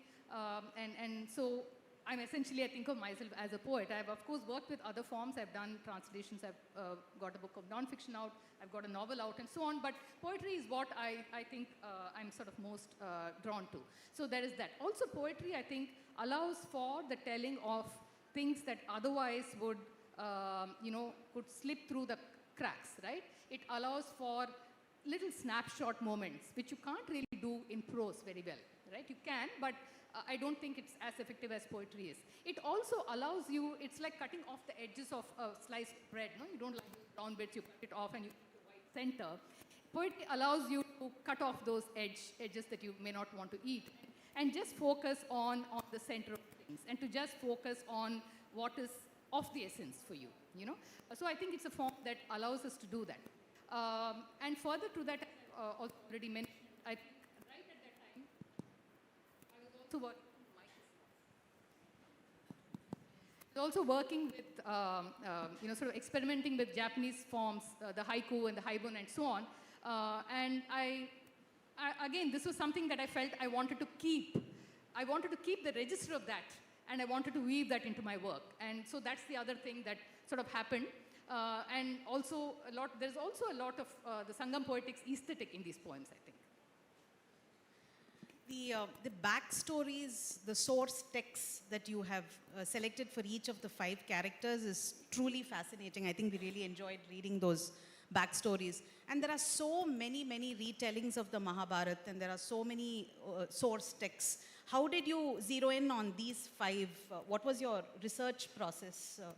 Yes, I think that's where my training as an academic perhaps came in, to sort of, in a sense, keep the questions at the back of your head. And I had my questions already, and I sort of had a set of things that I wanted to inquire of the field, really, ask of the field, if you like, right, of the epic, right? So there was, of course, as you can imagine, there is an abundance of material on the Mahabharata. And I was also fortunate in that I had a research grant from the India Foundation for the Arts.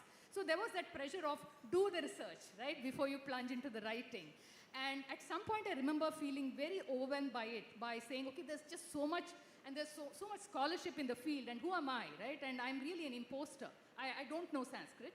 I'm not even sure I know the Mahabharata that well, right? I just grew up on a diet of Amar Chitra Kathas, which is the most perhaps Philistine you can get.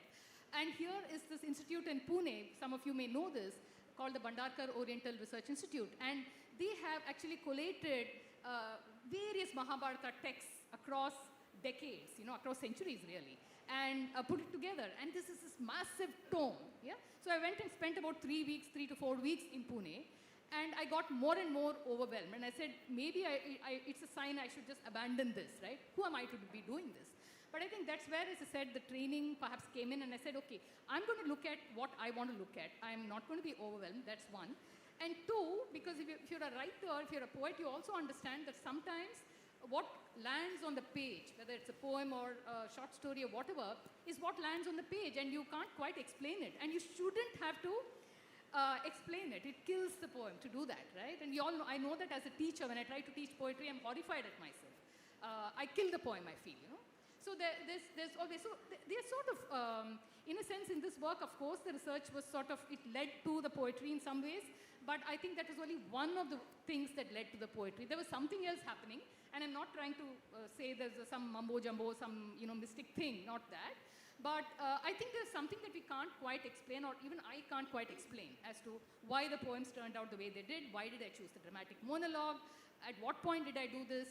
But I knew that I wanted to work with these 5 women, and I knew that I wanted to shine the spotlight on aspects of their life, aspects of their, perhaps their interior lives that we had not really thought about too much before.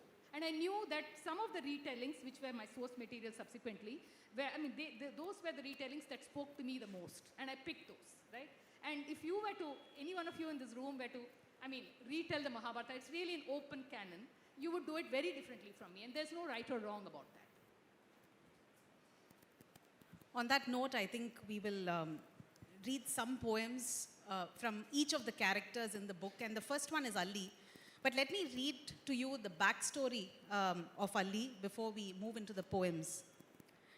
Exclusive to the Tamil Dravidian tradition, the tale of Ali opens with the childless Pandyan king temporarily entrusting his kingdom to a man named Neen Mugan.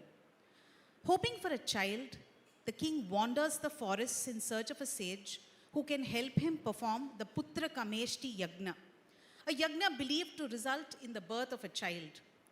To the king's great joy, he finds an infant girl hidden between the petals of a water lily. He names her Ali, after the flower. On his return to the kingdom, the king discovers to his shock that Neen Mugan has usurped his throne. Acting on the advice of sages, he returns to the forest and raises Ali like he would have a son. Ali is trained in warfare and soon becomes a skilled warrior. When she comes of age, she raises an army, attacks Neen Mugan, stakes her claim to the throne, and is eventually crowned Queen of the Pandyan Empire. Ali earns for herself a considerable reputation as a fiercely independent warrior queen who refuses to marry. Ali is the reigning queen of Madurai when the much-married Arjuna sets out with Krishna on a long pilgrimage from Mathura to Madurai. The two are disguised as ascetics. Arjuna and Krishna meet an innkeeper who describes to them Ali's valor and her triumph over Neen Mugan. Arjuna wonders aloud if Ali is really a man dressed as a woman. The innkeeper proceeds to describe Ali's beauty and her qualities in great detail. He warns Arjuna that Ali is averse to men and to the idea of marriage. But Arjuna, unable to forget the picture that the man has painted of Ali's beauty, makes up his mind to possess her one way or the other. So I had this question, this warrior queen of Madurai doesn't feature in most of the popular versions of the Mahabharata. What made you want to include her in this collection? I mean, that's precisely, I think, the reason why I wanted her in the collection. One, that she's not part of the mainstream tellings. Ali's story is a later interpolation, and I discovered from, again, some amount of field work and research and so on, that interestingly, she's not even part of the written Tamil Bharatam. She's really part of only the Terukuthu, the Kuthu traditions, right? Having said that, the phrase Ali Rajyam is something perhaps some of you here in the audience may recall or recognize. I certainly remember this phrase used to describe women who, wives who dominate over their husbands, or a female-headed household, or a household where the woman is stronger than the man or whatever, right? So it's typically used derogatorily, right? And so I think that just sort of really got me thinking about what if, but then again I struggle here, unlike with the other stories, the other poetic sequences. With Ali, the problem was the source texts, the written versions there were, but they were mostly in the form of ballads and very, very hard to sort of translate and so on. So I had to put it all together in some ways. I had to sort of find that material, talk to people who worked in the field, and figure that out, right? And for me, what was also fascinating about Ali was the fact that there are many different versions of the Ali story, and each Kuthu performer would sort of take a very different kind of approach to her story. One would be that, Arjuna sort of hears about her, this fierce warrior queen who's also beautiful, but who refuses to marry, refuses to have anything to do with men. Arjuna is sort of really charmed by this, and he decides he's going to seduce her. And it all ends happily in the sense that eventually Ali is sort of charmed by him, and she even takes the blessings of the other Pandava brothers of Arjuna, and so on, right? So it ends there.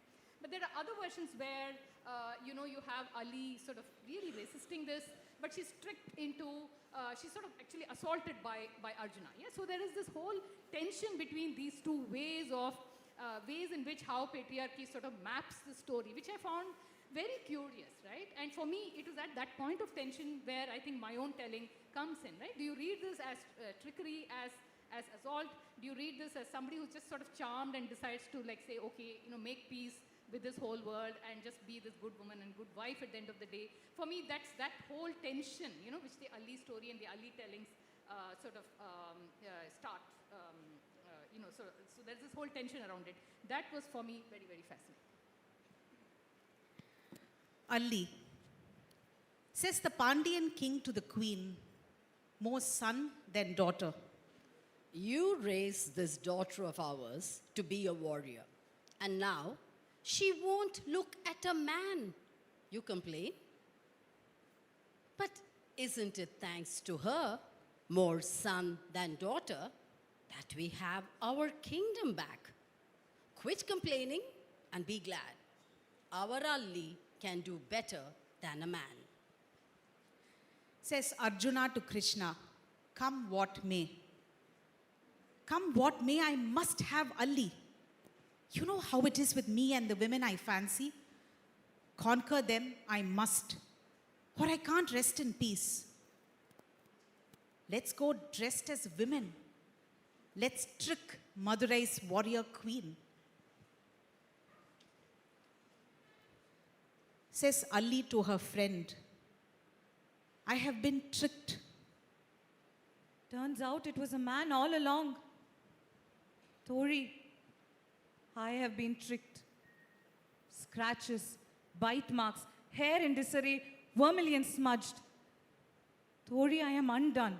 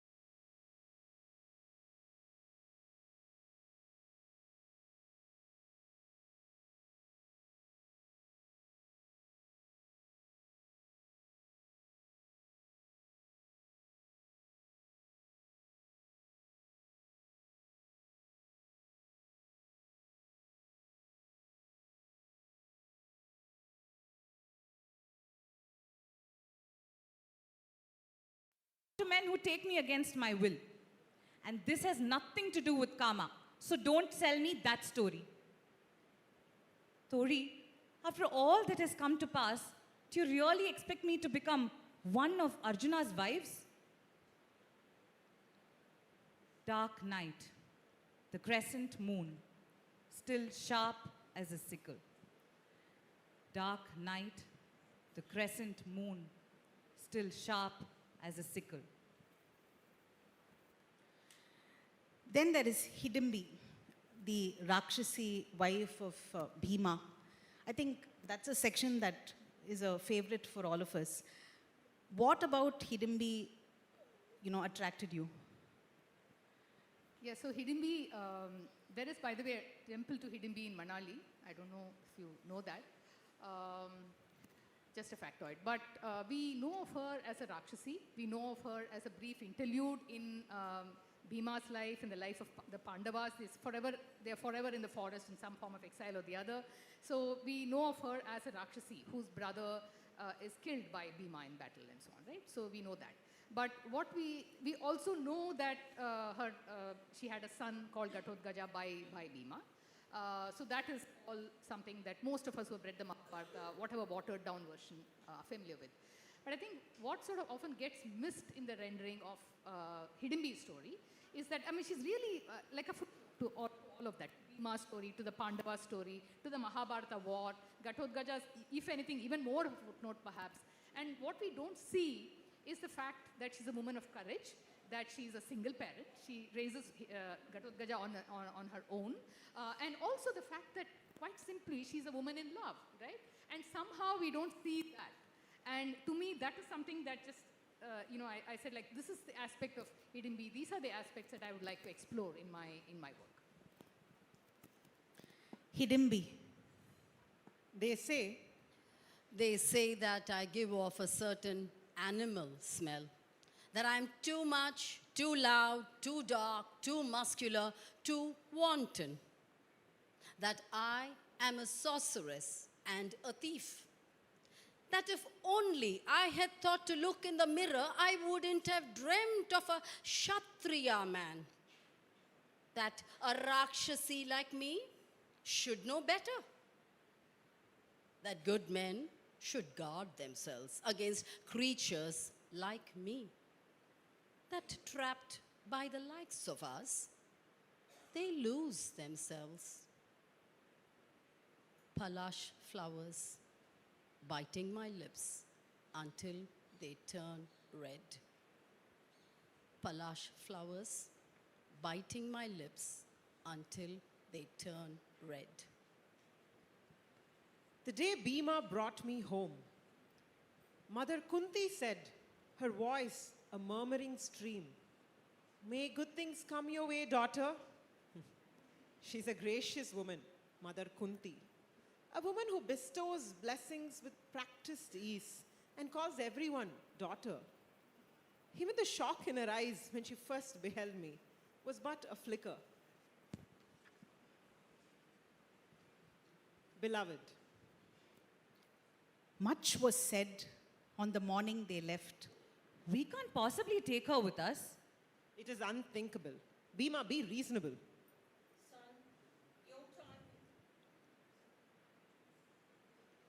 Son, your time with her was borrowed time.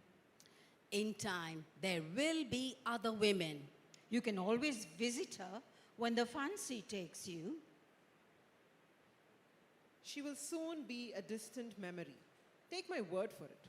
A warrior must know when to move on. Don't be such a crybaby. But she's with child. Mother knows she is. She served us well. She wasn't bad for a Rakshasi. May you be blessed with a son, Hidimbi. On the morning they left, much was said. But I had ears only for that one word of Bhima's, beloved. Through my heart bird, the arrow of that word. Through my heart bird, the arrow of that word. None save me to grieve your death. Ghatotkacha may be the son of Bhima, but let's not forget he's a forest dweller, that he has the nature of a demon. We would have had to kill him someday. Krishna, the protector of dharma. Beloved son, more radiant than the moon, mightier than 1,000 elephants. They sent for you so you could pay for Arjuna's life with yours. Help win a battle, not of your making. You had no idea what the game was, did you? None save me to grieve your death, none to light you a pyre. No warrior's farewell for you, my beloved son, more radiant than the moon. Says Hidimbi to herself. Are we but footnotes in the war? Footnote. An addition, a piece of information printed at the bottom of a page.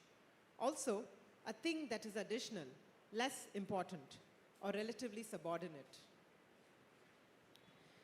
So while Ali and Hidimbi are footnotes and quite invisible in all the mainstream narratives, Draupadi, on the other hand, is hyper-visible. So when you decided to include Draupadi in this collection, what aspects of her life did you think were footnotes, and what aspects of her life did you think were written in ink invisible? Yeah, so you're right in the sense that Draupadi is hyper-visible.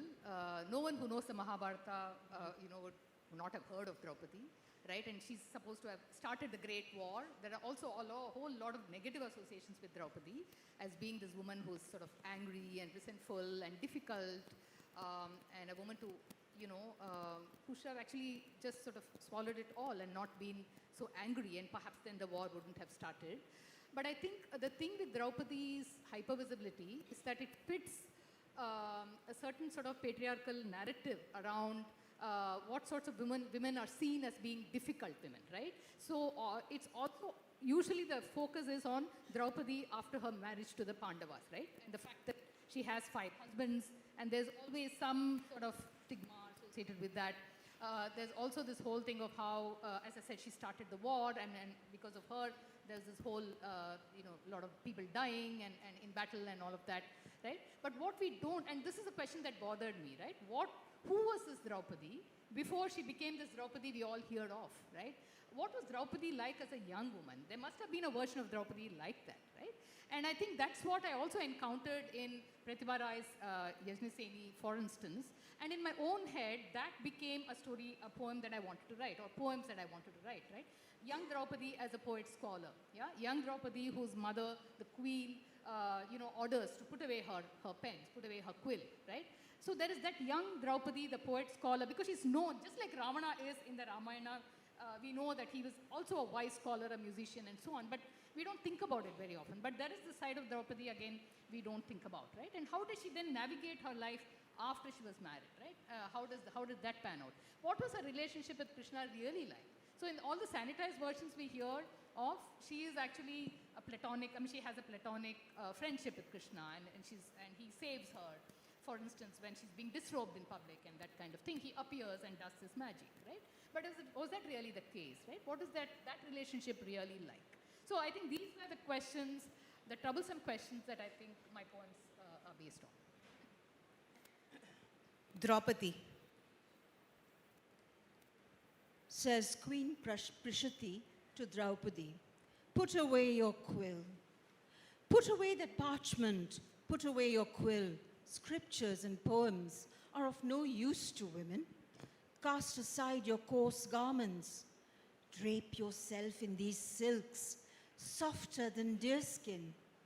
Try on these pearls, more lustrous than the moon. Put away that parchment. Put away your quill. Mark my words, daughter. You won't go far with this life of the mind.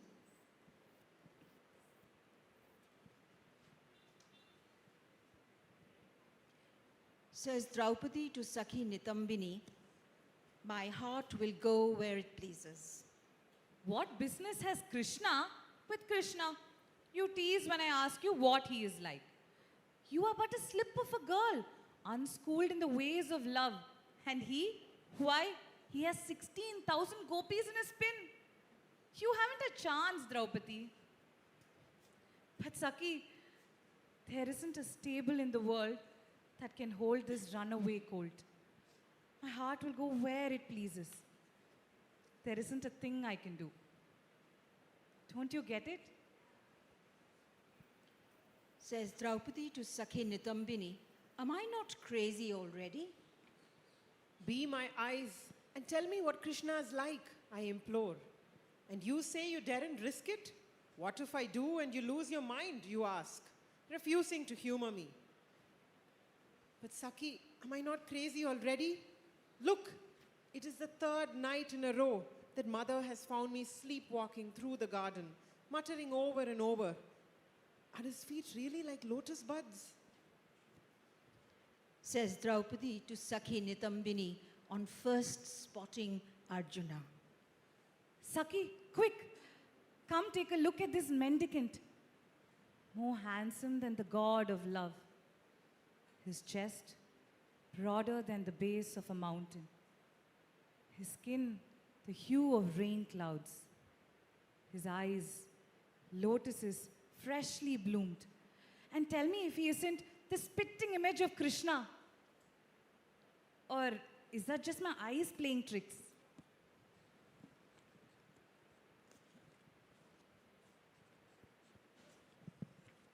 Says Draupadi to Sakhi Nitambini, what do I do with a man like this? He insists I go to him every night. That jealous Bhima. It's always some excuse or the other. I'm unwell. My stomach hurts. You fed me too much. Make me some kashaya. Massage my feet. They hurt so. Stay with me until I fall asleep. Don't go. What's the hurry? And all the while, Sakhi, I am thinking of Yudhishthira, whose turn it is with me. Surely he must wonder what's keeping me. This Bhima, Sakhi, is worse than a child. When I tell him I really must be on my way, he retreats into a sulk. Let me not hold you back, Draupadi, he says with a heavy sigh. Clearly, your heart is with Yudhishthira. I am nothing to you. I will go to Hidimbi. She's the only one who loves me.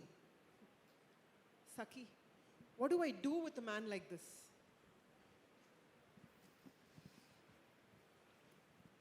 Says Draupadi to Sakhi Nitambini, I will not forget the summoning. Sakhi, for as long as I live, I will not forget the summoning. The burn of Pratikami's words. King Duryodhana commands that you go to him. And me, in a single garment. Oh, the shame of it, Sakhi. Between my legs, that slow drip of blood. Have mercy, let go. Dushasana's laughter. Forget your modesty, come to us. Have mercy, let go. Who is this woman whose sari is slipping? This woman trying to cover her breasts? Whose voice is it that I hear?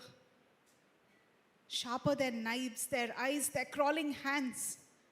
Look, her sari is slipping. Cover your breasts, Draupadi. Do something quick. Running, running from, running between. Slow drip of blood. Whose body is that?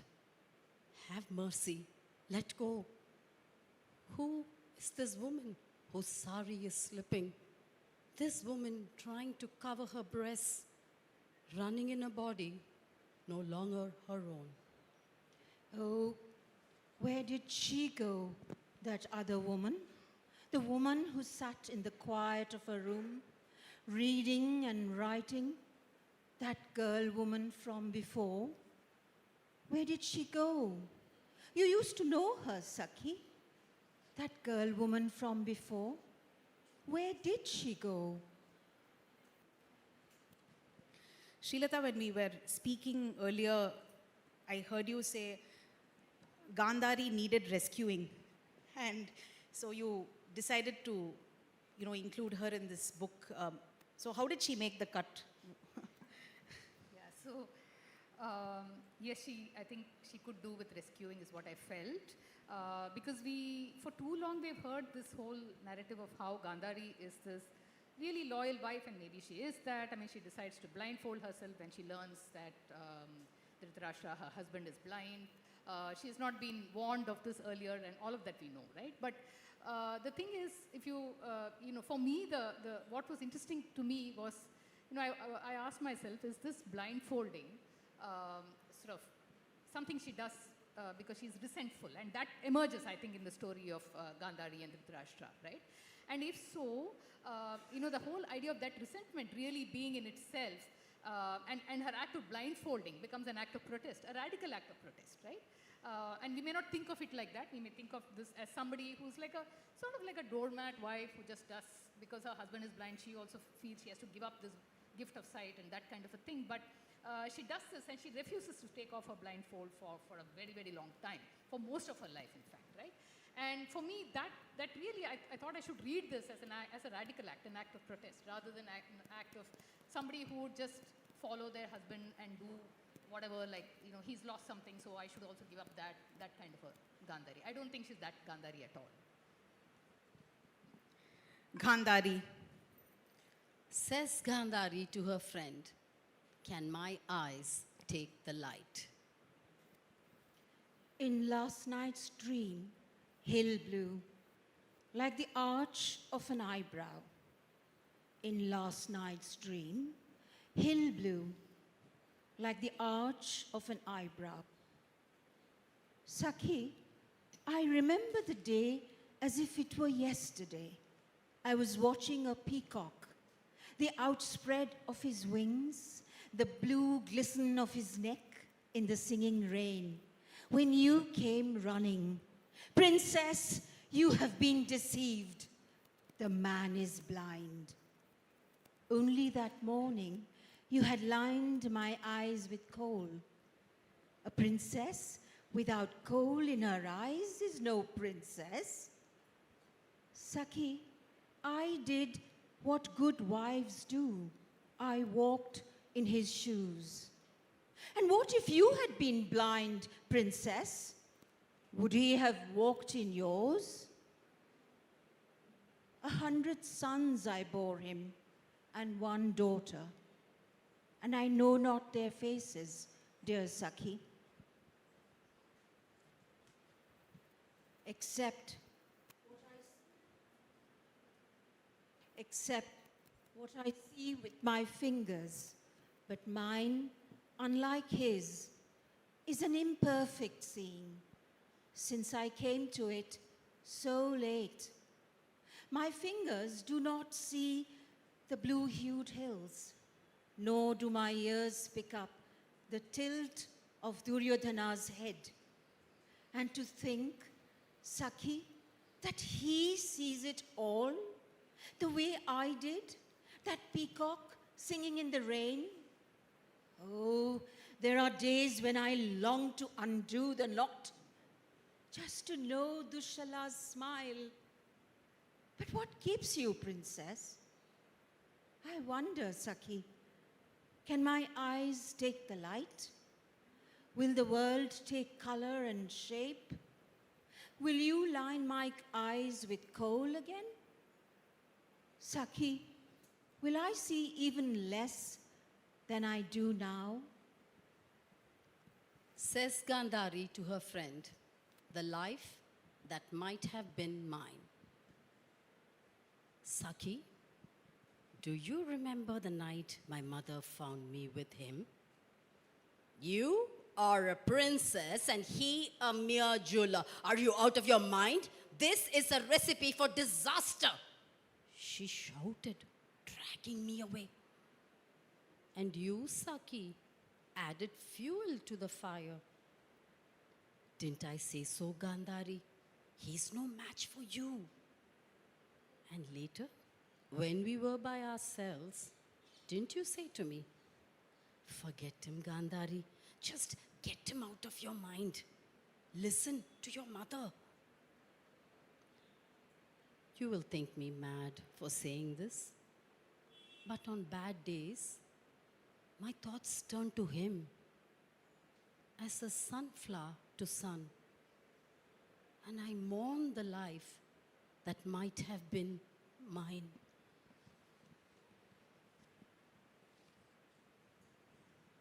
Says Gandhari to her friend, don't tell me about Kurukshetra. Sakhi, don't tell me about Kurukshetra, of the sparrows which rain down from the skies. Don't tell me of the sun which refuses to show up, of the tall pyres that will never stop burning. Don't tell me of bereaved mothers, of the precise nature of their grief. Don't tell me who killed my sons and how they went about their business. Don't tell me, Sakhi, about the dharma of war. Says Gandhari to her friend, I bless them as an elder should. After the war is done and dusted, they come to me, Kunti's 5. And I bless them as an elder should. May you live long, son. May the kingdom prosper. May you and yours be happy. Bless you, son. Bless you.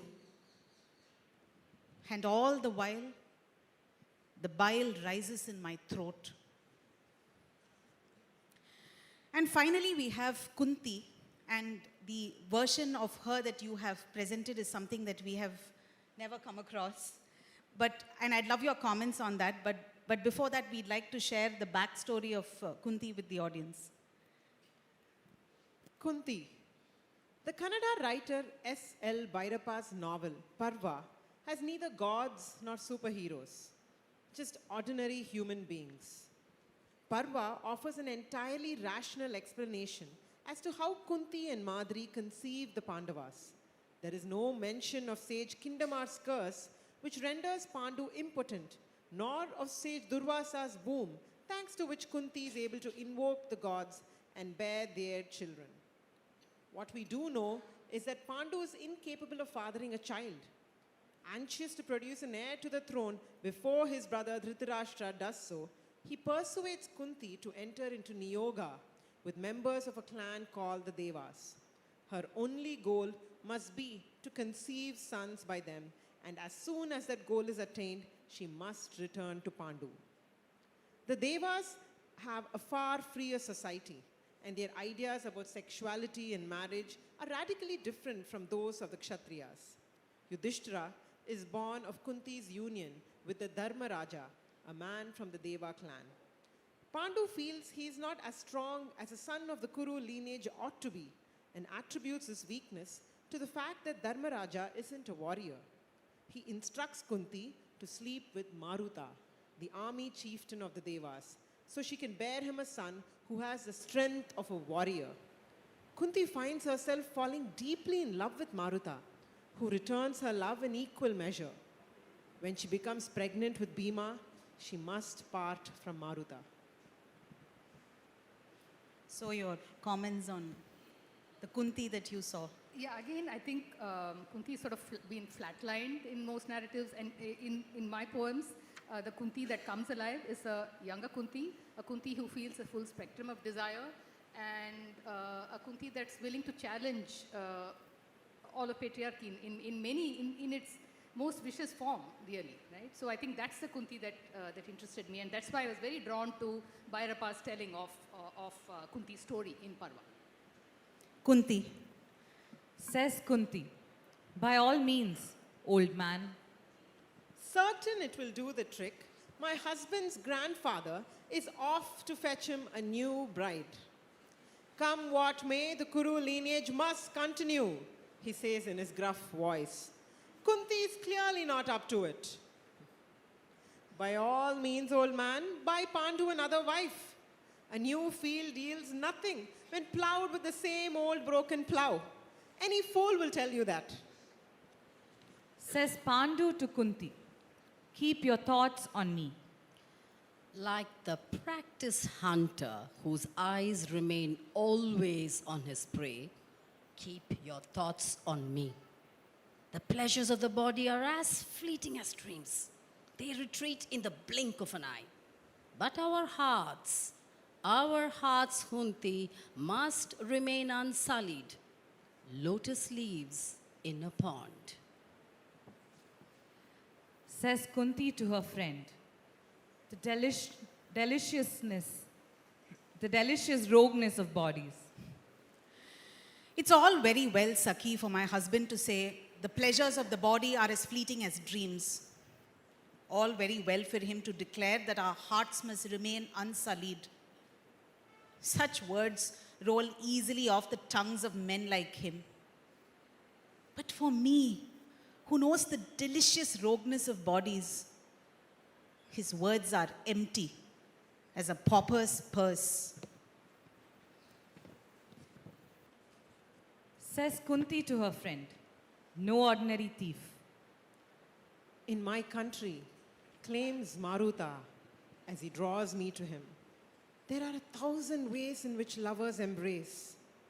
Would you like me to teach you? In the crush of his arms, Sakhi, my bangles slip from my wrists. As for my heart, it is stolen before I know it. He's no ordinary thief, this Maruta. Says Kunti to her friend, each time I see a tall man. Each time I see a tall man, I think it's him and call out his name. What a fool I must seem, Sakhi, to the people of this town. Says Kunti to her friend, on a full moon night such as this. Sakhi, don't you get it? It was on a full moon night such as this that my eyes beheld him for the last time. And yet, you stand there singing this evil moon's praises and wonder why I take umbrage. These poems on Kunti lead me to the last question before we open it out to the audience for their questions. You have taken on a very contemporary nature and tone to these poems, to these voices, but you're dealing with myth and history. So how did it all come together? Did you feel a tension putting this contemporary tone and history and myth together? I think there is no other way for me to be but to be this contemporary person coming into this, this mythic space, right? As I said, I'm not a Sanskritist, I'm not a scholar of the Mahabharata. These women are mythical women. Whether or not they existed in history is a moot point. I don't think it's really, that's not something that interests me fundamentally.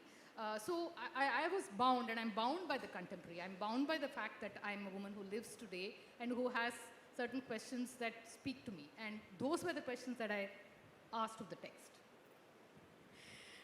I think we can now move to the audience questions. Okay, we have a question there. Could we get him a mic?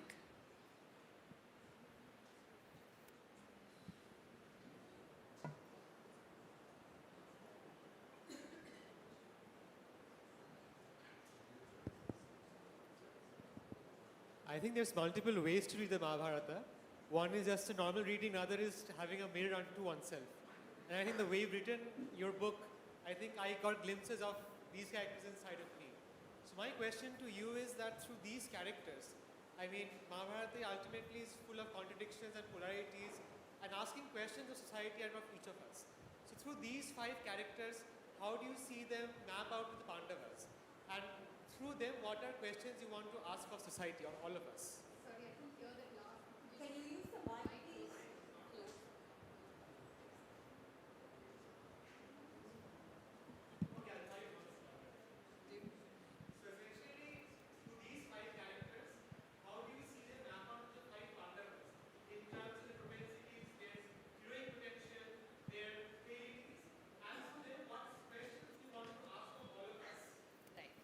Yeah, thank you. So the thing is, I've just sort of flipped the script here in a sense. It's not about the Pandavas, but about the women in the Pandavas' lives, right? And so for me, I don't feel like I need to take on the responsibility of telling their stories or, I mean, that would make actually a great thing, you know, I see what you're saying, but I didn't feel like that was not my project at all, right? So I think that's really up to others who might want to enter the space and do that work.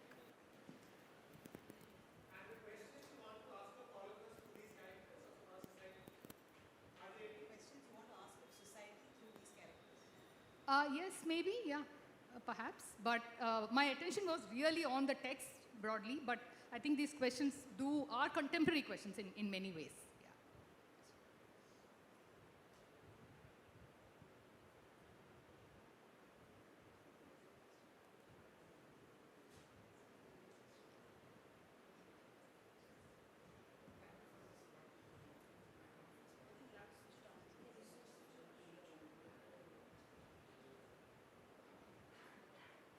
Thank you for the session. It was really wonderful listening to you all.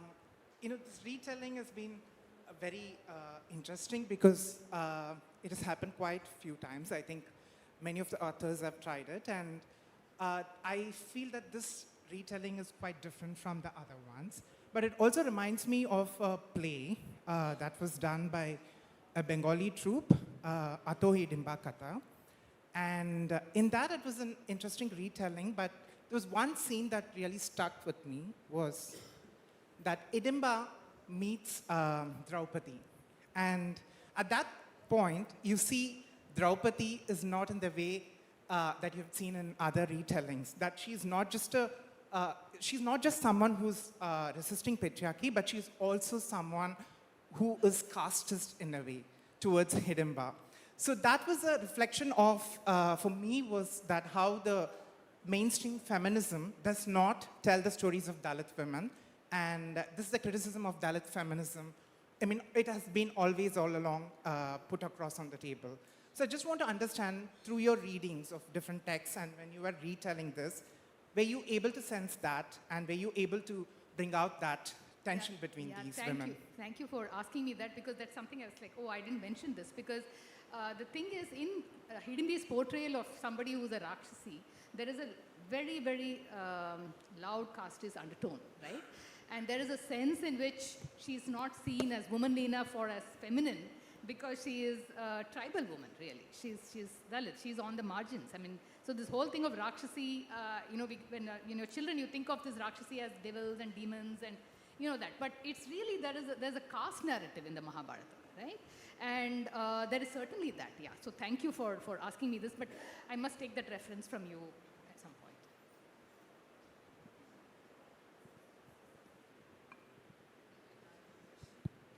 I have one last question. Do you have any advice for aspiring poets?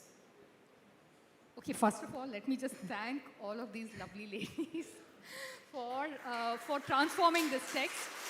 Please give them a big, big round of applause. They sort of rehearsed over and over, and I think, it just is a huge honor for me, because growing up in Chennai, Madras Players was part of my cultural imagination, and I never really dreamt that there would be a day when they would say yes to reading from my work. So thank you all for that. Thank you, Nikhila. Thanks to each of you for all your time. And for really making this effort. But Nikhila, just to come to your question, I think that the one big thing I would say, which I've learned, is that there is really no one way of being a writer.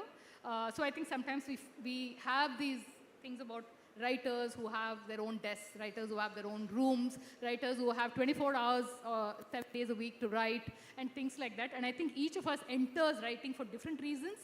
We are different people entering that space. Some of us are not very privileged. Some of us come to it from a space of privilege. Some of us are English educated. Some of us are not. We are writing in other languages. But I think the thing to remember is to sort of keep at it, right? And by keep at it, I don't mean, people typically will tell you write every day.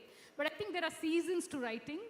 Sometimes there are bad times that happen. Things, happen and things go south. And it happened with this book. There was a period when my daughter was unwell and I could just never return to writing. And when I came back, there were other poems that got written at the end of the day, right? So that happens. So I think of it as seasons and always feel like you will come back to it, right? And write because you really have something to say, not because you have command over the language or your English is good, your Tamil is good. I think to know what it is that you want to say is also, and that's a process, I think, not to be in a hurry for that. Yeah, so that's my 2 penny.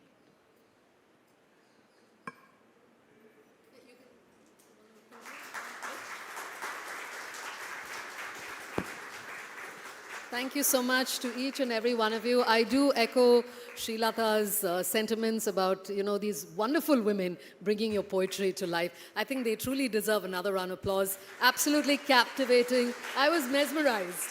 I felt I was in theater. So thanks to each one of you once again. So to Srilata, to Nikhila, Indrani, Geetha, Smrithi and Mrithula. Thank you so much. Well, Srilata is going to be outside near the book signing area. You can meet with her, get your book signed, buy your copies. Thank you so much. Thank you. Once again, what an incredible day. Pure dialogues, pure originality, pure magic. Day one was nothing short of inspiring and eventful. You can continue attending other sessions which are still on at Sreemathi Concert Hall and of course the Hindu Pavilion. Thank you for joining us and making day one truly memorable and a massive success. We see you tomorrow fresh for another exciting day of stories and exchanges. Keep reading, keep smiling, stay safe, have a great evening. Thank you.